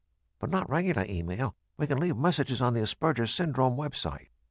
"Perfect. Right under their noses and..." "Hold fast. Bogies at 10 o'clock. As Peter shouted, he yanked the wheel and the RV lurched wildly to the right. A volley of shots exploded from the forest. Metal ripped at the back of the RV, and glass flew as a rear window was shot out. John picked up the Enfield and held it ready to fire if any of the attackers cut them off.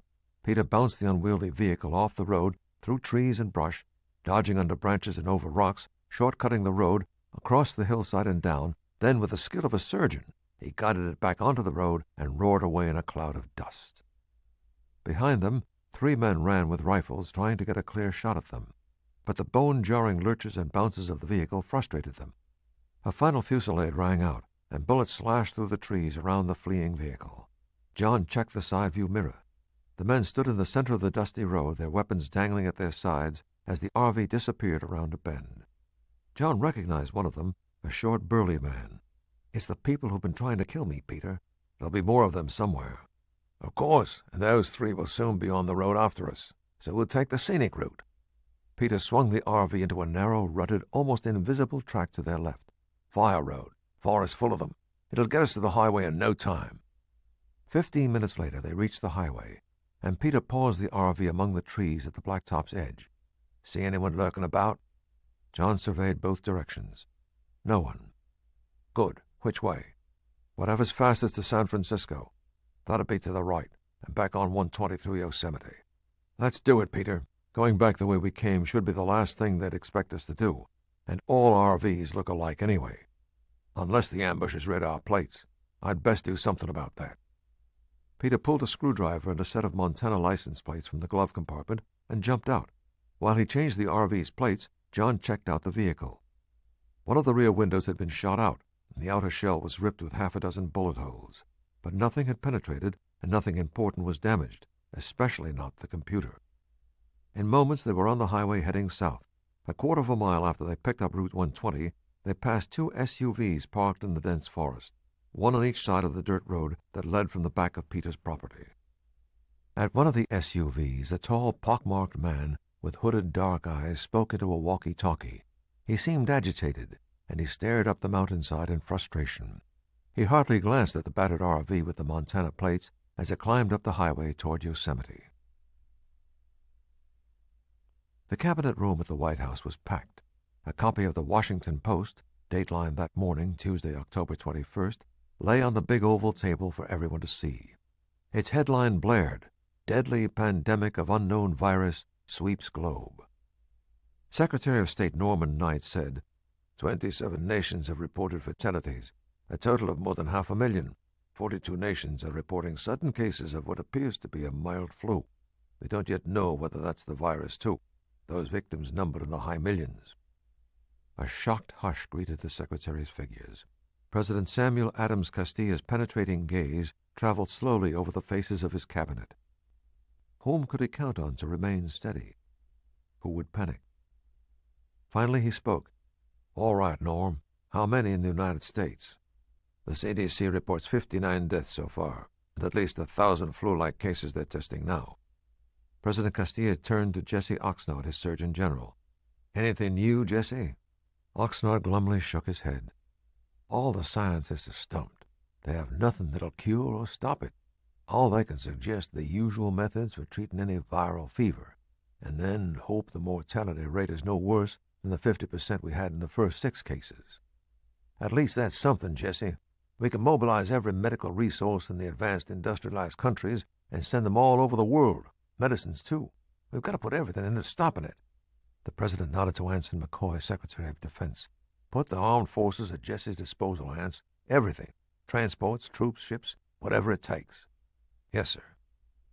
Then Nancy Petrelli said, "Sir, I disagree that all scientists have nothing to suggest. My office had a call not an hour ago from Dr. Victor Tremont, Chairman and CEO of Blanchard Pharmaceuticals, a large international biomedical company. He said the description he's heard of the virus and its symptoms seems to closely match a monkey virus his company's been working with for some years. Dr. Tremont thinks this unknown virus may be the same monkey virus, but contracted now by humans. They've developed a serum that cures it most of the time." There was a stunned moment. Then excitement exploded in a cacophony of voices.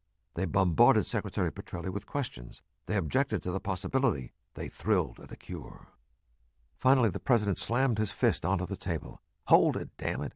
All of you shut up! Once again, Nancy, once again. Someone thinks they have a cure for this thing? Where? How?" "Dr. Tremont says a team at Blanchard has developed a cure against a virus found in monkeys from South America. Animal testing has been highly positive. A veterinary use patent has been granted, and everything's under review by the FDA. Surgeon General Oxnard frowned. "It hasn't ever been tested on humans?" "No, they had no intention of using it on people." "Well, why would anyone develop a cure for a monkey virus?" the Secretary of Commerce wanted to know. Petrelli said, "To learn how to combat viruses in general, to develop mass production techniques for the future. Emerging viruses are an increasing danger to the world, with all the access to what were once remote areas. Today's monkey virus can be tomorrow's human epidemic, and a monkey virus cure just might cure humans, too." The hubbub erupted again. "Too damn dangerous. We don't have a choice. FDA would never allow it. What do we have to lose? What if it's worse than the disease?" And from someone, "Does it sound a little funny to anyone else? I mean, a cure for an unknown disease just appearing out of nowhere?" The President again banged the table. All right. I'll listen to any and all objections. But right now, I want Nancy and Jesse to go to this Blanchard Pharmaceuticals and check it out. Let's hope to hell this Tremont knows what he's talking about. We could use a miracle before half the world is wiped out." Once considered the cradle of civilization, the city of Baghdad sprawls on a dry plain between the Tigris and Euphrates rivers. It is a metropolis of contrasts, of turquoise tiled domes and minarets and glassy modern high-rises. But under Saddam Hussein's iron rule, and after a decade of U.S.-led sanctions, life in this ancient city of myth and legend was a day-to-day struggle for the basics: food, clean water, medicine. John Smith had been thinking about all this as the taxicab rushed him through the gray city streets early Wednesday morning, Baghdad time. He was dressed as a UN worker, brown cotton slacks, short-sleeved shirt, zippered jacket, and the all-important official UN armband and plastic identification badge snapped to his jacket. He had money and additional identification in his pocket. He was Mark Bonnet, a UN worker from Belize. His long, grueling journey had begun 3 days before, when he'd flown from San Francisco to London's Heathrow Airport. From there, he'd been taken to a Royal Air Force base in East Anglia and flown to a remote desert airstrip in Saudi Arabia. There, a nameless British SAS corporal had dressed him in tribal desert robes, and he and the Iraqi underground had taken him through the desert from Bedouin camp to Bedouin camp to Baghdad. As he paid off his driver and the taxi sped away, John looked carefully around at the once expensive neighborhood in which he stood. Then he strode across to what had been the American Embassy. The windows were shuttered now, and the building and grounds were in disrepair. He rang the bell. The United States still had a man in Baghdad, but he was Polish. In 1991, at the end of the Gulf War, Poland assumed control of the imposing American embassy. Since then, Polish diplomats had represented not only their nation's interests in Iraq, but America's. They handled passport questions, reported on local media, and occasionally passed sub-rows of messages between Washington and Baghdad. As in all wars, there were times when even enemies needed to communicate, which was the only reason Saddam Hussein tolerated the Poles. The embassy's front door swung open to show a big man with a snub nose, thick gray hair, and shaggy eyebrows. In his mid-40s, he wore a brown suit that sagged as if it had gone too long between cleanings. "Jerzy Domolewski?" "The same. You must be Peter's friend. Come in." He closed the door behind John and led him across a marble foyer into a large office. "You are sure no one followed you?" "I'm certain." "Good. Take a chair. You must be weary." As John sat, the diplomat continued on to the window, where he cracked open the shutter and stared out, studying the street. "They must be so careful. Do not take our concern personally. You cannot blame us for not being especially enthusiastic about helping you." "Of course, but be assured this may be the most crucial risk you've ever taken." Domolewski nodded and turned from the window. "That was in the message from Peter. He also gave me a list of doctors and hospitals you wish to visit." "You've arranged meetings?" "Of course. I myself will drive you to some. Others you must handle yourself. But remember, your UN credentials will be useless if you fall into the government's hands.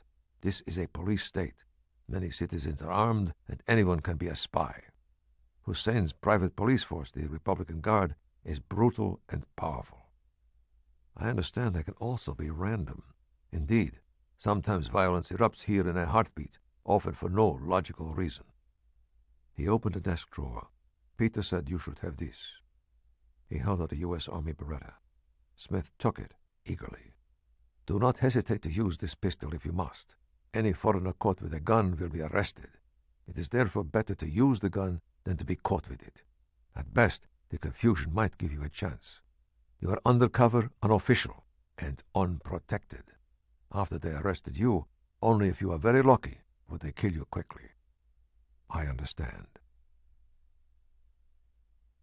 Alone in the back seat of the American Embassy's only operating limousine, John looked out on the bustling city and noted with disgust one consistent feature: the photographs of Saddam Hussein. From towering billboards to framed pictures in dingy storefront windows, Hussein was everywhere, cradling a child, leading a businessman's group, proudly saluting goose-stepping troops. Hussein had turned his nation's state of war into the basis of his power, and the wretchedness of his people into patriotic pride. While he blamed the UN's embargo for causing 1 million of his people to die of malnutrition, he and his cronies, sycophants, and war profiteers had grown shamelessly fat and rich. Domolewski, who was wearing a chauffeur's cap and jacket, drove John through the elegant Yadiria suburb, past showy mansions, fine cafes, and glitzy boutiques. Mercedes, BMWs, and Ferraris lined the curbs. The Polish diplomat stopped the limo in front of a stucco building with a blue tile roof. "This is it. I will wait, unless, of course, you run out of there with the Republican Guards on your backside. If such an unfortunate event should occur, please do not be insulted if all you see is the What exactly is it you wish to know, Mr. Bonnet?" "You agreed to talk to me, Doctor. I assume you know what you wanted to say." "I cannot be too careful. I am close to our great leader. Many members of the Revolutionary Council are my patients." "Still, something's bothering you, Dr. Camille. A medical matter, I'd say. Perhaps the deaths from an unknown virus." Dr. Camille chewed on his lower lip. His ebony eyes were troubled. Finally, he admitted, "A year ago, I treated a patient who died of sudden acute respiratory distress syndrome, with hemorrhaging from the lungs. He had contracted what appeared to be a heavy cold 2 weeks before the ARDS. Was he a veteran of Desert Storm?" The doctor's eyes radiated fear. "Do not say that. He had the honor of fighting with the Republican Guard during the glorious War of Unification." "Any chance his death resulted from biological warfare agents?" "No. This patient was an old family friend, you see. I gave him a complete physical every year of his life. Not long after he returned to his normal life, he began to show many symptoms of minor infections that failed to respond to normal treatment, but disappeared anyway. Over the years, he had increasing fevers and brief flu-like episodes. Then he developed a heavy cold and died abruptly. Were there other deaths in Iraq from the virus? Yes, 2 more here in Baghdad. Also veterans from the war? So I have been told. Was anyone cured? Dr. Camille nodded. 3, or so I have heard, but in my opinion, those patients simply survived their odds. 3 and 3 again. John fought back both excitement and horror. The information pointed more and more to an experiment using human guinea pigs. Where are the survivors? No more. I do not want you going elsewhere and having survivor data traced back to me. He yanked open the door of the examination room. Go, leave. John did not move. Something made you want to tell me, Doctor, and it's not 3 dead men. For a moment the doctor looked as if he could jump out of his skin. Not another word. Nothing. Leave here or I will phone the authorities. John thanked the doctor, slipped out a side door and along an alley. With relief, he saw the embassy limousine still waited. In his office, Dr. Hussein Camille shook with fear and anger. He had a large family to support. He had the future to think of. He was tired of being poor in a land where plenty was to be had. At last he picked up the phone, but it was not the authorities he dialed. Yes, Dr. Camille here. You contacted me to watch out for a certain man. I believe he has just left my office. He carries the credentials of Marc Bonnet, a UN employee from Belize. Yes, he asked me about the virus, and he was very interested in the survivors. Of course. I am most grateful. I will expect the money and the antibiotics tomorrow. As he hung up, he felt much better. He was about to become a rarity in Baghdad. He would have his own private supply of antibiotics. The rich would crawl to him when they or their children fell ill. They would shower him with U.S. dollars. Soon he would have more than enough to pay for his family's escape and a fresh life somewhere else. Anywhere else. As night fell, a woman shrouded from head to toe in her abaya scuttled like a black spider beneath candlelit second stories and balconies on a narrow, cobbled street. The woman appeared old. She was terribly bent over, probably from the effects of age and malnutrition, and she carried a frayed canvas gym bag. Besides the body-cloaking black abaya, she wore a traditional white pushi that covered most of her face and revealed only her dark eyes. But anyone looking in this woman's eyes could see they were not old, nor were they properly downcast.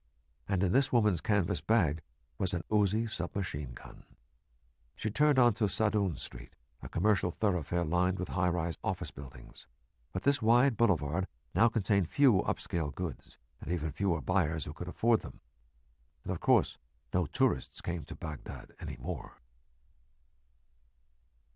A sharp cold wind off the desert now blew through the city, sending the last late-night shoppers home. The spicy scents of incense and cardamom were in the brisk air. The bent old woman threaded among pedestrians and past plywood stalls where used parts and Iraqi ingenuity for repair flourished. These days, many of the city's once comfortable middle class manned these lowly stalls, where everything from herbs to hot foods and used plumbing pipes were sold. As the woman approached her destination, she stared, appalled. Her heart thudded against her ribcage. She could not believe her eyes. Tall, trim, and muscular, he had the same dark blue eyes, raven black hair, and cool, hard face she remembered with such pain and anger. And despite his clothing and the UN armband, she knew he was no UN worker. For an instant she stood paralyzed in front of the workshop. Then she quickly continued inside.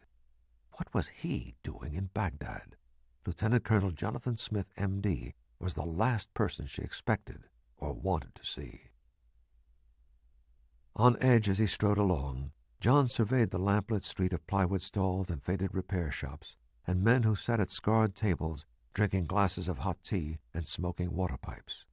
He'd been slipping into medical offices and the storerooms of clinics and hospitals all day, talking to nervous doctors and nurses. Many had confirmed there had been 6 ARDS victims last year, but none could tell him about the 3 survivors. Every nerve tingling, he paused outside a seedy workshop where bald tires dangled from chains on either side of a low, dark door. It seemed an odd place to meet Dr. Rada Mahuk, the world-famous pediatric physician and surgeon. Still, Domilevsky's instructions had been specific. This gloomy tire repair shop was owned by a bitter, formerly well-to-do Baghdad businessman whose company had been ruined by Saddam's wars. John stepped inside. The famed pediatrician was his last hope for the day, for that matter, for his entire trip. To stay in Baghdad even another 24 hours would increase his danger exponentially. A short, balding man with a thick black mustache stood behind a battered counter reading a piece of paper. Nearby, a woman wearing the usual black robes was shopping through tires. "Ghassan?" John asked the man. "Not here." John lowered his voice as he glanced back at the woman. "I have to talk to him. Farouk al-Duke told me he has a new Pirelli." It was the coded signal Jerzy Domilevsky had relayed to John. Ghassan gave a brief smile and said, "Ah, Pirelli. An excellent choice in tires. In the back, come." As he turned to lead John, he muttered something in Arabic, and the woman in the black abaya slid like a shadow out the front door. His gut told him something was wrong, but Ghassan was speaking urgently to him. "Please, hurry. This way." They moved through a curtained doorway into a cavernous storage room stacked with piles of worn-out tires. On the lowest mound near the room's center sat a middle-aged Iraqi woman cradling a baby. Her charcoal eyes focused on John. She wore a long, simple print dress, a black cardigan sweater, tennis shoes, and a white cowl wrapped over her head. But John's gaze was on the moist, feverish face of the child. Ghassan spoke to the woman in rapid Arabic, and John heard his fake UN name mentioned. At the same moment, a violent crash sounded from the shop's front. Someone had kicked open the door. Booted feet thundered and a voice bellowed in Arabic. A bolt of adrenaline shot through John. They had been betrayed. He pulled out his Beretta and whirled. At the same time, Ghassan yanked an AK-47 assault rifle from the center of a pile of tires and snapped, "Republican Guards!" Just as John started toward the noise, Ghassan ran in front of him to block him. He jerked his head toward the woman and infant. "Get them out of here. Leave the rest to me. This is my business." He sprang to the doorway, shoved the muzzle of his AK-47 through the curtain, and opened fire with a series of short bursts. The sound was thunderous. The plywood walls rocked. Behind Smith, the woman cried out. The baby screamed. Beretta in hand, John raced toward them. The woman was already up with the baby in her arms, hurrying toward the rear door. Suddenly, a fusillade of automatic fire from the front blasted into the storage room. Ghassan fell back and jumped behind a pile of tires. Blood poured from a wound in his upper arm. John pulled the woman and the baby down as bullets thudded into stacks of tires with solid thunks. Rubber exploded into the air. Another burst of automatic fire ripped the room. The woman ducked over the child to protect it, and John arched himself over both as wild bullets exploded bottles and jars on the shelves. Glittering shards of glass, nuts, bolts, and screws sprayed the room like shrapnel. Abruptly, silence. For some reason, the Republican Guards were holding their fire. Then John knew why. Their booted footsteps hammered toward the curtained archway. They were going to rush the storage room. Ghassan leaped excitedly up from behind his pile of tires, shouting, "Praise Allah!" He was grinning, and fire burned in his black eyes. He charged through the curtained doorway, his AK-47 blazing. Screams and grunts from beyond the curtain echoed through the shop, the sound of scrambling and diving for cover. Then again, a sudden silence. John ran toward the archway and peered underneath the curtain. Ghassan lay behind a corner of the shop counter. He had the Republican Guards pinned down. Then John saw the guards crawling through the shop to get behind where Ghassan held out. The brave Iraqi could not survive much longer. Then he heard the vehicles outside on the narrow street, reinforcements. He looked back at where the woman watched him. Ghassan was sacrificing his life to make certain she and the child escaped. John had a mission to complete, and he could not save Ghassan. As the ear-splitting sounds of gunshots continued, John ran and yanked open the splintered rear door. He gave the woman a reassuring smile, took her hand, and peered out into a dark, narrow alley. He tugged, pulling her behind, and slid out into the passageway.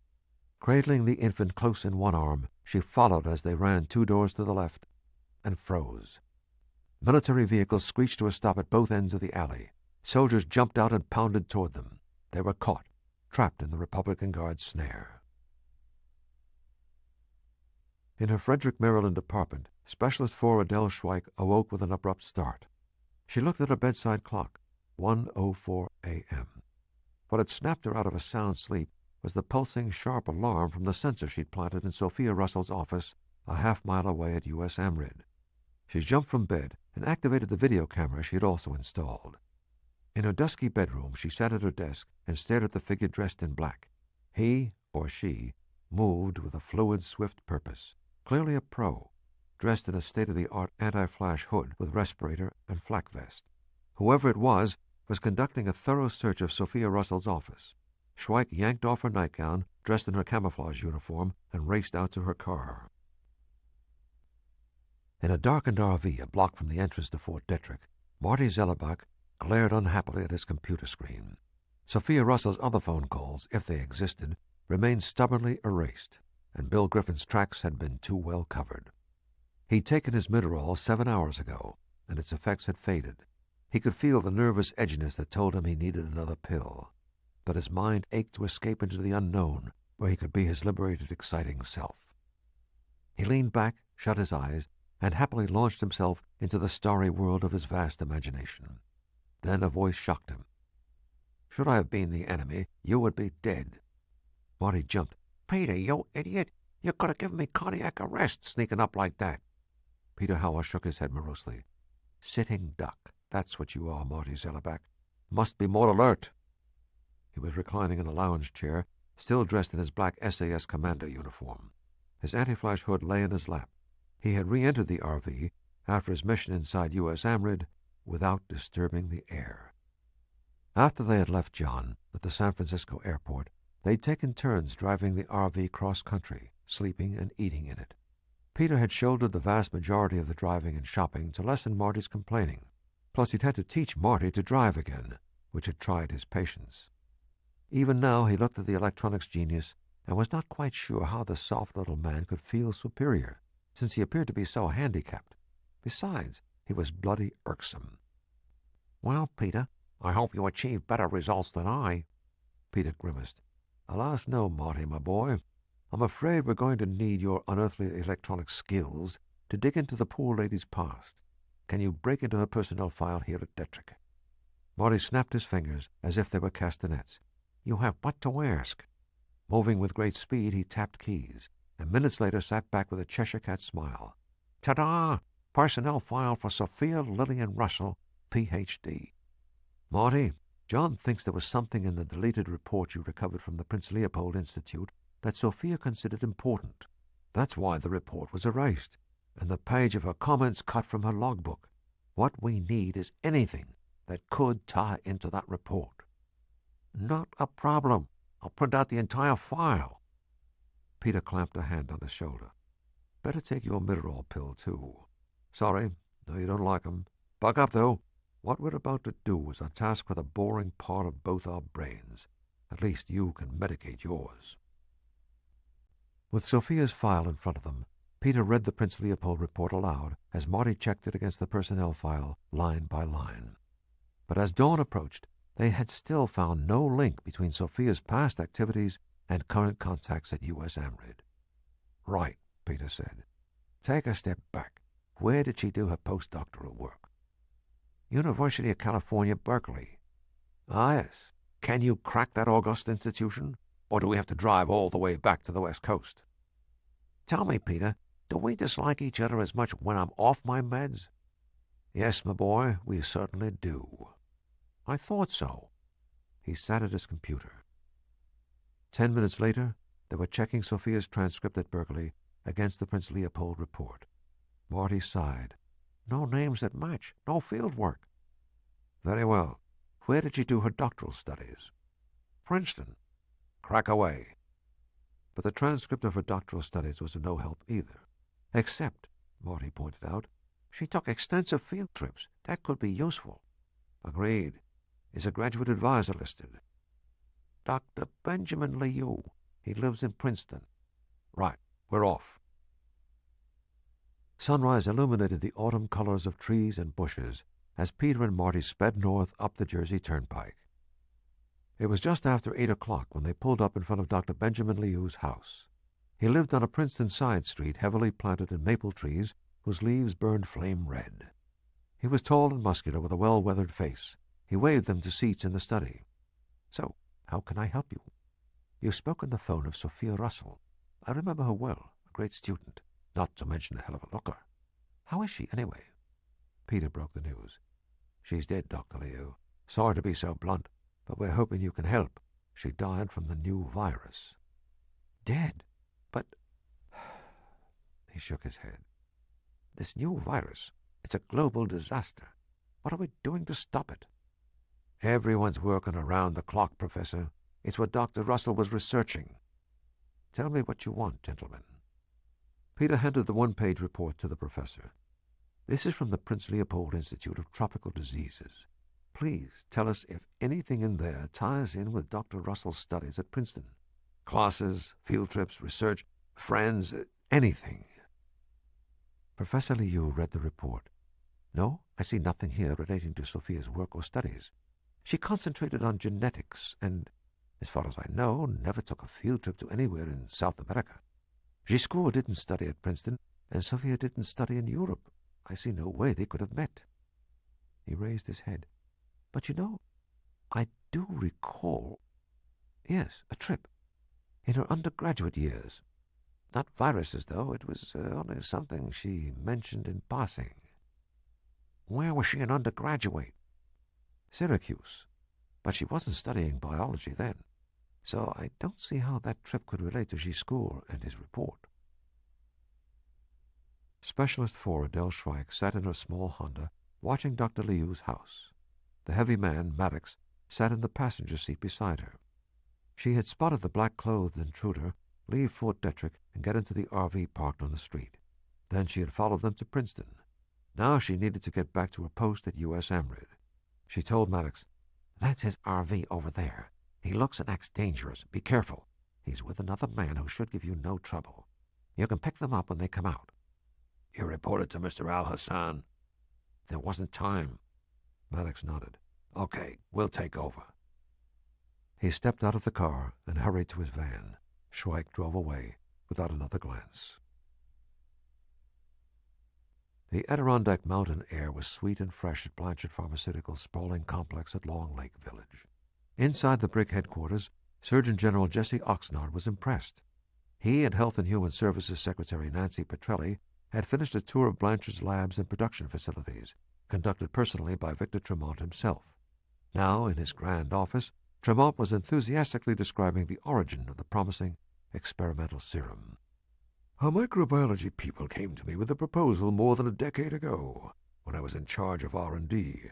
They predicted more and more diseases would emerge as third-world nations became more accessible, and their populations burgeoned. In other words, fewer locations would be remote enough to confine deadly outbreaks, and the world would have no defenses against these plagues. My people hoped that by working with some of the more obscure viruses, we'd learn not only valuable science, but develop serums for hitherto incurable diseases. One virus they concentrated on was fatal to a certain species of monkey that was an especially close genetic relative to humans. We developed a serum against that virus, and as a feasibility study on mass production techniques for the future, we developed the technology to produce the antibodies in bulk. We have millions of doses already on hand.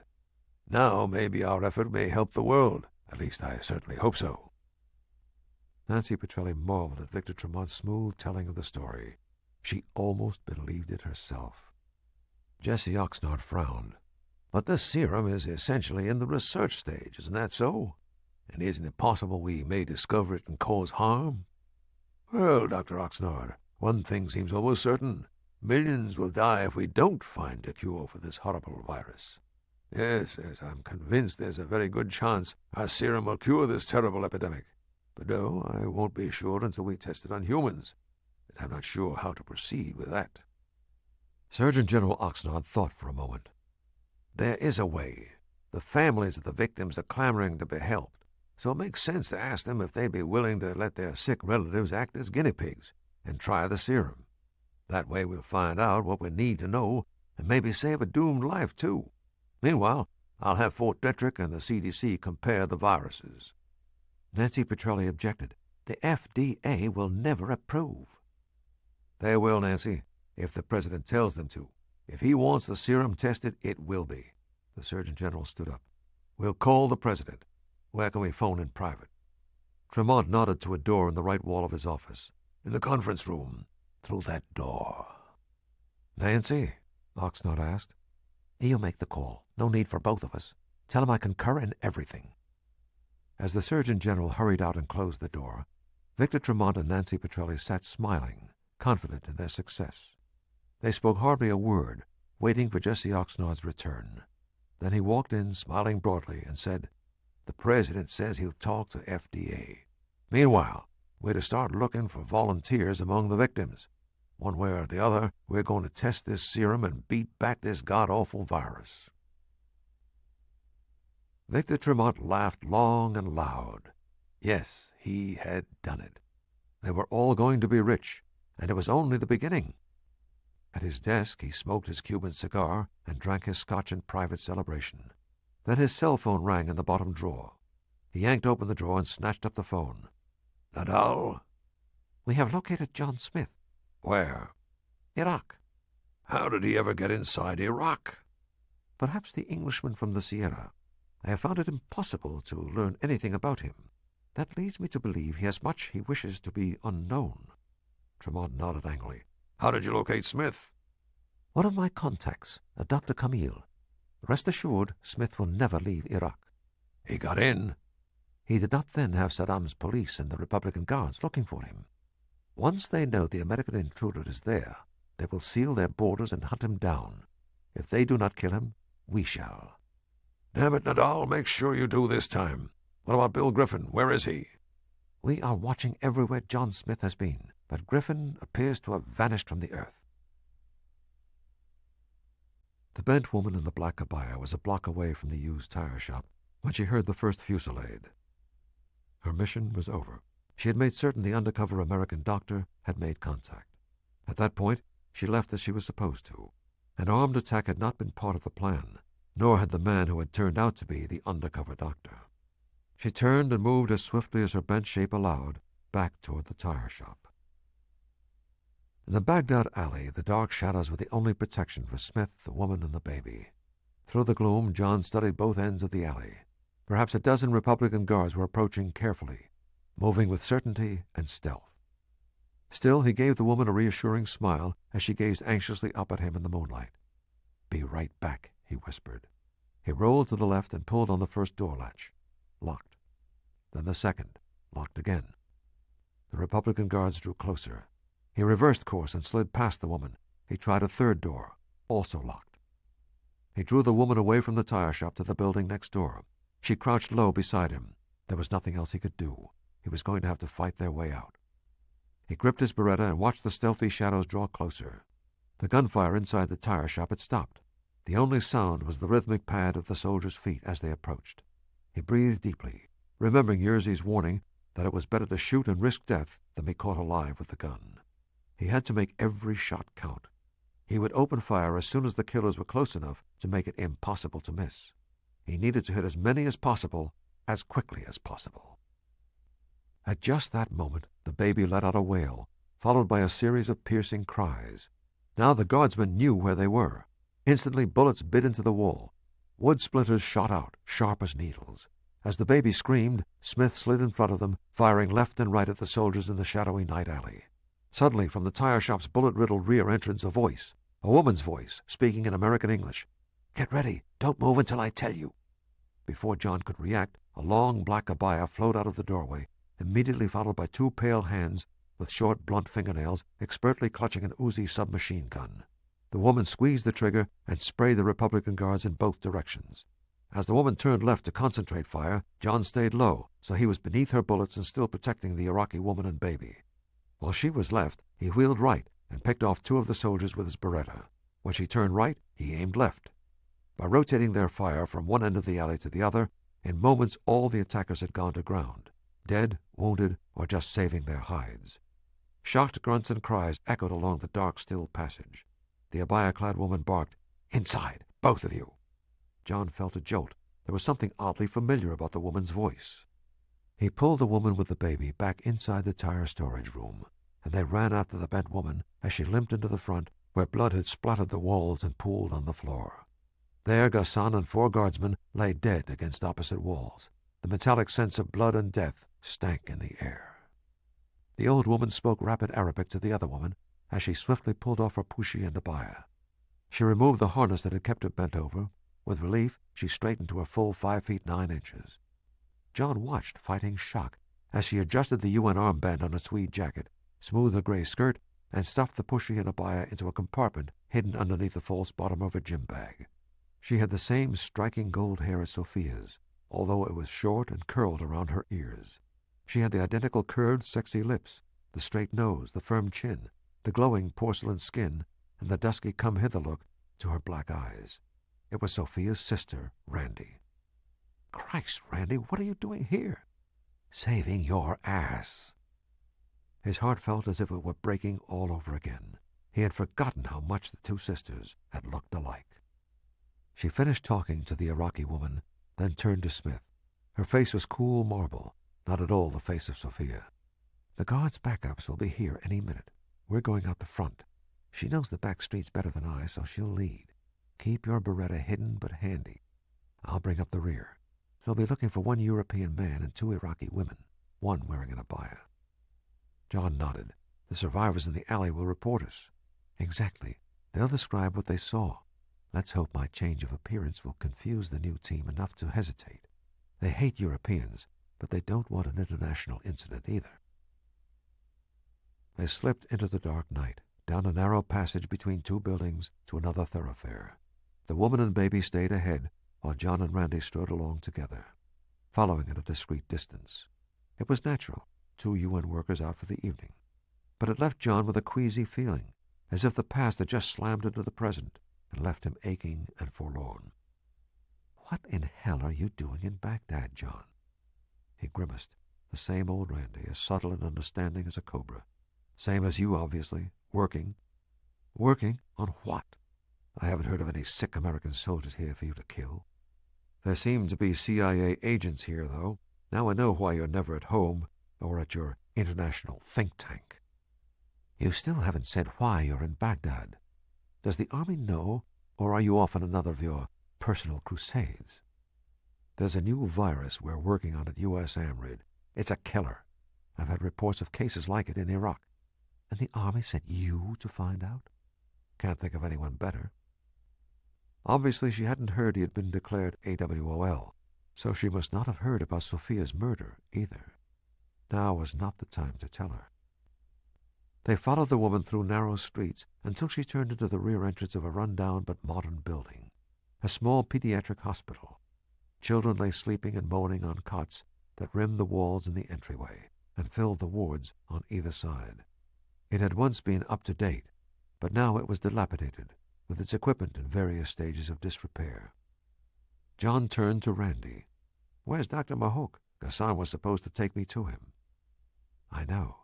That's why I was in the tire shop, to make sure Ghassan made safe contact with an undercover agent, obviously with you. Dr. Mahok is a vital member of the Iraqi underground. We'd expected you to have your meeting there in Ghassan's store. We thought it'd be safer."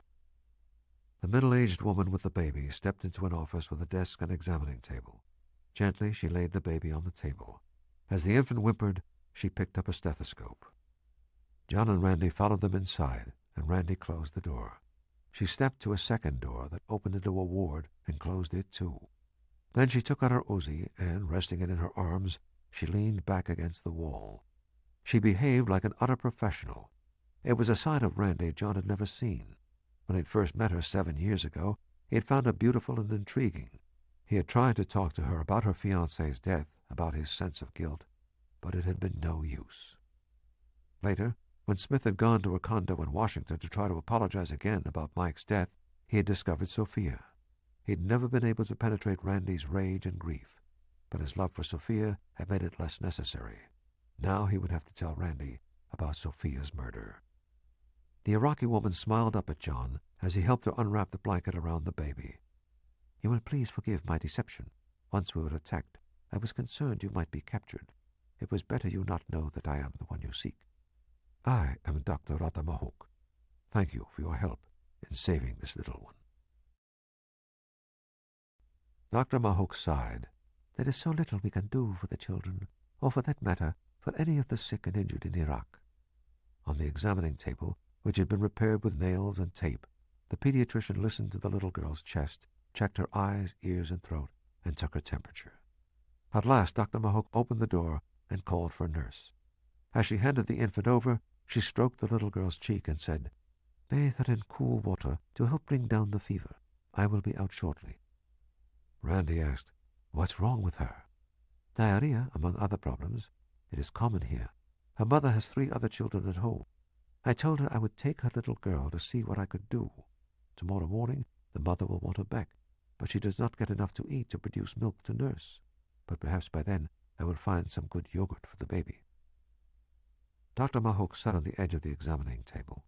This doctor, whose work had been published widely, who once had traveled the globe to address pediatric conferences, was reduced to nostrums and yogurt. John sat in a rickety chair. "I appreciate your taking the risk to talk to me." She shrugged. "It is what I must do. It is right." She unwound her white cowl and shook out her long dark hair. She appeared younger and angrier now. "Who would have thought we would end like this? I grew up during the early promise of the Ba'ath Party. Those were exciting days, and Iraq was full of hope. I was sent to study in London and New York. When I returned to Baghdad, I founded this hospital and became its first director. But when the Ba'ath made Saddam president, everything changed. Then came the war with Iran, then Kuwait, then the embargo. We call it al-Hissar, which means not only isolation, but encirclement by a hostile world. Saddam loves the embargo because he can blame all our problems on it. It is his most powerful tool to stay in power. "Now you can't get enough medicine," John said. The pediatrician closed her eyes with angry frustration. "Here, every illness is a death threat now. Something must be done, or we will lose our next generation. That is why I joined the underground." She looked at Randy. "I am grateful for the CIA's help. We must overthrow Saddam before he kills us all." Randy Russell's heart went out to the Iraqis and this tragic country, but turmoil raged inside her. The risk of their being tracked down was growing with every minute. "Smith, the longer you're together, the more danger to everyone. Ask what you came to ask." John nodded. "Dr. Mahoney, 3 Iraqis died of an unknown virus last year. They'd been in southern Iraq on the Kuwait border at one time or another, near the end of the Gulf War." "So I was told, yes. A virus unknown in Iraq. One of my sources says there were also 3 survivors last year. Do you know anything about that?" "Yes, there were 3 survivors, all in Basra, which is also in the south, close to Kuwait." Smith said, "It's odd that all those in Baghdad died, while the ones in Basra survived. Very odd. It was one of the aspects that drew my attention. Can you explain why those in Basra survived?" "As it happens, yes. I was in the Basra hospital helping to treat the victims when a team of doctors from the UN arrived and gave each an injection. The patients suddenly improved. 4 days later they showed no ill effects from the virus. They were healed." Smith jumped up and paced around the room. His face was deep in thought, his blue eyes cold, glittering, and outraged. "You know what you're telling me, Doctor? A cure for a fatal and unknown virus? Not a vaccine, but a cure?" "That is the only reasonable explanation." "It would also mean those so-called UN doctors had the material in quantity." "Yes." John's words spilled out in a rush. "A serum in quantity for a virus that first broke out in Iraq 6 cases last year and then mysteriously reappeared a little more than a week ago in 6 more cases halfway around the world in America. And all 12 victims had served on the Iraq-Kuwait border during the war or had a transfusion from someone who served on the border." Dr. Mahoney nodded. "Precisely. In 2 countries where the virus had never existed." The 2 doctors faced each other, both reluctant to say the next sentence, but Randy could. "Someone gave all of them the virus. Isn't that it?" It sickened John. "Yes, while only half were given the serum. It was a controlled, lethal experiment." "Dr. Mahoney, who were those doctors with the serum? Did any of them tell you their names?" She shook her head. "They said helping the men could get them into trouble with our regime and with their supervisors in Geneva. But I am sure they were lying. There was no way they could have entered Iraq and worked at that particular military hospital without the government's knowing, especially since they appeared to be Americans." "How then? A bribe?" "A large bribe, in some form to Saddam himself, I would guess." Randy asked, "You don't think they were from the UN at all, do you?" The pediatrician shook her head nervously. "They acted like research scientists. Plus, they arrived quickly, as if they knew who was going to be sick and when." "Dr. Mahook, I've spent the day asking about the 6 who had the virus a year ago. What about since then? Have there been more cases in Iraq?" "In the past week, we've had many new victims of ARDS. At least 50 have died.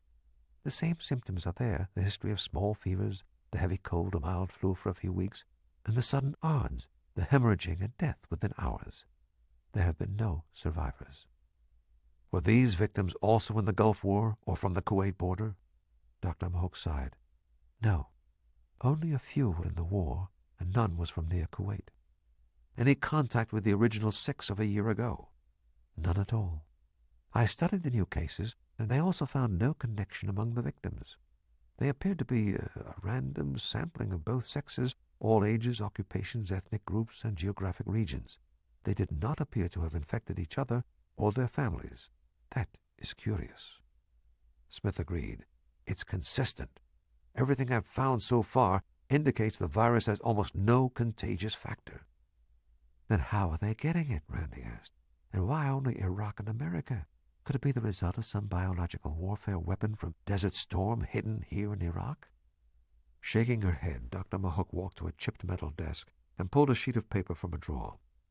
"We have a secret computer at the hospital. We took this off the internet this morning." It was a printout of a Washington Post story that had also recently been a feature of a meeting in the cabinet room of the White House. Its headline blared, "Deadly Pandemic of Unknown Virus Sweeps Globe." Cold fear swept through John as he read it. 500,000 dead, millions sick. How could this virus have exploded into a worldwide epidemic? 2 weeks ago, every one of the victims had been alive, except the original 3 in Iraq from a year ago. The velocity of the virus's current expansion was inconceivable. He looked up. "This is out of control. I've got to get home. If there really are people in America with the serum, I've got to find them. By now, some friends of mine may have information, too." Suddenly, Randy stiffened. "Wait." Holding up her Uzi, she raced across the room to the door that opened onto the corridor. Smith was instantly at her side, his Beretta drawn. From the corridor, a harsh voice snarling in Arabic became clear. Smaller, frightened voices answered. Heavy boots thudded down the hall toward the small examination room. John looked at Dr. Mahook. "The Republican Guards?" She listened to the words for a moment, then shook her head. "Police." Randy tore across the room to the other door. "Police or guards doesn't matter. They'll try to kill us. We'll have to leave through the ward. Hurry." She yanked open the door. It was a mistake. The police were waiting for them on the other side. It was a trap, and they had fallen into it. A uniformed Iraqi policeman tore the Uzi from Randy's hands before she could react. 3 others poured into the room, AK-47 assault rifles leveled at John. They were caught. Dr. Radha Mahook stood motionless, her back to the wall. She was brave, but not foolhardy. Like the dead Ghassan, she was a soldier in a sacred cause, but she had no gun, and she knew no self-defense. Her job was to heal the sick, and she could not do that if she was killed. Free, she would be able to continue to help her people, and perhaps the Americans too. So she pressed back, willing herself to be invisible. A slender man in a tailored uniform now strolled into the room, holding an Iraqi-made Beretta Tariq pistol. For the moment, no one was looking at Dr. Mahook. She was not important, at least not yet. She slipped away into the hall and walked as unobtrusively as she could toward a telephone. In the room, the tailored officer smiled at John and said, "Colonel Smith, yes? At last. You have been most difficult to find." He inclined his head to Randy with exaggerated politeness. "And this lady? I do not know her. Perhaps the CIA?" "I don't know her either," John lied. "She's part of the hospital staff." It sounded lame even to his ears, but it was worth a shot. The officer laughed in disbelief. "A European lady is a member of this hospital? No, I do not think so." The officer gave a command in Arabic, and the police pushed Randy and John out into the corridor. Doors quietly clicked shut ahead in the passageway as the terrified hospital personnel tried to keep themselves and their charges out of harm's way. The 2 Americans were marched out through a silent, empty corridor. Dr. Mahook was nowhere to be seen. The police paraded the Americans out into the cold, moonlit night, where an old Russian truck with a canvas top waited at the curb, its motor rumbling. The police lowered the truck's tailgate, raised the canvas, and pushed the two Americans into the rear. They sat down on plank seats behind the truck's cab. "How do you think they found us?" John asked. "My guess is someone in the hospital turned us in. Not every Iraqi agrees with Dr. Mahok's ideas. Besides, the way things are in this country, people will turn on you in the hope of gaining a little favor with the police." Two of the Baghdad cops clambered up inside and took positions next to the tailgate on either side of the truck. The tailgate was locked into place, the canvas flap dropped, and they were cut off from the outside. The two guards sat back, their rifles pointed at the prisoners. There were sounds in front as the officer and other police climbed into the cab. The truck lurched away, turning from narrow street to narrow street. Its sides rasped occasionally against buildings. The sounds of the city told Randy they were staying in the older parts of Baghdad. She moved closer to John. "They're driving too slowly and staying on the back streets. That's not logical. The Baghdad police go wherever they want. Keeping a high profile is part of the job. But these men are avoiding major thoroughfares." "You think they're not police?" "They have the uniforms and weapons. If they're not police, they'll be dead if they're caught. I don't know who else they could be." "I do." As he said that, the past week came rushing back. Randy disappeared and Sophia took her place. His heart ached with every fiber at the sight of her again. Sophia's beautiful black eyes shone out at him, surrounded by the smooth, pale skin and long corn silk hair. Her full lips spread in a sweet smile, showing tiny white teeth. She was gloriously beautiful in every way. For one moment of madness, he truly believed she was alive. Just by reaching out, he could gather her into his arms, smell the scent of her hair, and feel the beat of her heart against his. Alive. He shook his head to clear it. He was looking at Randy, not Sophia. He could delay no longer. She was studying him. "You were going to say who you think the police are." He inhaled deeply. "When they attacked, their leader said my real name. I don't see how else he could have known I was Colonel John Smith, except that all of them, were hired by the people with the virus. They've been trying to stop me ever since." "Randy, I have terrible news. Sophia's dead. They murdered her. The people behind all this did it."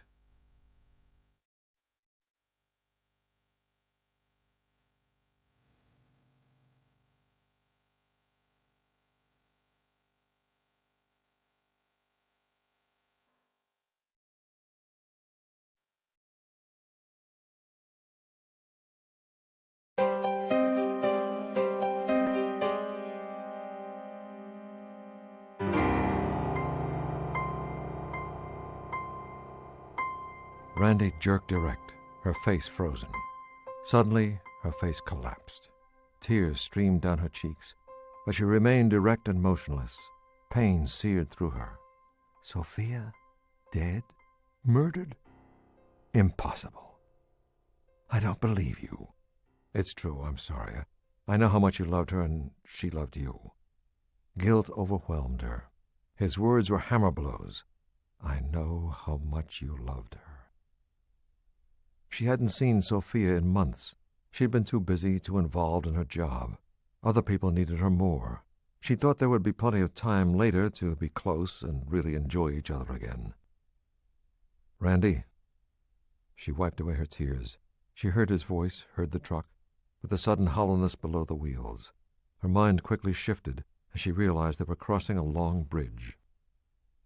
She crossed her arms, trying to hold herself together, and she looked at John. There was devastation in his face, grief so deep it could never be erased. That face was not lying. Sophia was dead. Sophia was dead. John Smith's blind arrogance back when he'd been treating her fiancé Mike had led to his death. Had he killed her sister just as he had killed Mike?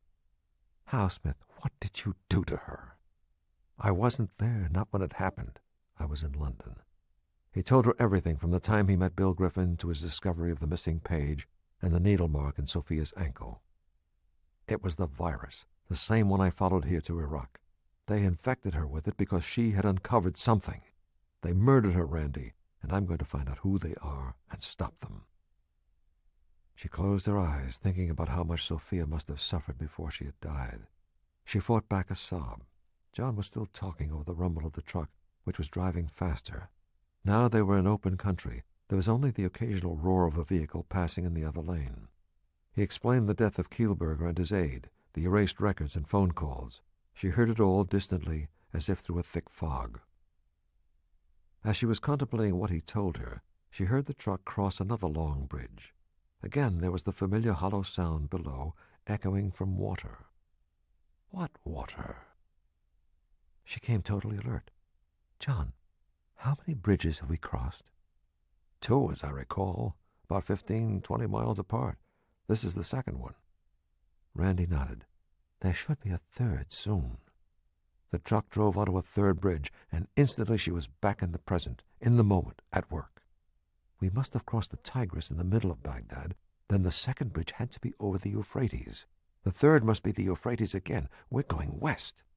My guess is we're heading into the Syrian desert and eventually to Jordan. So, John mused, I wonder where they're taking us. You have any weapons they didn't find? A small knife inside my thigh. He nodded. I've noticed the pair who are guarding us have been close to dozing off the last few minutes. Let's pretend to nap. It could make them sleepy, too. We can't wait long. They haven't brought us out here to enjoy the desert air. They sat in silence, eyes closed, heads drooping as they simulated sleep. As his head nodded and he let out an occasional low snore, John watched the guards with his peripheral vision. Miles passed. The guards' conversation quieted and slowed as the truck rocked on. Then they heard a light snore that was not one of John's. One of the policemen had slumped back against the canvas side. The other's head had fallen forward, and he was nodding, fighting sleep. John pointed for Randy to crawl along the left side of the truck bed, while he would crawl along the right. Randy nodded. They rose to their knees and began slipping toward the guards. Abruptly, the truck made a sharp turn. Everyone was thrown hard to the right as it left the road for what felt like a rutted trail. The heavy vehicle jounced and shook with teeth-rattling vibrations. Smith resumed his slumped position against the wall, and Randy settled quickly back into her old spot, as the 2 Iraqis, instantly awake, complained to one another. The truck slowed, but the damage was done. There was no way they could jump these now alert guards and survive. John swore. They had lost their best opportunity so far. Maybe their last.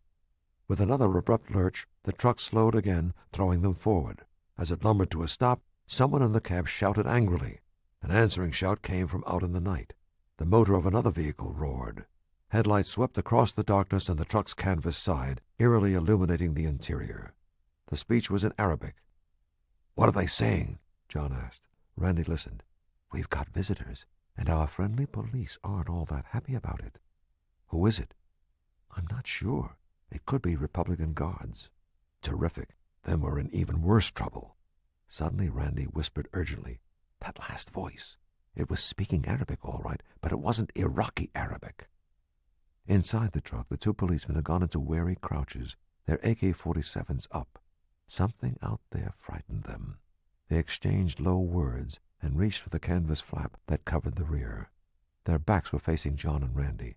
Without hesitation, John breathed, "Let's do it." He flung himself forward, trusting Randy to do the same. He tackled the policeman on the left, yanked him backward, and slammed his fist into the guy's right temple. As he dropped to the floor unconscious, John wrenched away his AK-47.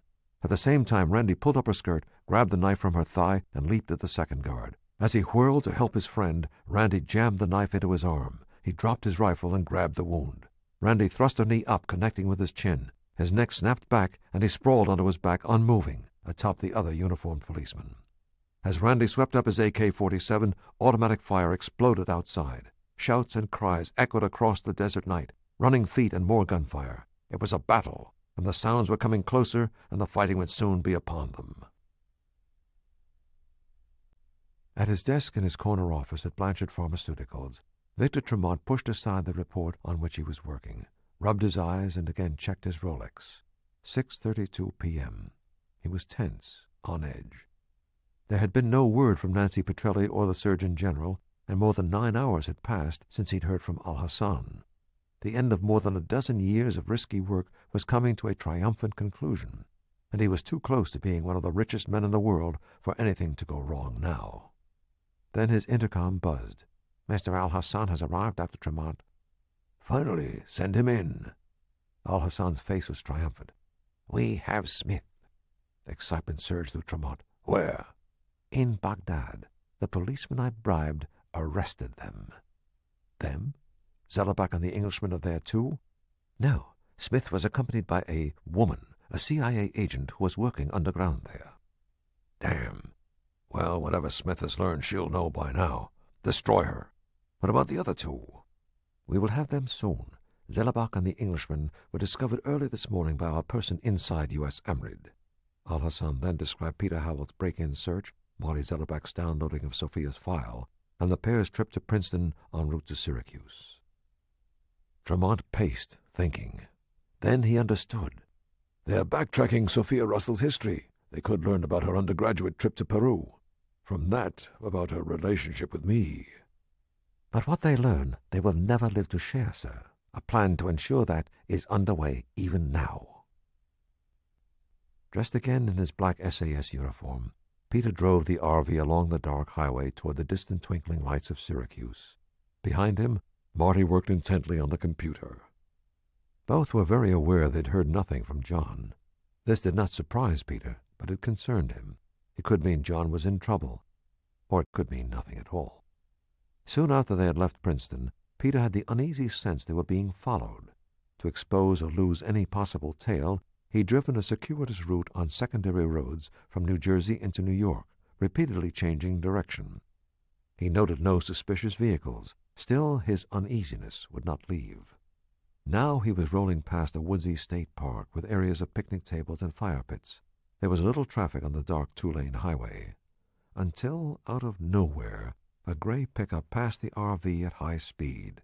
They pulled in front and braked hard. Peter hit his own brakes and checked his rearview mirror. High beams closing in fast. A big black SUV right on their tail. "Hold on, Marty." "What's up?" "Pickup in front, SUV in back. Bastards think they're going to trap us like chopped liver on a sandwich." Marty locked down the computer and tightened his seatbelt as Peter pumped the brake and yanked the steering wheel right. The RV skidded and tore into the picnic grounds. Behind them, brakes shrieked and rubber burned. The high beams bounced across grass and blasted through brush to emerge again on the park road. The gray pickup was close behind. Marty watched through the windows, his heart pounding with fear. He had to admit, although the Englishman was intellectually inferior, he had an uncanny ability where anything physical, especially violence, was concerned. Ahead, the road forked. Peter swerved the RV right, racing the bouncing, swaying pickup through the darkness.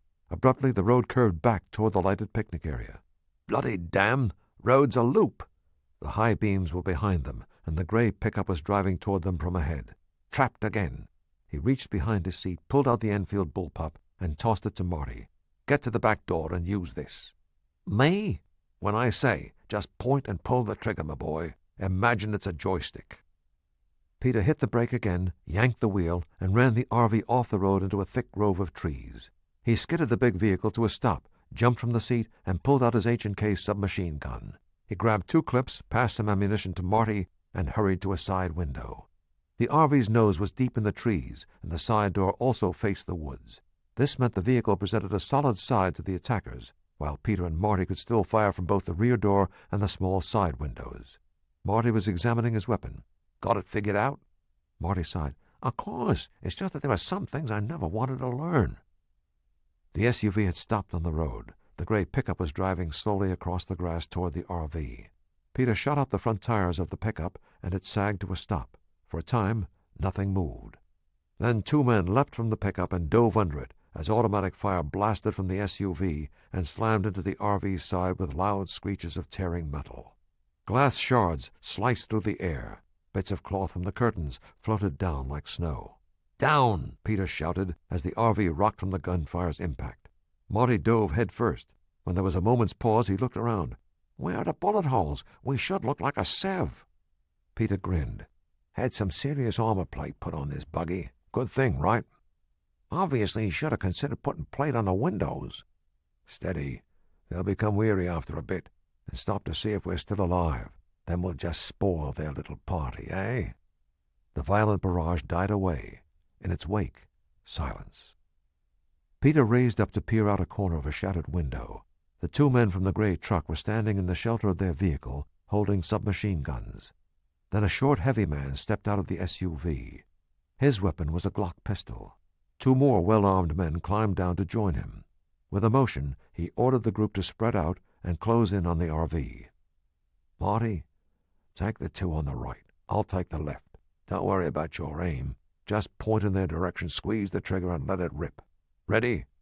"My degradation increases." "Good man. Here we go." The 5 armed men rapidly began closing in on the RV. They progressed carefully, carrying their weapons with the sureness of experience. "Now!" Peter fired a careful burst at the leader, while Marty let loose with everything. As Marty's barrage shredded leaves and pine needles, tore through bark and branches, Peter's target clutched his right arm and fell to his knees. Marty continued to spray bullets. "Hold it, Marty. That's enough." The 4 men and their wounded leader crawled for the shelter of fire pits, benches, brush, and trees. Once under cover, they opened fire again.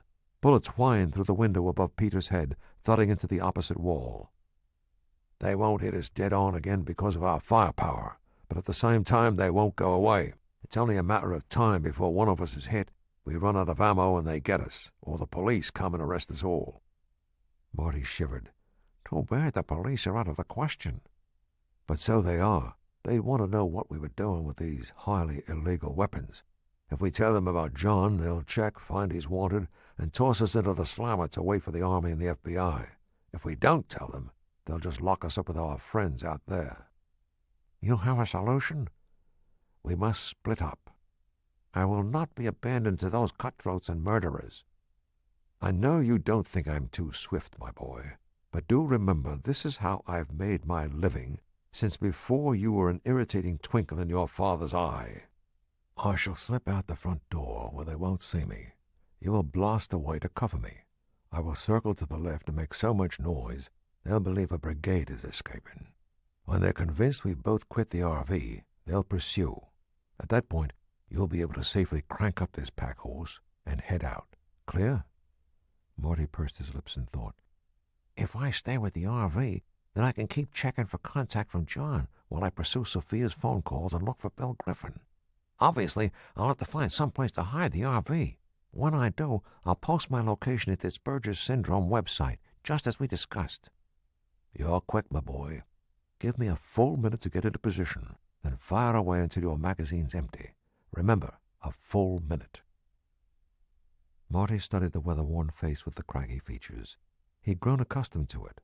During the past 5 days, he'd been hurled into more terrifying and hair-raising experiences than in his entire life. And for an instant, he felt a strange emotion. Regret. Despite all the Englishman's annoyances, Marty would miss him. He wanted to tell him to be careful, but all he could manage was, "It's been strange, Peter. Thanks." Their gazes connected. Quickly, both turned away. "I know, my boy. Me too." With a wink, Peter fastened on his equipment belt. Marty gave a brief smile and took position at the rear door. The incoming fire had ceased again. As soon as Peter slipped out of the RV and melted into the deep shadows of the woods, Marty counted out a minute in his head. When it was up, he gritted his teeth, leaned out, and opened fire with the bullpup. Frightened but determined, he kept up a steady stream of fire across the night and into the dark trees.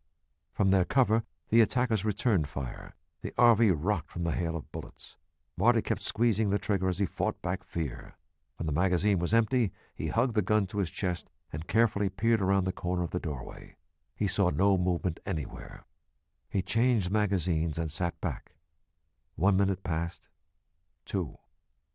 Then he heard what sounded like somebody trying to be quiet among the trees far off to his left. Peter. A warning voice from one of the attackers cried, "They're escaping!"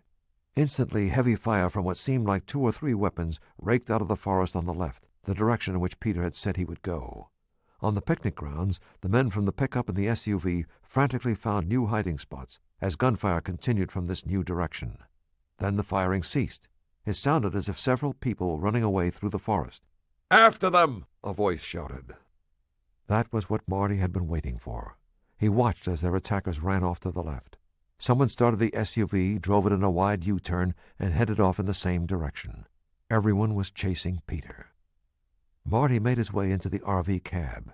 He took a long breath to calm his nerves and started the engine.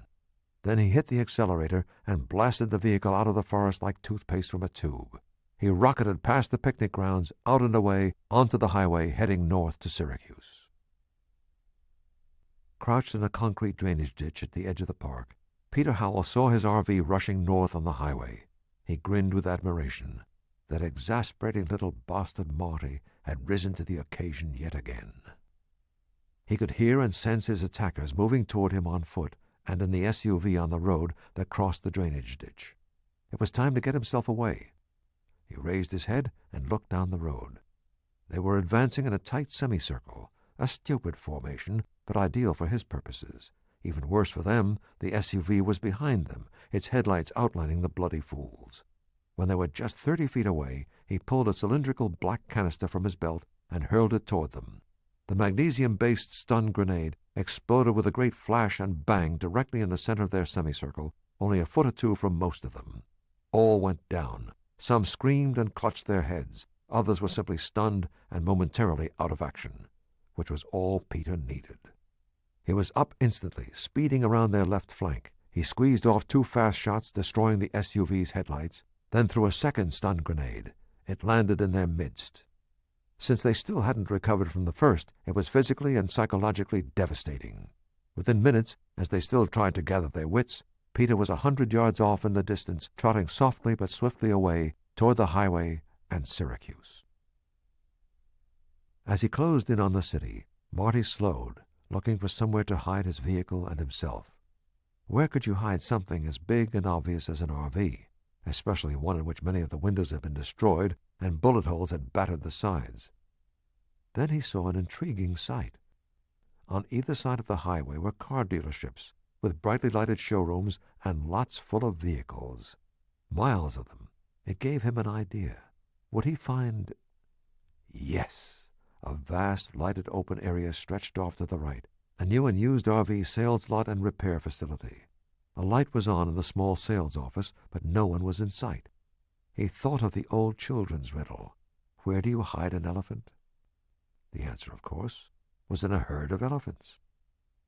Chortling with glee, Marty killed his lights, turned into the main gate, and wove his way through the rows and rows of vehicles until he found an empty space right at the very back of the lot.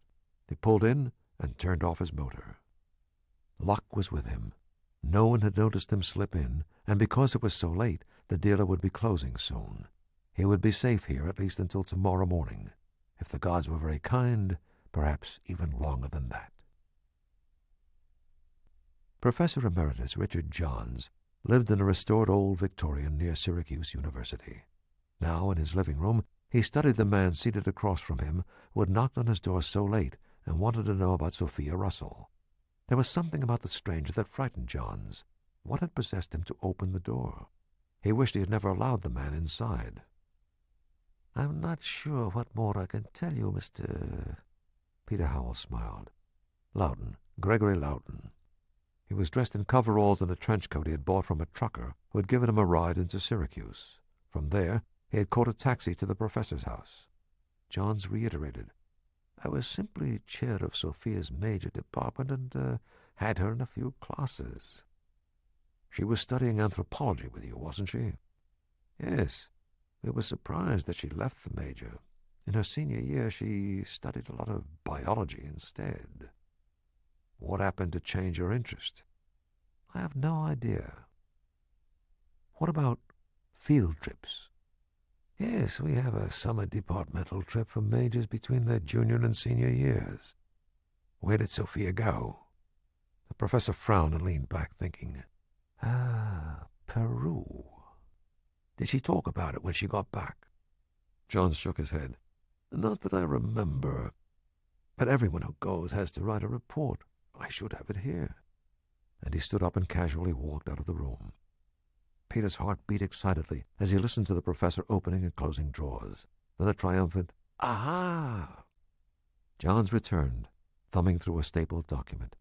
"When I was chairman, I kept them all. A useful body of work to draw from for motivating the lower year classes." "Thank you." Peter took the paper and began reading, and there it was. He read the passage again, memorizing each word. Sophia had written, "I encountered a fascinating group of natives called the monkey blood people. Some biologists from the States were studying them when we passed through. It seems like a fascinating field. There are so many illnesses in the tropics that it could be a life's work to help cure them." No names, nothing specific about the virus. But had she remembered Peru when she was given the unknown virus to work with? Peter stood up. "Thank you, Professor Johns." "Is that what you wanted?" Peter nodded. "It just might be." He said a quick goodbye and headed out into the night. John Smith checked his watch. Just after midnight, he noted.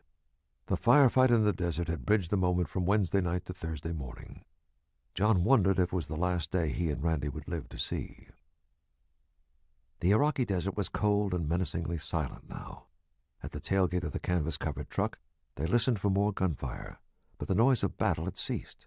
The only sound was the raspy breathing of their 2 Iraqi guards, lying unconscious on the floor in the eerie glow from the headlamps of the other vehicle.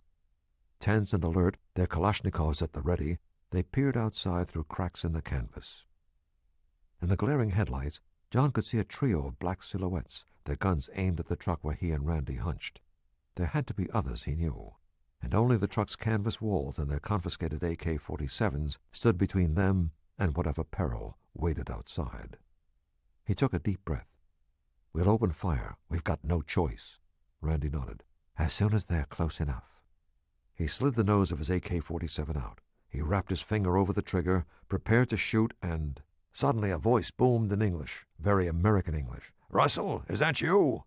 John and Randy stared at each other, shocked. "Are you in there, Russell? If you and the UN guy have taken out the guards, give me a shout." "Denoso!" "No one else, little lady." "We almost killed you, you fool." John touched her shoulder. "Randy, don't tell them who I really am. If the Army gets its hands on me for being AWOL." He let the words hang in the air. He knew she understood the result. He would be stopped from pursuing the people who had killed Sophia. Of course. As they lowered the truck tailgate and jumped down, a short, swarthy man in desert camouflage came around from the side. Carrying a Beretta pistol, he peered at the policeman, still sprawled unconscious in the back of the truck. He grinned approval. "Nice job. 2 less for us to deal with." Randy pumped the man's hand. "Always interesting, Denoso. This is Mark Bonet. He's here with a medical mission. Mark, meet Agent Gabriel Denoso." "How the hell did you find us, Gabby?" Doc Mahook called as soon as they grabbed you. One of our assets picked up the truck crossing the Tigris. I'd love to catch up on old times, but someone could have heard the gunfire. We better do a fast fade." He peered at John. UN medical mission, huh? John shook his hand and smiled. "My personal appreciation for the CIA grows by the instant." Denoso led them around the truck, and John saw an old Soviet troop carrier whose sides had been stenciled with Republican Guard markings. Sitting on the desert soil with their backs against it were the Baghdad policeman and their officer, who was bleeding from a shoulder wound. 2 CIA agents were standing guard. John asked, "Do you know what they were planning to do with us?" "Yep. Get you deep out in the middle of nowhere and kill you. Now I need those Kalashnikovs." Randy and John handed over their AK-47s, and Denoso added them to a pile of other weapons taken from the Iraqi policeman. "See your guns in there?" John located his Beretta while Randy recovered her Uzi. Denoso scrambled up into the carrier. Smith and Randy followed. John looked back at the prisoners. "What are you going to do about the Iraqis?"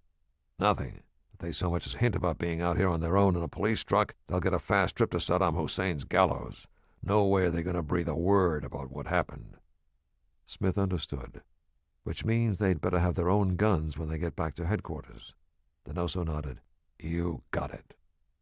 The old troop carrier spun its treads and took off. The driver directed the big machine down the narrow road that led deeper into the hard, rocky landscape. The moon was sinking in the west, while stars glimmered brightly above. John looked back. When the troop carrier was out of rifle range, the Iraqis ran across the sand to the pile of guns and their truck. Seconds later, their vehicle disappeared, raising a cloud of dust as it rushed back to Baghdad. "Where are we going?" Randy asked. "Old World War I outpost the Brits built. It's nothing but ruins now. A Harrier will pick you up there at dawn and fly you out to Turkey." "They don't want me to stay on?" Denoso shook his head. "No way. This cute little caper has compromised you, and damn near the whole operation." He glared at John. "Hope it was worth it." "It was," John assured him.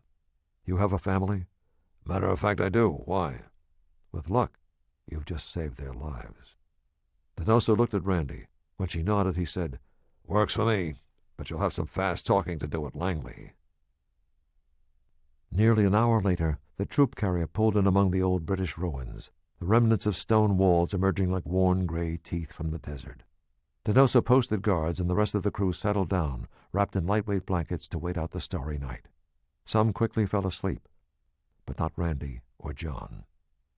He studied her where she lay in shadows against a wall. Emotion played her face as if it were a musical instrument. He could tell she was allowing herself now to feel the loss of her sister, and he felt deeply for her. Grieving, Randy closed her eyes, overwhelmed by sorrow. In her mind, she could see Sophia clearly, the slender face, the softly pointed chin, the long satin hair pulled back into a ponytail. "I'm so sorry, Sophia, so sorry I wasn't there." A treasure trove of memories raced through her mind, hopscotch and Barbie dolls, their father's silly jokes and their mother's kind hands, breakfasts and picnics on the lawn of their home in Chesapeake Bay, panoramic Pacific Ocean sunsets from the deck of their summer hacienda in Santa Barbara. Sophia had turned her interest to science, but the breathtaking views of the Channel Islands and the immense Pacific had awakened in Randy a hunger to know what lay beyond the horizon. A gift for languages had sent her on full scholarship to Harvard for degrees in Spanish and government, then to Columbia for a master's in international relations. Eventually, she became fluent in 7 languages. It was at Columbia that the CIA recruited her. She'd been a natural. The tweed and contacts of an Ivy League education, plus the wanderlust of a gypsy. But then she'd fallen in love with Mike, and an invisible virus had killed him. A virus misdiagnosed by one Jonathan Smith, M.D. She turned inward, and her work became her life. The only thing that mattered now was making the world a better, safer place. But she had not made the world safer for Sophia. She inhaled deeply, trying to calm her emotions. She forced herself to focus. She knew she would never be able to like John Smith, and probably never really trust him, but that no longer mattered. She needed him. She rose quietly, her blanket wrapped around her, and crept across to where John lay. "You all right, Randy?" "Let's get one thing straight. I understand you didn't mean to kill Mike. Lassa is hard to tell from malaria, and it could have killed him anyway. But it might not have if you'd diagnosed it in time and gotten help. I don't know that I'll ever be able to forgive you. You were presumptuous. You thought you knew it all." John sighed wearily. "I was arrogant, yes, but I was mostly ignorant that I was wrong. But it wasn't from not caring or being careless. I just didn't know. I tried to tell you Mike's death was the reason I transferred to U.S. AMRID, so I could become an authority on infectious diseases. It was the only way I could make up for what had happened, make sure it never happened again to another Army doctor." "All right, Smith, I hear you. But right now, none of that matters much. I may never get over Mike's death, but that won't stop me from working with you. I have a proposition for you. You loved Sophia, and so did I. You want to find out who killed her, and so do I. I need your scientific knowledge to help me track the people behind the virus. You need my contacts and other abilities. Together, we make a good team. For instance, do you have any idea what you're going to do once I get us into the U.S.? You can get me into the U.S.? No problem. I'll be offered a military transport flight back home. I'll take you with me. Those UN credentials are perfect." He nodded. "Can you get your hands on a computer with a modem, too, before we arrive? There's a website I need to check to find out where to meet my friends. They've been investigating the situation while I've been gone, assuming they survived, of course." "Of course." He studied her face, so like Sophia's. To work with her was appealing and dangerous. She looked so much like her sister they could have been identical twins. To work with Randy could cause him endless grief. But he knew she was right. He needed her as much as she needed him. All right, Randy. You've got a deal. Now, let's get some sleep. We've got a busy day tomorrow. By Wednesday evening, just 10 days after the virus's first deadly appearance, nearly 1 million had died worldwide. Hundreds of millions were ill with a heavy cold. Hysteria swept the planet. In the United States, hospitals were flooded with the ill and the frightened, and fear drove down the stock market by 50%. President Samuel Adams Castilla sat in his private office in the White House Treaty Room, trying to write a speech he was scheduled to deliver in Chicago next week. But he could not write. The words seemed trivial.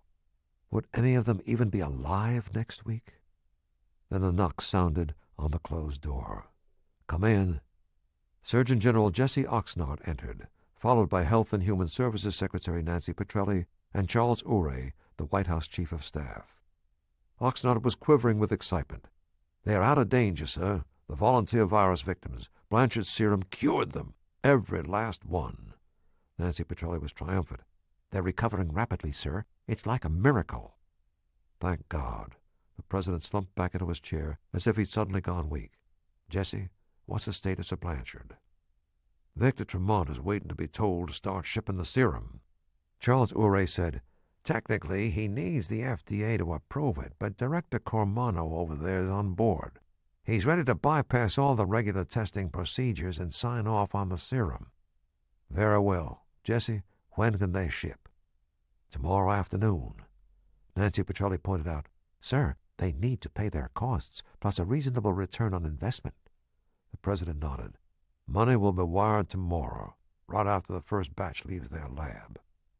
"What if a nation can't pay?" she asked. "Advanced nations will cover the impoverished nation's costs. It's been arranged." Chief of Staff Urey scowled. "The pharmaceutical company wants money up front? I thought this was pro bono." The Surgeon General shook his head. "No one provides vaccines or serums for nothing, Charlie. You think the flu vaccine we want everyone in the nation to have every winter is free?" Nancy Petrelli explained. "Blanchard incurred enormous expense developing the biotechnology and facilities to produce the serum in quantity, to see if it could be done so we'd have such facilities in the future. They expected to recoup over a long period, but now we need it all, and fast. They're way out on the financial limb." Charles Urey said, "I don't know about this, Mr. President. I guess I have some reservations about miracles, especially when they don't come cheap." The president slammed his fist onto his desk. "Damn it, Charlie, what's the matter with you? There's almost 1 million dead, untold millions who could be dying any day, and you want to argue about dollars? Give it up, Charlie. We've got a miracle in our hands. Let's enjoy it. Let's celebrate. We'll have a big ceremony accepting the first shipment up there at Blanchard's headquarters in the Adirondacks. I'll fly there, too." He grinned as the ramifications struck him. "In fact, let's bring all the world leaders in by closed-circuit TV. I'll give Tremont the Medal of Freedom. We're going to stop this epidemic in its tracks and honor those who've helped us. Of course, it's not too shabby for our political aspirations either. After all, we've got to think of the next election." It was mid-morning on Thursday when John and Randy rolled into Syracuse. They were tired and tense after their long trip from the Iraqi desert. As promised, a Harrier jet had picked them up and flown them to an air base in Turkey. There, Randy had finessed a ride on a C-17 cargo jet. Once aloft, John had borrowed the co-pilot's notebook computer and tapped into the Internet to search the Asperger's Syndrome website. He soon found a message from Marty, a short but complex coded riddle fashioned from phrases and allusions drawn from John and Marty's past, a message untranslatable by their enemies.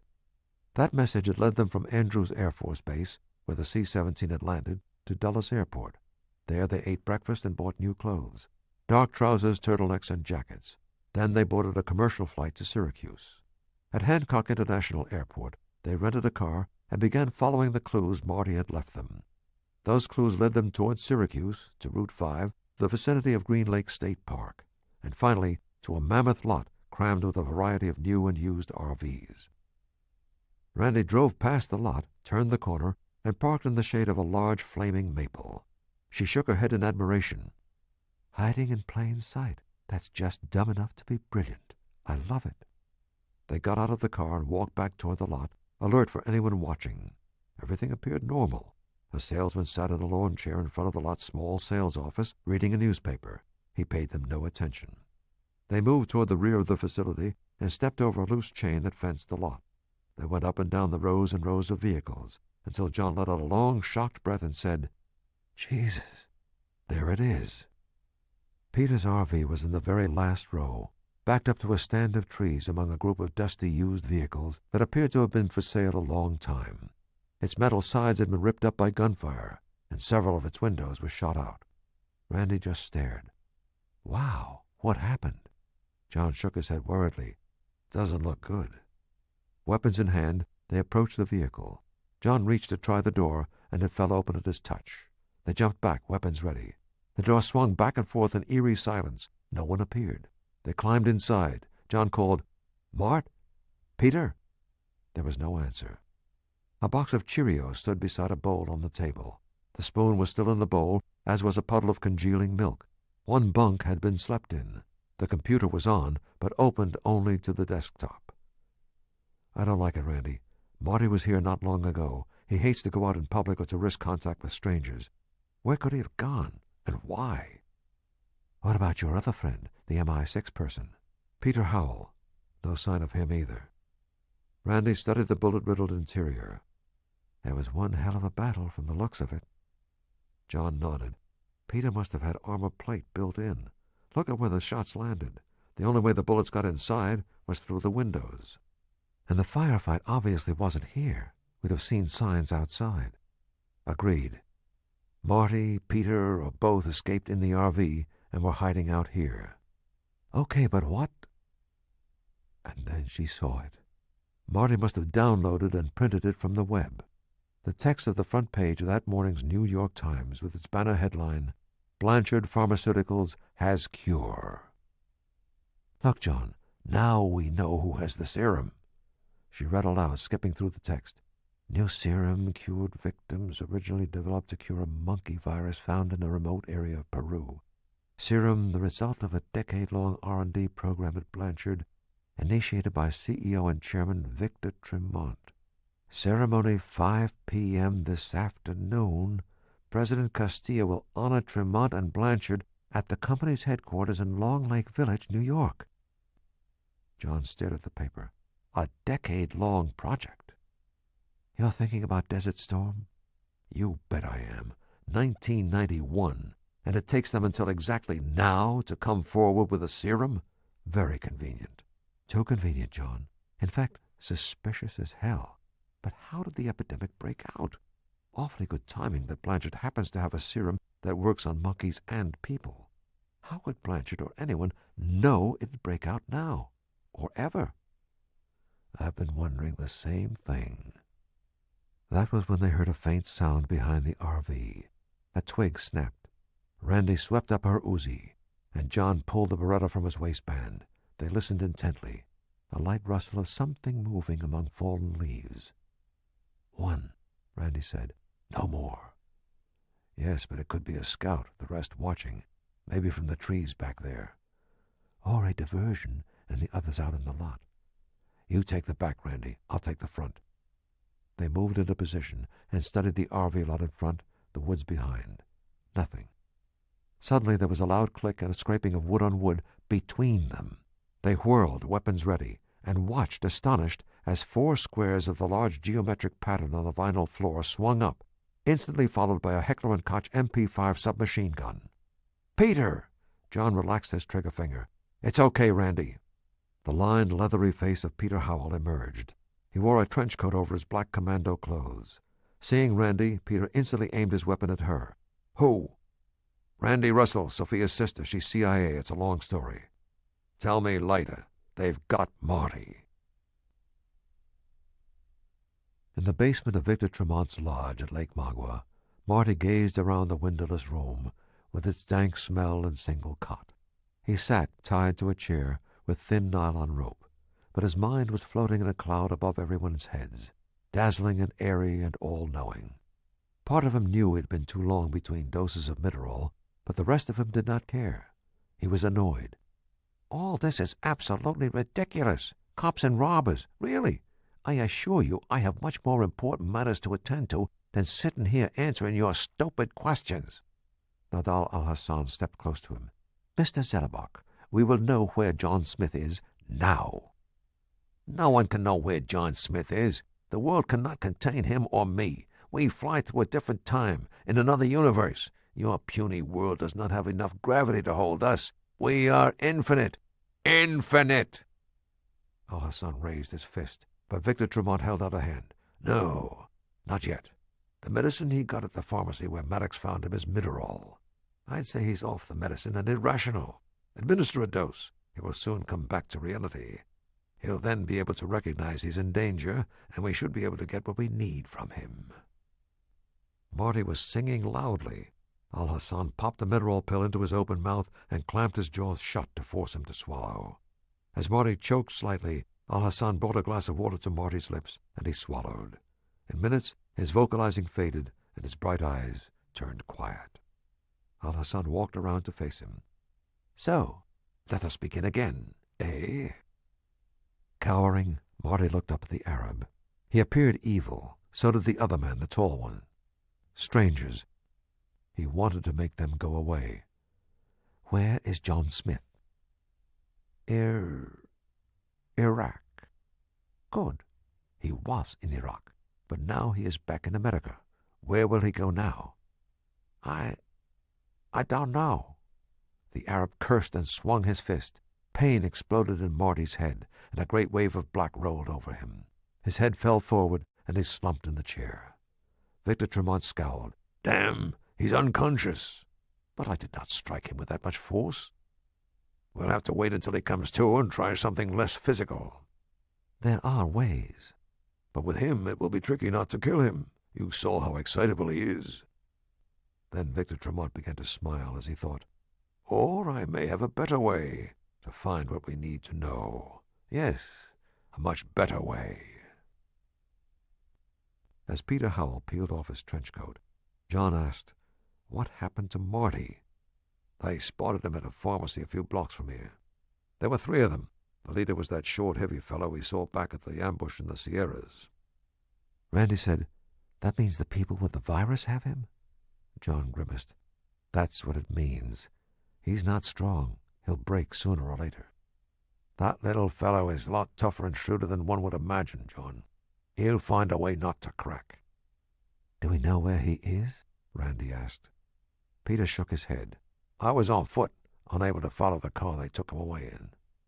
How did you figure out where to find him? John asked. Located the RV from his message about an hour ago. Peter reported how he had found the RV empty, but he also found drafts of a fake doctor's prescription printed out from the computer. Marty must have forged a prescription for his Midorol. It was almost out of his pills last night when we separated. He described the gunfight in the park. John shook his head. How did they find you? They must have been tailing us all the way from Fort Detrick. I thought I'd shaken any possible pursuit, but it would seem they're quite good. I went looking for the closest pharmacies. I got to the 3rd one just as Marty came out, and they seized him. So the only way we're going to find him is to find them. Right. I might have a solution, but first fill me in about Iraq. Smith quickly described his trip, and when he was done, Peter swore. So, 3 victims were cured in Iraq, too. What a bloody diabolical experiment. Well, my turn. Got a little piece of news that blows the lid off this whole nasty business. I believe I know what Sophia discovered that was so important in Giscour's report. John gasped. What? Peru. It was Peru all along. Peter described Sophia's field trip there as an anthropology student.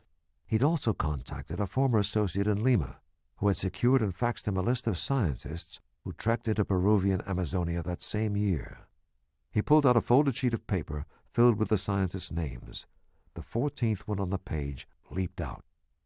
That's it, Randy said. Victor Tremont. Smith nodded.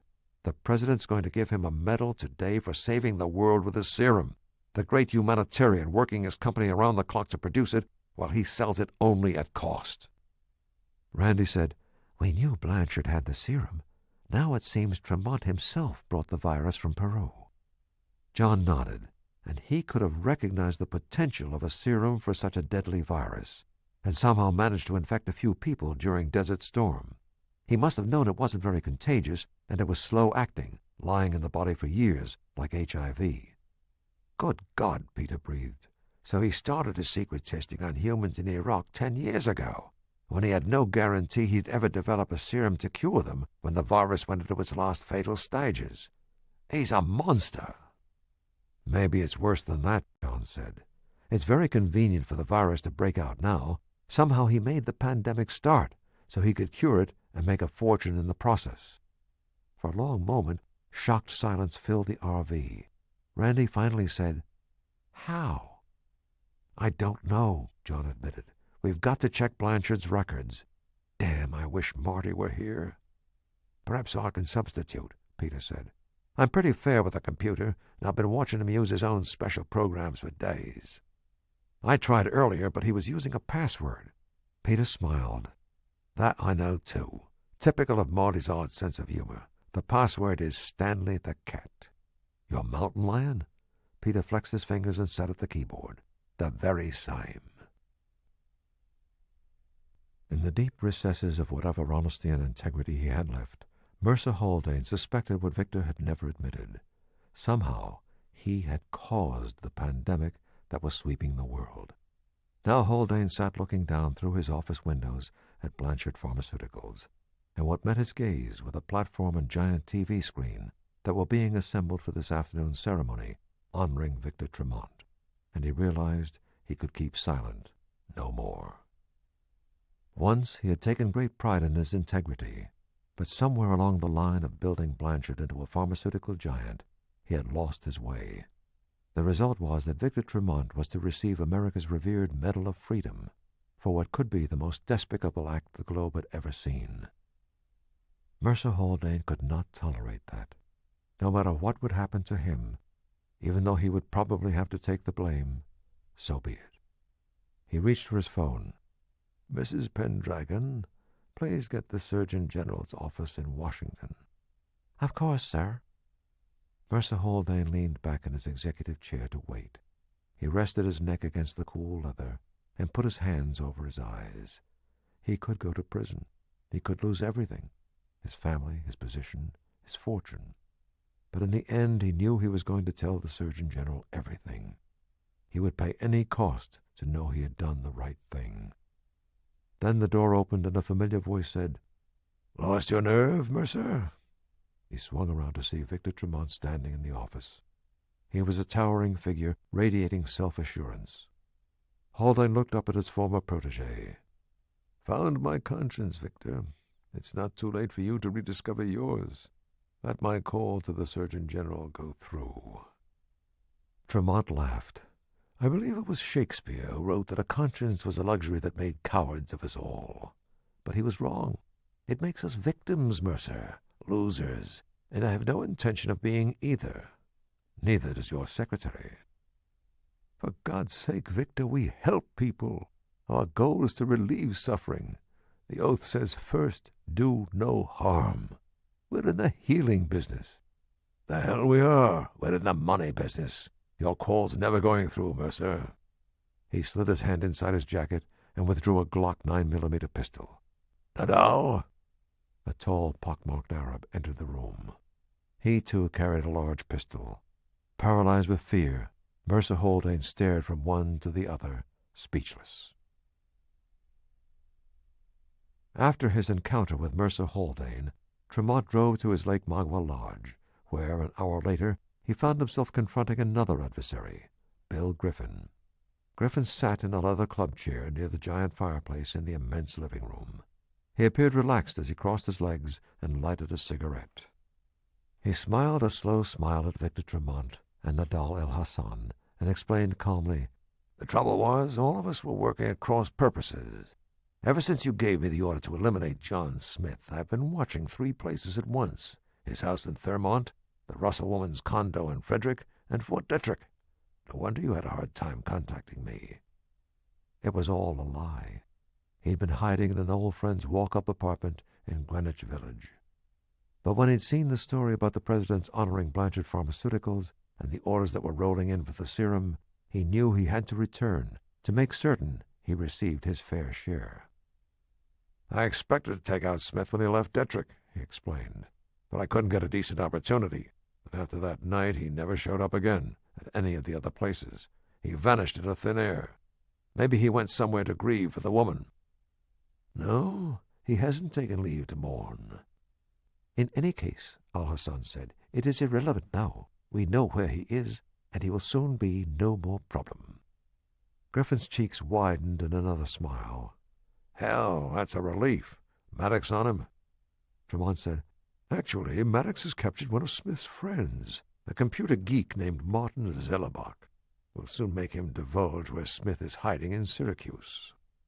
Smith is in Syracuse? How the hell did he get so near?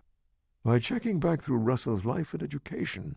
She did her undergraduate work at Syracuse, where she was studying when she went on the trip to Peru. I'm afraid so. Then he knows about us. I don't think so, at least not yet. But damn it, he will. I'll stop him. This time I'll... You needn't worry about Smith. I have another job for you. Jack McGraw is up to his nostrils preparing security for the president at the ceremony this afternoon. We don't want any interlopers crashing the party. You have FBI experience, so you should be the one to coordinate with the Secret Service. Of course, you're the boss. But if you're still worried about Smith, then I think... That will not be necessary. We have it taken care of. When we return from the ceremony, we will spend some, quality time with Mr. Zellerbach. He is a coward. He will tell us where Mr. Smith is, and we will kill him. Griffin stubbed out his cigarette. Right. Then I'll get over and see Jack McGraw. Tremont nodded and smiled. Good. Use the Cherokee. Nadal and I will take the Land Rover after we finish our business here. Thanks for coming, Bill. We were worried about you. Always a pleasure to see you. But as Griffin exited, Tremont's expression changed. His gaze cold, he watched the traitor disappear out the door. Bill Griffin drove the Jeep Cherokee off the road and parked in a dense stand of oaks and birch trees, hidden from the road. He did not want to lose everything he'd worked for.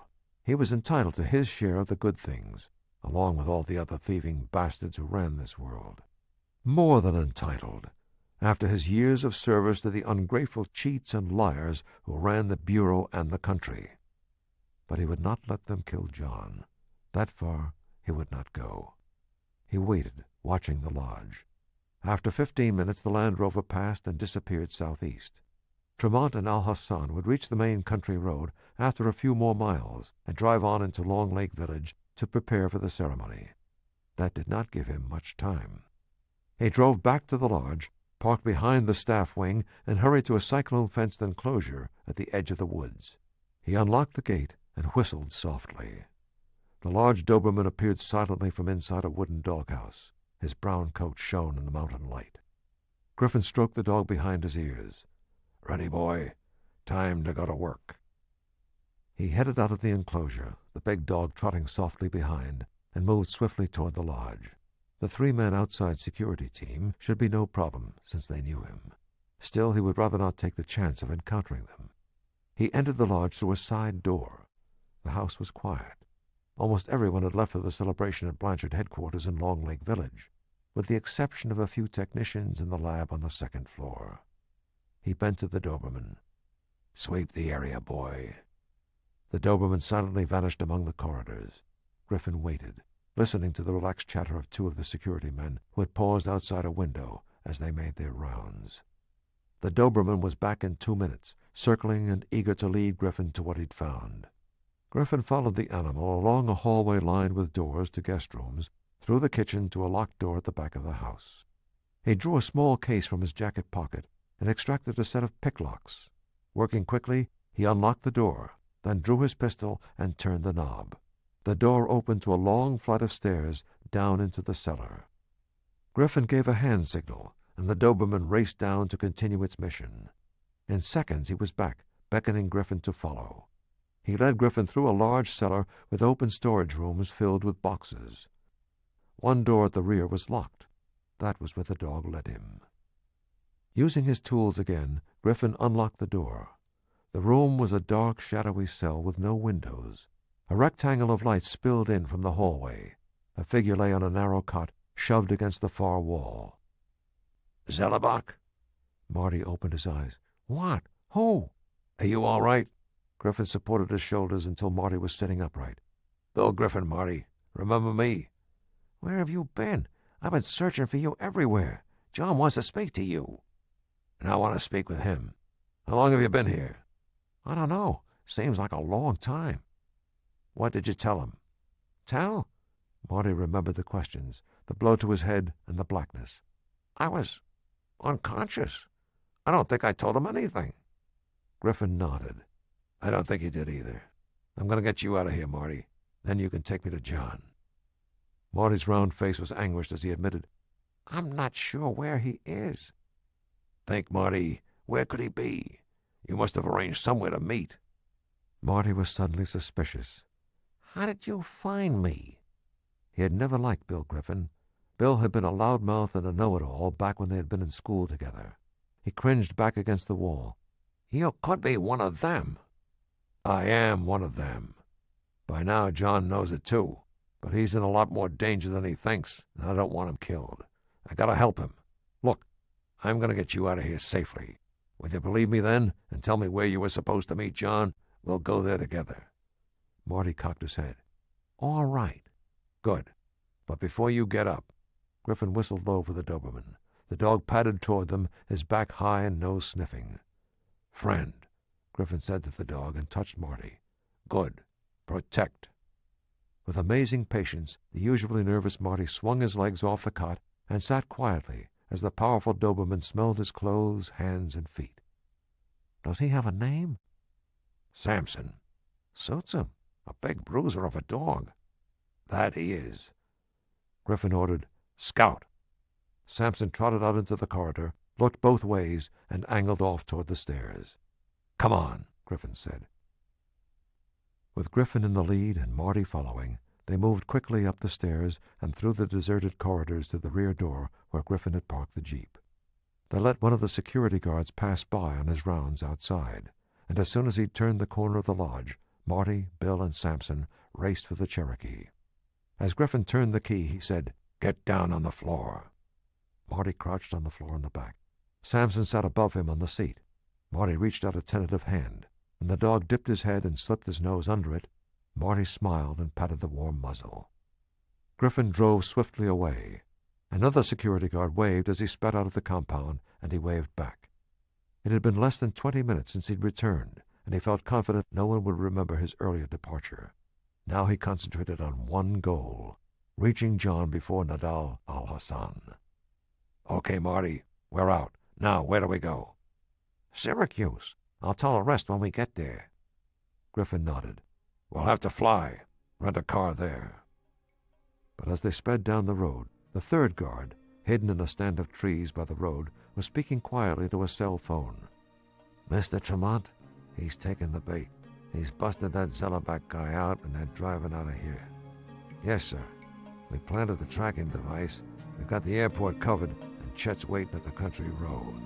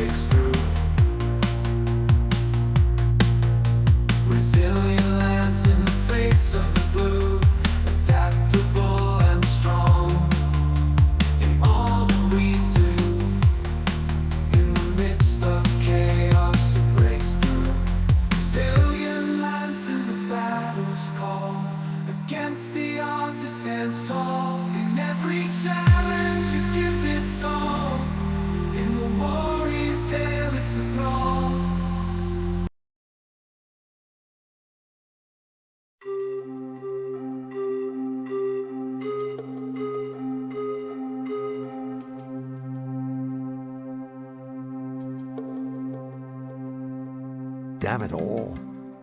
Peter Howell stared in frustration at the glowing monitor. There's precious little in Blanchard Company's files about the serum or the monkey virus. What there is looks completely on the up and up. Nothing about tests on humans, Smith asked, or Iraq? Peter rotated in his chair.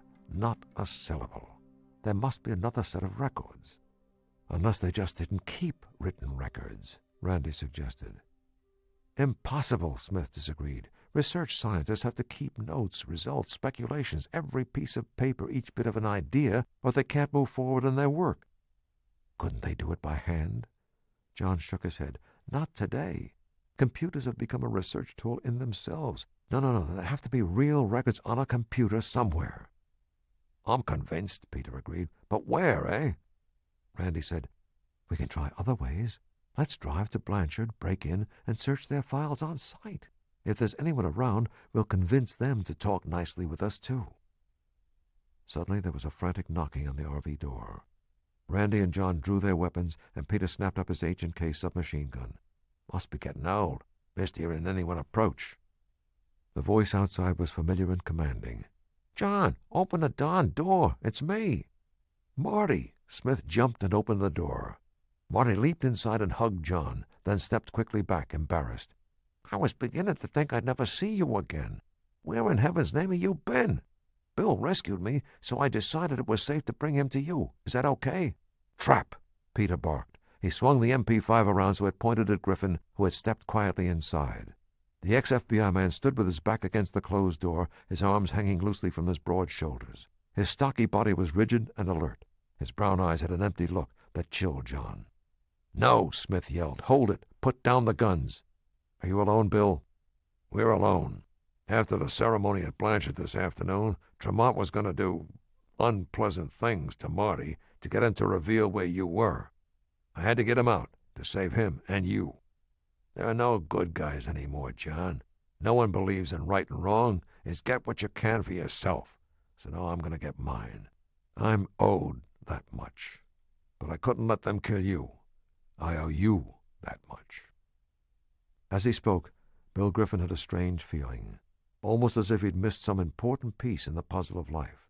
He wasn't sure exactly what it was, only that for a moment he recognized the loss, and that he'd never been able to find his way back to what was gone. Certainly he was not prepared to save the world, but maybe in this place, at this moment, he could do something for John to make up for what had happened to Sophia. So he told him, Victor Tremont is behind everything. His #1 gun is Nadal al-Hassan. But as he said the names, a warning bell rang loudly inside his head. He thought about Tremont's lodge, and how empty, how safe it had been when he'd broken in to find Marty. How conveniently they had escaped, how easily he had passed the sentries. He spun to Marty. Did Tremont or any of the others give you something to carry? Any buttons, coins, pens, maybe a comb? You're worried they bugged me? Yes. Search your pockets. Maybe they slipped you something without you even knowing it. Marty turned his pockets inside out on the table. I don't remember anything, but I was unconscious after the pockmarked man hit me. Take off your belt, Marty. John added, your shoes, too. As Marty stripped off his belt, fury rose in a red tide from Bill Griffin's throat to his face. They set me up with a threat to Marty, John. Then they let me break him out so he'd take me to you. 2 birds with 1 stone. I should have... The sharp bark of a dog carried from outside the RV. A single bark, and no more. Bill froze. They're outside. Al-Hassan and his men. Randy slid to a front window and peered carefully around. How do you know? The dog, John realized. The Doberman you had in the park. Bill nodded. I see them, Randy whispered. Looks like 4. They're hiding among the row of RVs in front of us. One's a tall Arab. Al-Hassan, Bill said. Peter murmured, Here's how they got to us. He held up a tiny tracking transmitter he'd taken from the hollowed-out heel of Marty's shoe. Darling little bug, isn't it? Disgusted, he flung the device out the back window and snapped up his submachine gun. Well, it's going to take a lot more bloody work than they've put out to get us. He reached for the light fixture on the wall over the kitchen table, pressed a button on its side, and there was a popping sound as 4 vinyl squares lifted up in the middle of the living room. Never leave a single way out, friends. John, Would you do the honors?" John raised the trapdoor and dropped through. "You next, my boy," the Englishman told Marty. Marty nodded glumly and slid down to the asphalt. The big Doberman was lying quietly under the RV, his large dark eyes scanning the area around him. Randy Russell, Bill Griffin, and Peter Howell landed, one after the other. Bill Griffin gently called the dog. "Friends, Samson, friends. Good. Protect." He had the dog smell each of them. Then, with John in the lead, they crawled to the end of the RV that was closest to the woods. There were only about 15 feet between them and safety. Peter nodded toward the trees. "That's it. We can hide there and figure out what to do next. When I say go, jump up and run as if the hounds of hell are on your tails. I'll cover you." But then shapes moved out from the forest line. "Flatten," Smith growled, and dropped onto his face. As the 4 others fell, a fusillade swept across the open area, whining and ricocheting off the side of the RV. They scrambled back, searching for cover behind the tires. Bill Griffin raised his voice. "How many?" The Englishman's eyes searched the woods. 2 or 3. 2 or 3, Randy echoed, which means 1 or 2 are still in front. "Yeah." Bill Griffin looked at their tension and fear, and at the brave lights in their eyes. Even Marty, with his odd condition and even odder mind. Marty was not the same whiny nuisance he remembered. Marty had grown up. As he thought that, he felt a terrible tear rip through something old and painful inside, and he felt a shift. And he saw the truth, that he did not care a damn about anything or anyone anymore, not even himself. He desperately wanted to care again. Now he saw it, why he had risked so much to save John. By doing that, he had a hope of saving something good within himself. Thinking that, his mind grew incredibly clear. A strong sense of purpose swept through him, and he knew what to do. Knew with every fiber in his body exactly what he must do to retrieve himself. He crawled out from under the RV, surged to his feet, and charged straight toward where the attackers crouched at the edge of the woods. The Doberman followed. "Bill!" John shouted. "Don't!" But it was too late. The stocky man's legs pumped, and his long hair flew behind as he pounded toward the trees, firing his Glock. He was excited and relieved, and he did not give a damn any more about anything but redeeming himself. With bared fangs, the Doberman sprang toward one of the attackers on Bill's left. John, Randy, and Peter leaped out and followed with their weapons. It was over in seconds. By the time John reached him, Bill Griffin lay on his back on dry weeds at the edge of the woods. Blood bubbled up from his chest. "Jesus," Peter breathed. 10 feet away, Maddox was crumpled in a lifeless heap. A second man lay dead of a gunshot to the head. A third man was sprawled back, his throat torn open, while the Doberman paced the woods in search of others. "No sign of Al-Hassan," Peter noted. "He could still be out front." "If he's alone, he probably won't try anything by himself," Randy said, her Uzi ready. His throat tight, John crouched beside his friend. "Bill, you damn fool, what were you thinking? We could have handled them." "You don't know. Could have got yourself killed. Al-Hassan is... Go to Lodge, Lake Magua. Horrible, horrible. Sorry about Sophia. Sorry for..." His eyes widened, and his head dropped back. In death, the bland face seemed suddenly younger, more innocent. Samson appeared by John's shoulder. He nudged Bill's head and made a low moan in his throat. Marty murmured something and stroked the Doberman's back.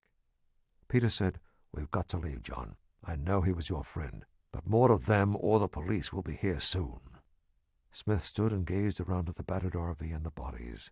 He glanced once more at Bill Griffin. Victor Tremont had a lot to answer for. John moved into the woods. "We'll work our way back to the car through here." "Come on, Samson," Marty called. The dog lifted his head. Then he nudged his dead master's shoulder. He made a low sound in his throat again and prodded Bill one last time. Then he gave a final look around, as if saying goodbye. He trotted silently into the woods, following. As they worked their way through the woods to the car, John asked Marty, "You know anything about this lodge at Lake Magua?"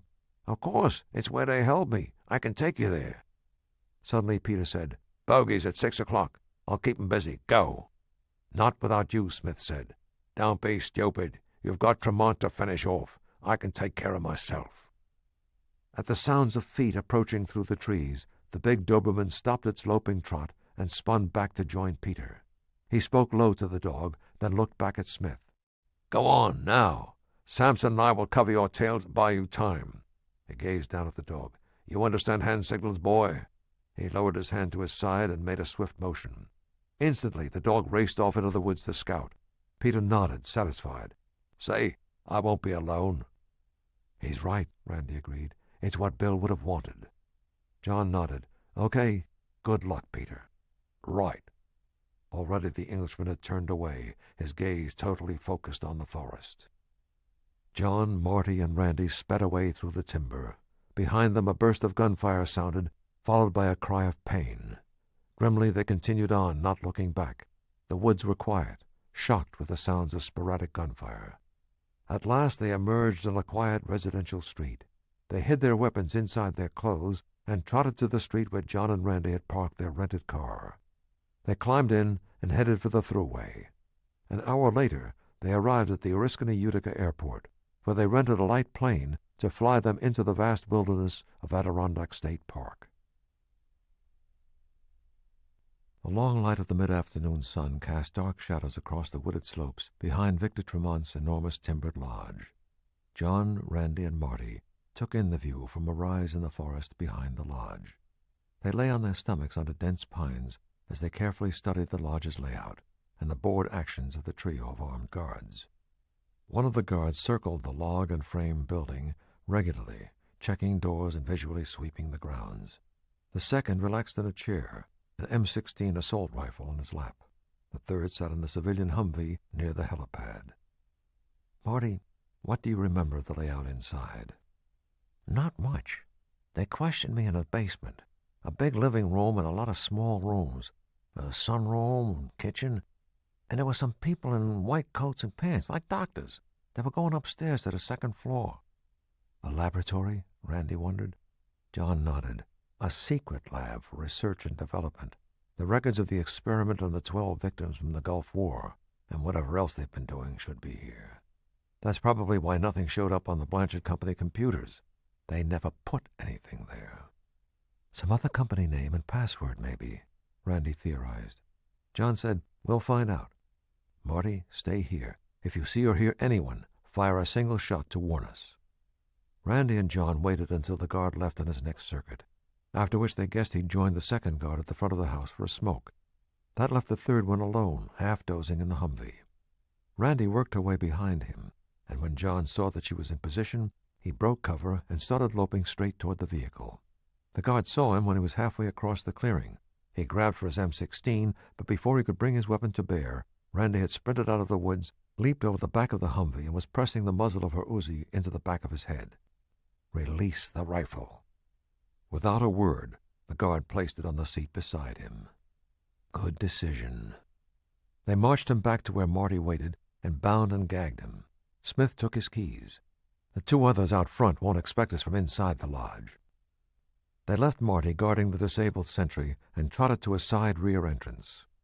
John unlocked the door, and they moved inside, through the cavernous living room to the covered porch. On the lawn, the two remaining guards sat relaxing in chairs, smoking and chatting, their rifles across their knees. John and Randy eased the door open and stepped onto the porch. The guards never saw them until John said, "Lay down your weapons." Randy added, "Slowly, so no one makes any mistakes." Both men froze, and then did exactly as they were told. They walked the two guards back to where Marty was concealed, bound and gagged them as well, and left for the house again. Weapons in hand, John and Randy entered the lodge through the side door they'd used before. Marty followed close behind. Abruptly, John stopped. "What's that?" Randy shook her head. "I didn't hear anything." He stood frozen, concentrating. "Something, but it's gone. Whatever the sound was, I can't hear it now." They continued moving through the silent house, up the long staircase, and rounded the landing. There a thick glass door was set back from a small foyer. Beyond the glass was a vast, gleaming laboratory packed with state-of-the-art paraphernalia, with offices and rooms around its perimeter. Off to the side was what looked like a clean room. Another room held an electron microscope. But what riveted John's gaze was a heavy door in the center of one wall, marked by the glaring red symbol of a biohazard. It was the door to a Level 4 hot zone laboratory installation. "I see 4 people," Randy said. John nodded. "Time to introduce ourselves."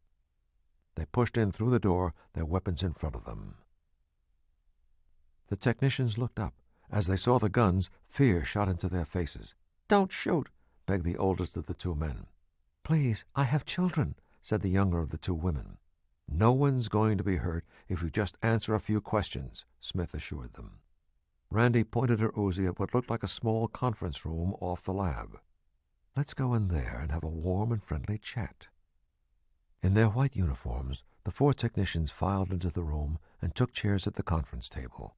They ranged in age from mid-40s to mid-20s, and these were clearly no wild-eyed, pasty-faced scientists who lived in their labs for weeks at a time. They were ordinary people with wedding rings and family photos on their workbenches. Except the older of the 2 women. She had been silent and watchful since they had entered, some kind of supervisor. The older, balding man looked up at Randy. "What do you want?" "Tell us about the monkey virus." "And the serum," John said. "We know it was brought from Peru 12 years ago by Victor Tremont. We also know about the experiments on the American and Iraqi soldiers in Desert Storm." "How long have you had the serum?" "How did the epidemic start?" Hearing the rapid-fire questions, the older woman's gray features grew defiant. "We don't know what you mean. We have nothing to do with any monkey virus or serum, and when Dr. Tremont returns, he'll put an end to you and all this." John glared at her. "No one's coming back any time soon. They're too busy getting medals, and your 3 guards are dead outside. You want to join them?" She glared back, stubbornly silent. Randy smiled coldly.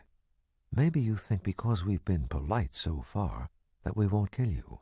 You're right, we probably won't. We're the good guys, but I have no problem with causing considerable pain. You hear me?"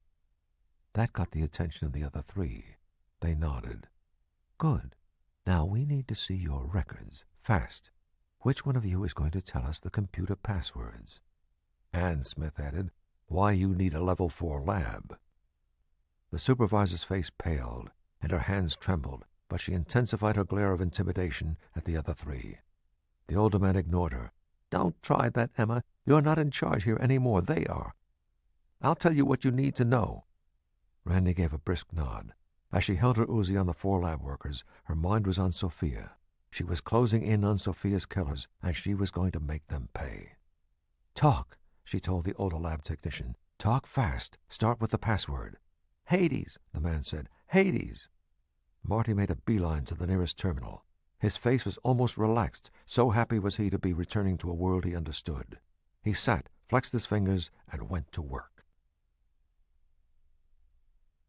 While Marty explored Victor Tremont's files and Randy guarded the technicians, John picked up the Enfield bullpup and went back downstairs to check out the source of the sound he'd heard when they returned to the lodge. He was moving down the hallway of closed and locked doors when he heard it again. This time he could identify it. Someone shouting, a man's voice, muffled and far away. John pressed his ear to one of the doors. Thicker, sturdier than the others, it had a heavy deadbolt lock. Someone was shouting on the far side. He aimed the assault rifle and shot out the lock. Screams of terror sounded above his head from the laboratory as the door swung open. He entered cautiously, finding himself in a large, well-furnished living room. There was a kitchen through an archway, a formal dining room, a wet bar, and a corridor that probably led to bedrooms. The noise, shouting and banging now, was coming from the corridor, the third door down. John tried it. Locked. "Who's in there?" "Mercer Haldane. Are you the police? Have you captured Victor?" "Stand back," John called. He shot out this lock, too. As the door blasted open, John found himself face to face with a short, older man with a mane of unruly white hair and thick white eyebrows. "Who the devil are you?" "Lieutenant Colonel Jonathan Smith, M.D., someone your people have been trying to murder." "Murder? Why, for the love of—" "Ah, yes, I knew Victor was worried about—" "M.D., you say? CDC, FDA?" "U.S. AMRID. For Detrick, of course." "So have you caught the bastard?" "We're trying." "You'd better drive faster. He's getting that damned medal at 5 o'clock. Probably the money a minute or so later, and no telling where he'll be by 6 o'clock. Then you'd better help us. Just ask. I want to bring Victor Tremont to his knees." As they left the room, John said, "My other associates in the lab, we're trying to locate Tremont's research records. He must have them hidden. I tried to find them too. You didn't have my secret weapon." "And what's that?" "Marty Zellerbach." When John strode into the laboratory with Haldane, Randy had locked the 4 lab technicians in the conference room. "What was all the shooting?" she asked. "You nearly gave us a coronary." John introduced Mercer Haldane and asked, "What did the technician tell you?" "They work for Tremont and Associates. Marty's into their computers." Haldane rolled a stool over so he could sit next to Marty and started studying the screen over Marty's shoulder. Smith quietly explained, "Mercer Haldane is the former chairman and CEO of Blanchard. Last week, Tremont forced him out and took over." "How?" "Old-fashioned blackmail," he says. "But I think he was bought off, too. A cut of the Hades project. That's what Tremont named the virus and serum project. He kept it hidden from Haldane and Blanchard for more than a decade." She nodded. "Which explains the password. A perfect name for the horror they're causing. What else did he tell you?" "Tremont found the virus in Peru and brought it back, along with a crude native cure. The blood of monkeys that had survived the disease and were full of neutralizing antibodies. He set up a secret team with company money and personnel, and they did most of the work here to isolate the virus and develop the serum. Then the bastard used DNA repair enzymes to introduce a few subtle mutations into the viruses to make it become virulent progressively earlier." "That's all he could tell you?" "Yes, except he's sure Tremont's caused this pandemic somehow." Then Marty's shout of rage echoed through the lab. "Useless! It's all nothing! There's nothing in the files of Tremont and Associates. It's all routine junk about antibiotics and vitamins and hairspray. That technician lied to us." "No," Haldane realized. "That's Victor. It's a dummy company. These people are technicians. He used them but told them nothing. They think they're working for Tremont and Associates. The Hades password is his idea of a joke on anyone accessing his computer." John nodded.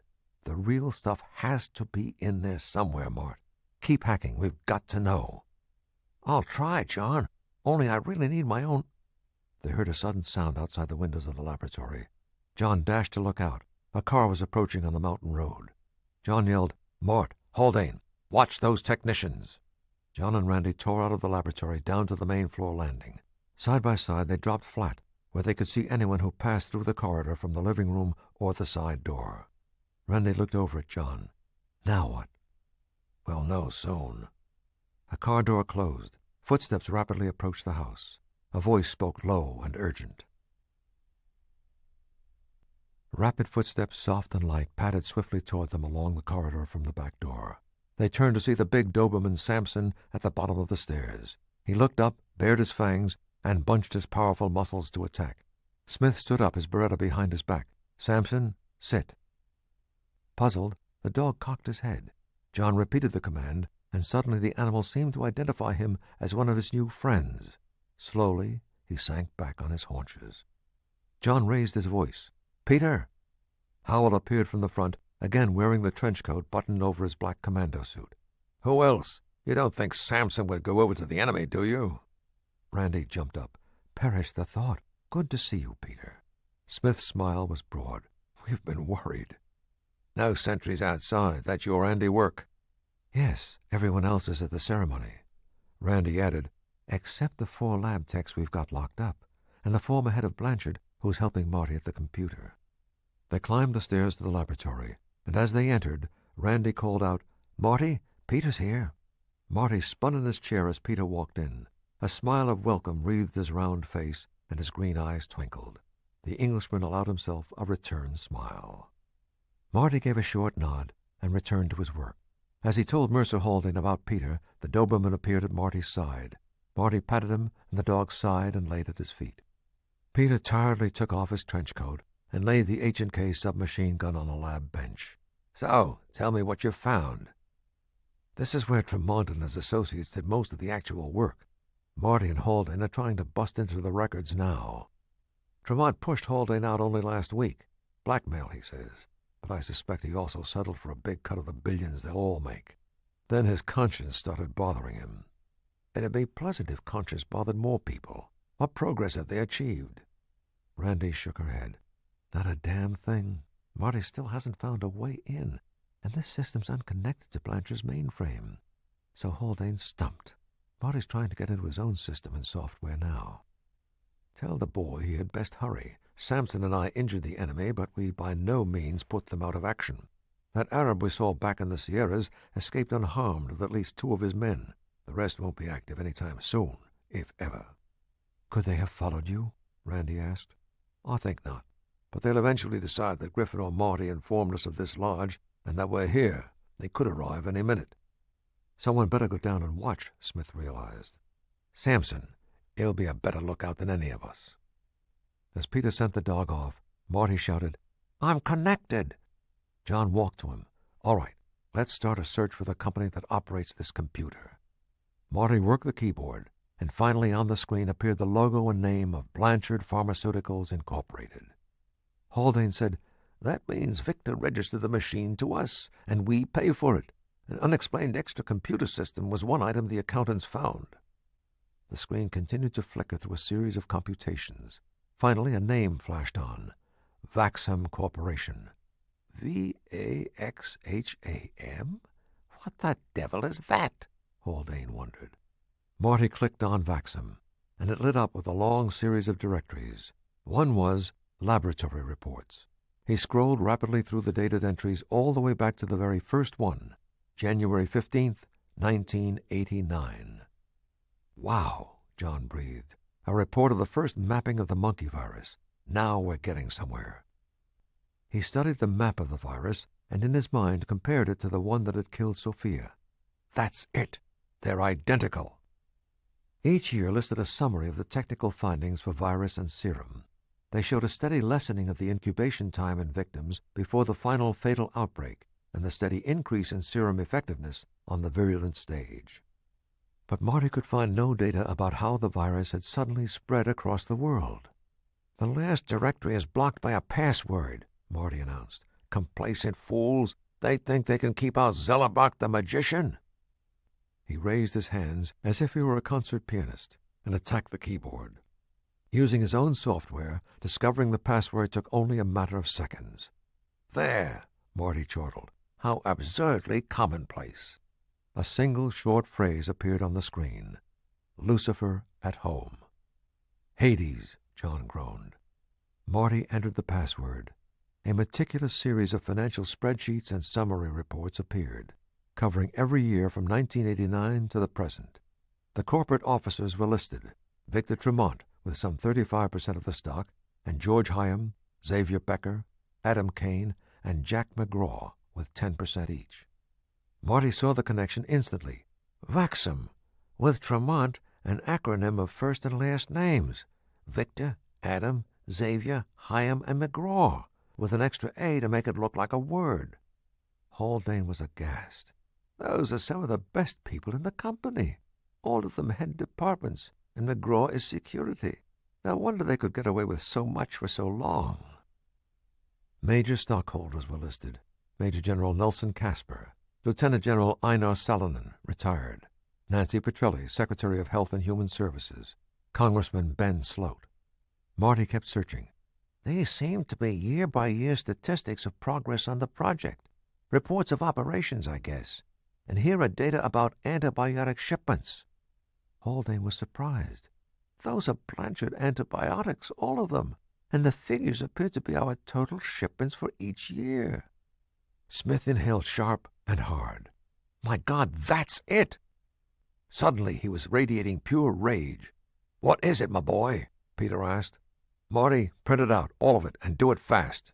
Randy was watching his drawn face and empty eyes. John, what does it mean?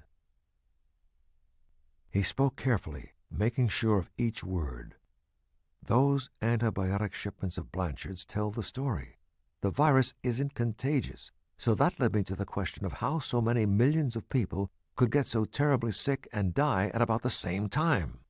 The answer is that Tremont shipped the virus across the world in all of Blanchard's antibiotics.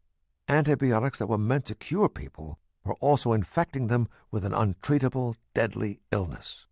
Tremont and his gang set it all in motion 10 years ago, the Hades Project.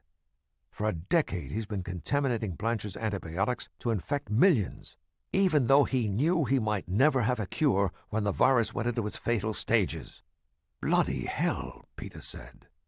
They sent the virus out to create an epidemic that'd start 10 years later, working to change the virus so that every year it would mutate into its lethal stage earlier and earlier. Also, it would turn lethal this year, and they could cure it and make billions of dollars in profit. They condemned millions of people to certain death on the gamble they could make them pay to save their lives. Randy shook her head. That's why Sophia died. She must have met Tremont in Peru. That's the missing phone call. When she started studying the unknown virus, she remembered something and she called Tremont. No wonder he had to stop her investigation. Haldane stood up, trembling. I never imagined anything so obscene. All those poor sick people who needed our antibiotics, trusting science and medicine to ease their suffering, trusting Blanchard. John turned on the former CEO. How much were you going to make, Haldane, before your sudden change of heart? What? Victor forged my name. He tricked me. He made it look as if I'd approved everything. What was I supposed to do? He had me cornered, powerless. He was going to take my company. I deserved something. He stopped as he heard his own words and fell back down onto the stool. I didn't know then what he'd done. When I saw what it meant, I couldn't stay silent. Too little, too late. That's what they'll say. As greedy as the rest. He found too little conscience, too late. Sounds about right, John said. He turned his back on Haldane to face Peter and Randy. We've got to... Suddenly, Marty cried, John! They all whirled to look at him. All but forgotten, he'd continue working on the Vaxum files. John, they never stopped. Oh, no. They've not only put the virus in the antibiotics every year since, they're still doing it. A shipment of contaminated medicine will go out today at the same time as the first antiviral serum shipment. John was stunned. He's creating a pandemic that will go on and on. Peter grimaced. Then we must mess up the arsehole's plans. Marty read from the computer screen. We better hurry. Blanchard will have a little over $2 billion in payments wired here electronically the instant the first shipment leaves the plant. And Victor Tremont appears to have recently opened a bank account in the Bahamas. Probably in case of an unexpected emergency, wouldn't you think?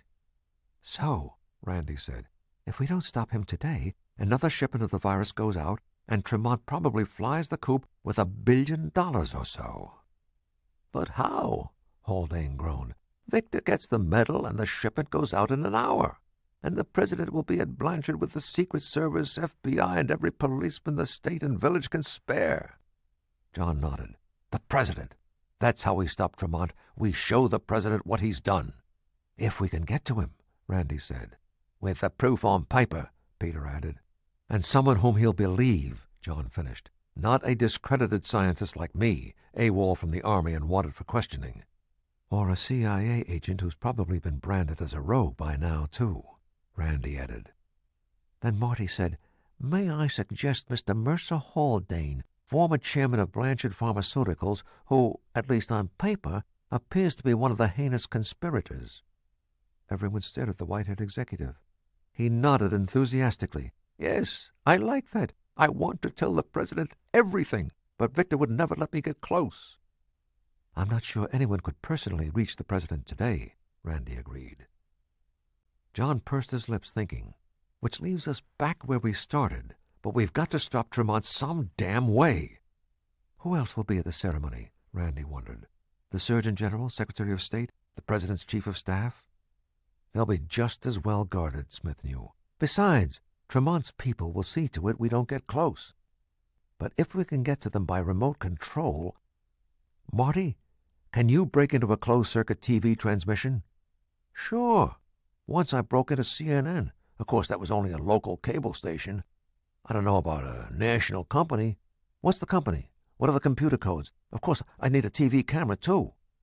Mercer Haldane said, I think we have what you need. Victor has a small but very modern TV studio here in the lodge. He had it installed to connect to the plant and the local studio in Long Lake Village for making publicity and inspirational videos and live broadcasts." "Marty," John asked, "I'll probably need more time from here." He was doubtful. John checked his watch. "We've got 40 minutes. Randy, you and I are going to the ceremony to try to give the printouts of all the records to the president. If we can't get near, at least we can cause a disturbance and give Marty more time. Peter, you and Sampson stay here to protect Mart and Haldane. Haldane, once you're on camera, you're going to give the speech of your life." The former CEO nodded. "I will. Count on it." "Peter, get the lab techs out of the conference room. They'll make effective background props for Haldane. We'll take the M16s in case we need to make a lot of noise. All set?" Everyone nodded. For a brief moment, they gazed around at each other, as if for reassurance. Then they went into action. Randy drove fast along the mountain road in the late afternoon sunlight. It was a shock to see how normal and beautiful the world looked. Less than a half-mile from the lodge, they saw dust clouds rising ahead. "Pull off," John snapped. Tires screeching, she sped the car off the road into the tall pines. They grabbed their M16s, leaped out of the car, and ran back to the road. As they looked through the trees, they saw 2 SUVs racing along. John recognized Nadal al-Hassan in the front seat of the lead vehicle. "Shoot at them with everything we have so they'll think there's a lot of us, but don't hit the tires." "Why not?" Randy demanded. "We need to make them follow us and leave the lodge alone." They began dodging from side to side, firing their weapons. They hit mostly air, but still caused enough damage to send both vehicles careening off the road. John and Randy loped back to their car, and Randy pulled out and sped away from Al-Hassan and his men. The SUVs had smashed windows, but no major damage. As John and Randy watched in the rearview mirror, both vehicles bumped back onto the road and turned to chase them toward the county highway, a mile and a half ahead. It was a beautiful late afternoon in the Adirondacks. Rich autumn colors showed in the leaves of the towering hardwoods. The pines seemed to grow straight up to the blue sky. The air was crisp and clean. Outside on the lawn, in the center of the sprawling complex that was Blanchard Pharmaceuticals' headquarters, an audience of dignitaries sat in white folding chairs at the back of a raised platform, filled with eager anticipation. Before the platform stood an animated crowd. It was nearly 5 o'clock, nearly time for the ceremony to begin. Backstage, President Samuel Adams Castilla contemplated the festivities with satisfaction. Composed of local citizens of the region, representatives from most nations on Earth, and media representatives from everywhere, the audience was everything a president who had an election to win could have wanted. This historic ceremony should assure his re-election by a landslide. Next to him stood Victor Tremont. His thoughts were far less sanguine. He was consumed with an uneasy foreboding, and he could not shake off the worry. That infernal Smith and the Russell woman's CIA sister had once again escaped the best efforts of Al-Hassan and his men. Then his concerns were interrupted by the first blaring bars of Hail to the Chief. "We are on," the president said. "This is a grand moment, Dr. Tremont. Let's make the most of it." "Agreed, Mr. President, and thank you again for this honor." Ushered by the Secret Service, the president stepped out, Tremont close behind him. A round of thunderous applause greeted them. The platform was decorated with yards of red, white, and blue bunting. The podium was fronted by the presidential seal. Behind the platform rose a towering closed-circuit TV screen, so everyone could view the dignitaries from around the world who would participate with live speeches. The 6 rows of seated dignitaries sprang to their feet to greet the president. There were all the members of the cabinet, including a beaming Nancy Petrelli, the chairman of the Joint Chiefs, with his executive aide, Major General Nelson Casper, and the ambassadors of 50 nations. At the podium, Surgeon General Jesse Oxnard applauded with the others, then stepped forward to make the introductions. John and Randy stood among the crowd a few yards apart and near the back. They'd managed to evade their pursuers and had arrived in Long Lake a half hour ago, where they'd stopped in an outdoor clothing store, then a toy store. Then they went looking for public restrooms. When they emerged, he was darker-skinned and wore bulky hunting pants, a plaid hunting coat, and a ragged black mustache detached from a child's mask. Hair darkened with shoe polish, she was in a gray dress, flat heels, and a straw hat. No one in the crowd gave them a second glance. They shifted locations frequently. They kept their heads down and quiet, muscles relaxed, friendly smiles on their faces. Then the band struck up Hail to the Chief, and everyone was riveted as President Castilla and Victor Tremont strode toward the platform. Randy moved closer to John to whisper, "The woman with the short silver hair wearing the knit business suit is Nancy Petrelli, and the general in the second row, far right, is Nelson Casper." John nodded. "I expect Ben Sloat and General Salonen are here somewhere, too." Their plan was simple: work their way far enough forward to get the president's attention, then try to shout out their story, wave their documents, accuse Tremont and his cohorts, and maybe make one or more of them panic and reveal themselves. At least, they hoped to convince the president to hear. And in the process, they would buy time for Marty to break into the closed-circuit broadcast, so Mercer Haldane could confirm everything they claimed. But first, they had to slip through the crowd without attracting the sharp eyes of the hundreds of public and private security personnel who were watching for interlopers, troublemakers, terrorists, and them. Muttering wildly to himself, Marty worked feverishly at the computer in the TV control room. "You beast! I know you're in there somewhere. Give me the code name and the password, damn you! Damn you!" Mercer Haldane waited out in the studio with the 4 technicians and a series of blow-ups of the computer records. He glanced often and nervously at his watch. "Yes, I'm into the telephone company. Now the line into the cable station. Come on! Come on!" At the studio door, Peter kept guard, watching over the lab techs and listening for any sounds of warning from Samson. "Aha! Gotcha! Now the control room. You can't stop me!" Marty's fingers continued pounding the keyboard. As the Surgeon General continued to extol the virtues of Victor Tremont and the wisdom of the President, John and Randy edged forward in parallel paths, slowly converging again as they advanced. John saw Nadal al-Hassan in deep conversation with a man who looked as if he were an FBI agent. Al-Hassan's arm swept over the crowd, and he held a sheaf of photos in his hand. John did not have to guess whom the photos pictured. The Surgeon General's introduction ended, and the President stepped to the podium. "These are terrible times," he began. "The world suffers. Millions die, and yet we are here to celebrate. The man we come to honor will go down in history not only as a visionary, but as a great humanitarian." As the President continued, John and Randy moved forward, sometimes only a few steps, other times several feet at a time. They were careful to make no one angry, to attract no undue attention, as the President concluded. "It is my eternally grateful pleasure to present the nation's highest civilian award to Dr. Victor Tremont, a giant sun that will soon shed light on this great darkness into which we have all been plunged." Attempting to appear solemn but honored, humble but strong, while suppressing a loud, triumphal laugh, Victor Tremont stepped forward. The Medal of Freedom was presented and accepted, and the giant TV screen sprang to life with the image of the British Prime Minister towering over them all. Nadal al-Hassan's mirrored black eyes slowly traversed the surging crowd. His quarries would be here, he was sure. He inhaled the pungent odor of wood smoke carried in the cold evening air. The scent reminded him of his nomadic youth around the campfires of northern Iraq. He had come far from those poor beginnings, and the Hades Project would be the culmination of his long escape. No one was going to stop his success. And as he thought that, he saw them. Smith and the woman had disguised themselves, but they could not hide from him. He started forward, fighting the crowd. Excitement spread through him. His eyes haggard, his back bent, Marty battled to overcome the last barrier and assume control of the cable transmission. Mercer Haldane stood with the technicians in front of the single camera. It was switched on, focused, and waiting. Peter knew the speeches must have begun at least 10 minutes ago. He hoped that by now John and Randy were approaching the platform to shout out their accusations in front of the President, the crowd, the Secret Service, Tremont, and the worldwide TV audience. Accusations they would have no chance to prove, unless Marty broke into the transmission in the next few seconds.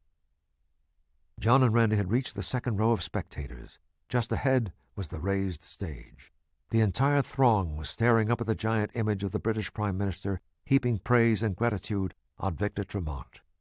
John took a breath, nodded to Randy, and they abruptly pushed through the last people and shouted up to the President's turned back. Smith bellowed, "Tremont is a fraud and a mass murderer!" He waved the printouts of the secret records. "He caused this pandemic himself, for money, to extort billions from the world." The president turned in shock at John's first shout. Victor Tremont spun to face them, shouting back, "They've got guns! That man is a fugitive from the military, a rogue scientist and a killer. Shoot him!" The Secret Service leaped from the platform and ran toward John. Randy took up the cry. "Tremont's still infecting millions of people. He's sending out the virus in his antibiotics. He's shipping infected antibiotics every day, even today." Nadal al-Hassan and his men struggled through the crowd toward them. Jack McGraw was bawling orders at his security guards. John battled in the grip of the Secret Service. He managed to wave his papers. "I have the proof! I have their records!" The Secret Service swarmed him to the ground. Other Secret Service and FBI men pounced on Randy. Pain shot through her shoulders. They found her Uzi. "She's armed!" Nadal al-Hassan had almost reached them, his gun hidden at his side. Marty shouted, "We're in!" "Go!" Peter cried. Mercer Haldane stared into the camera, took a deep breath, and started to talk. On the platform, more Secret Service grabbed the president to hustle him away. The giant screen above the milling crowd went dark for a second, and then Mercer Haldane appeared. Behind him in the studio, the 4 lab technicians held up giant blow-ups of the most damning printouts. The crowd fell into a surprised hush. "My name is Mercer Haldane. Until last week, I was chairman and CEO of Blanchard Pharmaceuticals. I have news about the virus that all of you must listen to carefully. Your lives depend on it. A great evil has been perpetrated on all of us by Victor Tremont." Shocked by his words, everyone's attention was riveted, including the Secret Service. 10 years ago, Victor inaugurated a monstrous secret plan called the Hades Project. He infected 12 soldiers in the Gulf War, 6 on each side of the conflict, with a unique and deadly virus he had found in the Peruvian jungle. Then he contaminated Blanchard's antibiotics with the live virus and shipped it across the world. As Haldane continued, on the platform, the president and the agents protecting him and all the dignitaries froze in place to listen. They stared up at the mammoth screen, blinking as they took in Haldane's story. The great crowd stood in silence as Haldane pointed to journal entries, dates, and figures. The audience began to murmur, softly at first, then louder and louder. The Secret Service agents relaxed their holds on John and Randy. On the giant screen, Haldane showed the list of officers and stockholders in the secret Vaxum Corporation. The president barked an order. Secret Service and FBI agents went to stand beside Nancy Petrelli, General Casper, Ben Sloat, General Salonen, and the 4 officers of Vaxum. The president scanned the audience. "Bring those 2 who were shouting. I want to see the records they were trying to show me." Randy brushed away the FBI and Secret Service agents, jumped onto the platform, and handed her printouts to President Castilla. "Sir, you must arrest Victor Tremont at once, or he'll escape and transfer billions of dollars to his offshore accounts." The president scanned the papers and barked another order. Secret Service and FBI agents spread out, looking for Tremont. The chief of detail ran up to the platform. "They're not here, Mr. President. Victor Tremont is gone. So is Smith." "Find them!" the president shouted. The hallways in the storage basement of the main building of Blanchard Pharmaceuticals were brightly lighted and filled with boxes, file cabinets, and discarded office furniture and equipment. Beneath that level was the sub-basement, with the machines to heat, air condition, and operate the big 2-story building. But under that was yet a 3rd level unmarked, seldom visited. It was dark, damp, and riven with narrow corridors. Running footsteps echoed from the walls as Victor Tremont and Nadal al-Hassan rushed along one of those corridors. Each carried a weapon. They continued on to the wall at the very end. This wall was as smooth and unbroken as all the rest in the dank basement. Simply the end of the corridor, apparently. Victor Tremont took a small black box from his suit jacket pocket. Nadal al-Hassan watched warily behind them. Tremont pressed a button on the box. The entire wall slid heavily to the left, revealing a hidden vault door. Tremont spun the combination lock, and the massive steel door slowly swung open. "Clever," John said as he stepped from the main corridor, his Beretta held steady in both hands. While Mercer Haldane had been speaking to the stunned crowd, John had watched Victor Tremont slip away. Caught in the mass of bodies, John had been unable to work his way clear as swiftly as he'd wanted. But in the end, it had not mattered. He had found Tremont. Nadal al-Hassan never hesitated. He swung up his Glock and fired, before the echoes of John's voice ceased. The bullet missed Smith's throat by the thickness of a hair. John did not hesitate or miss. He pulled the trigger, and Al-Hassan fell without a sound. He lay spread-eagled, his blood pooling on the gray concrete floor at the side of his head. Victor Tremont's bullet did not miss either. It stabbed like searing ice through John's upper left leg. It hurled him against the wall, which caused Tremont's second and third shots to fly past and ricochet, whining away along the main corridor. Propped against the wall, John fired again. His bullet hit Tremont's right arm, knocking him back against the half-open door and sending his pistol flying with a metallic clatter to the floor. Dragging his bloody leg, John limped forward. Tremont did not cringe. His eyes were glowing with the certainty that any man had his price. "I'll give you $1 million. $5 million. "You don't have $1 million. Not any more. You're dead." "They won't find me." Tremont jerked his head behind him toward the half-open door. "I destroyed the plans. No one knows an exit is here. The money's already transferred where no one can find it." "I thought you'd have some plan." "I'm not a fool, Smith. They'll never find me." "Not a fool," John agreed. "Just a murderer of millions. But that's statistics. The world will have to deal with you for that. But you killed Sophia, and that's personal. I get to decide what to do. You ended her life with a wave of your hand. Now it's my turn." "Half. I'll give you half. $1 billion. More." John lifted the Beretta. "I loved her, Tremont. She loved me. Now—" Randy's voice called behind him. "No, John, don't. He's not worth it. The FBI is here, the Secret Service. They've got them all. The serum's on its way to stop the dying, and they've confiscated the antibiotics. Let them deal with him. Let the world deal with him." Smith's face was fierce. His eyes glowed like coals. He took another step closer, the Beretta steady, inches from Tremont's trembling face. "John!" Randy's voice was suddenly soft, close. He glanced back over his shoulder and saw Sophia. It was her lovely face, her large, intelligent eyes and sweet smile. He blinked. No, it was Randy. "Sophia." "Randy." He shook his head to clear it. He knew what Randy wanted and what Sophia would have wanted. He made himself take a deep breath. He glared once more at the shaking Tremont. Then he lowered the gun and stumbled away, his wounded leg dragging. He brushed past Randy, pushed through the ranks of agents. Some reached out to stop him. "Let him go," Randy said. "He'll be all right. Just let him go now." John heard her behind him, but a rush of tears was blinding his eyes. He could not stop the tears, did not want to. He turned into the main corridor and hobbled on towards the distant stairs.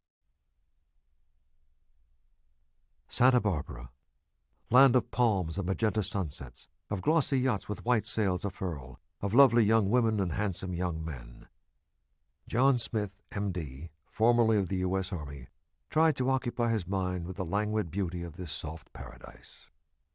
It was early December, some 6 weeks after Victor Tremont and the Hades Project had been brought down. It had been a fight to resign his commission. They had not wanted him to go, but he knew there was no other way for him to find a reason to live. He'd said goodbye to his friends at U.S. Amrid, pausing a long time in Sophia's former office. Already an eager young man with a closet full of credentials had scattered his things where her pens, notes, and perfume had lain. John had stopped in his own office, which was empty, waiting for its next occupant, with less sadness. He paid a company to pack up his house and put it on the market. He knew he would never be able to live there again, not without Sophia.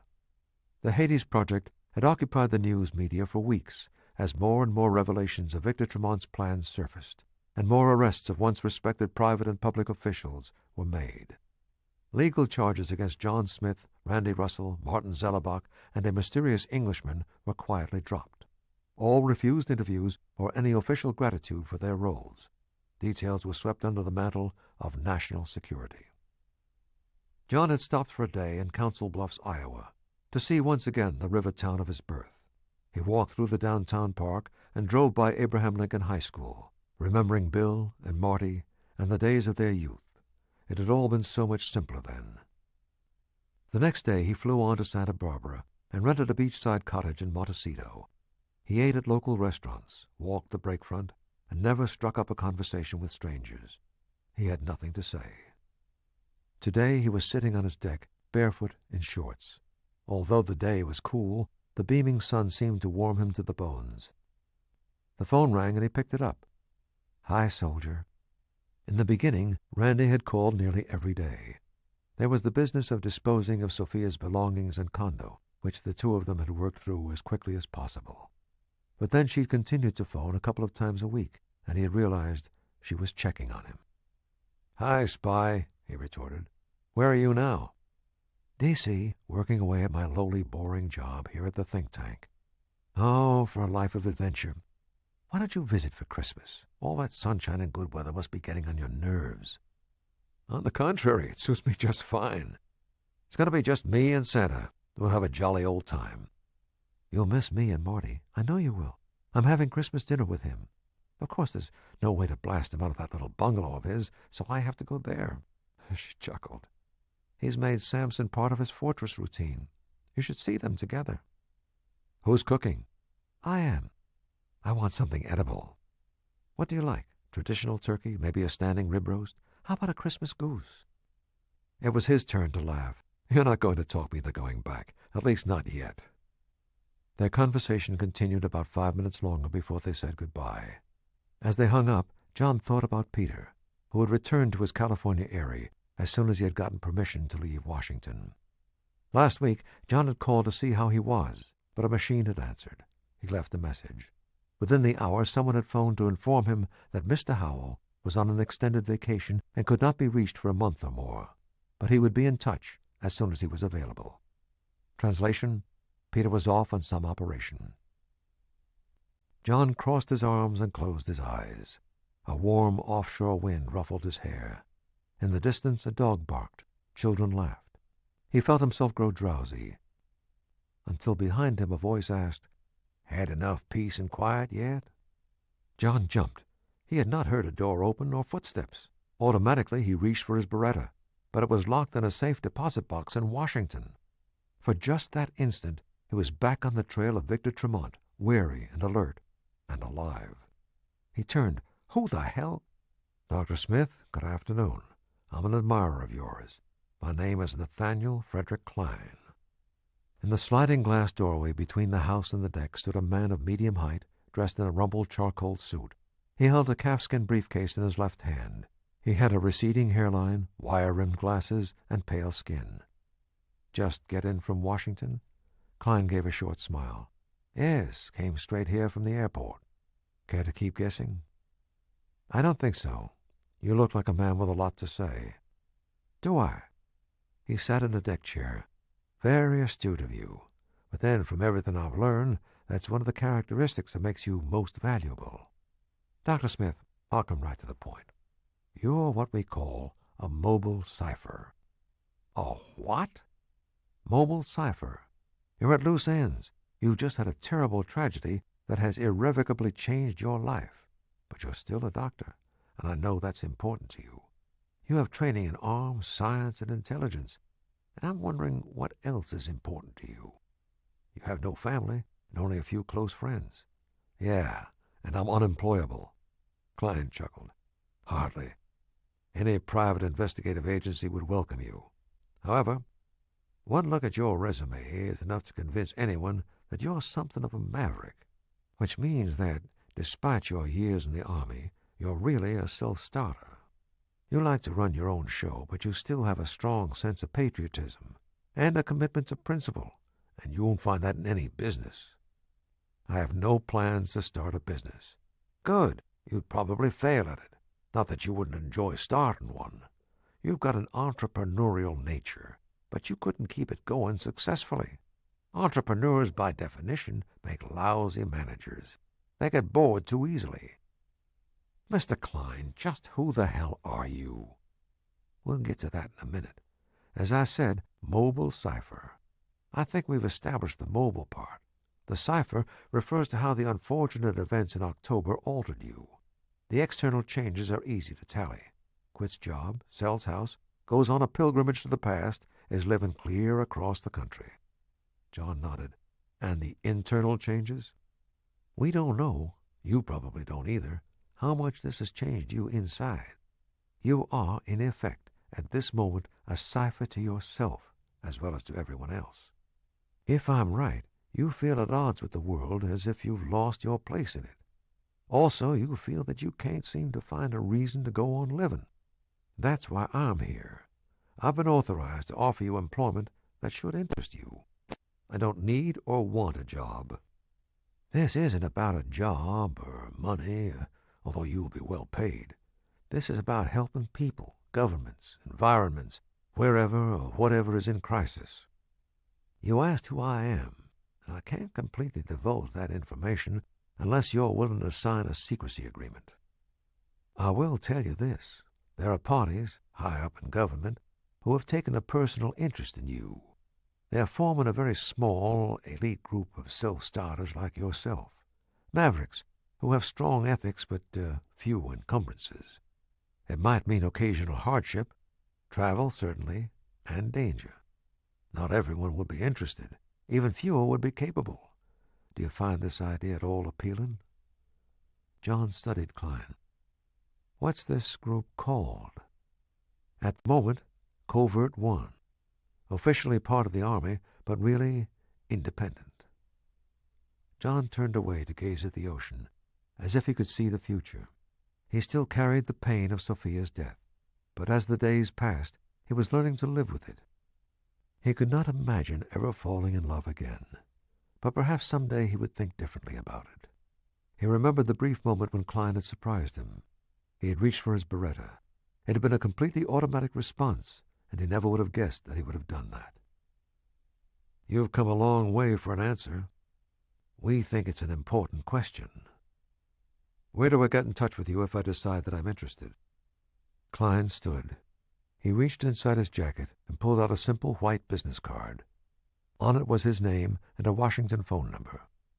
Whoever answers, just tell him your name and that you'd like to speak to me. We'll take it from there. I didn't say I was going to do this. Klein nodded. He looked across the expansive view. Nice here. Too many palm trees for my taste, though. He picked up his briefcase and headed into the house. And he was gone. John sat there another hour.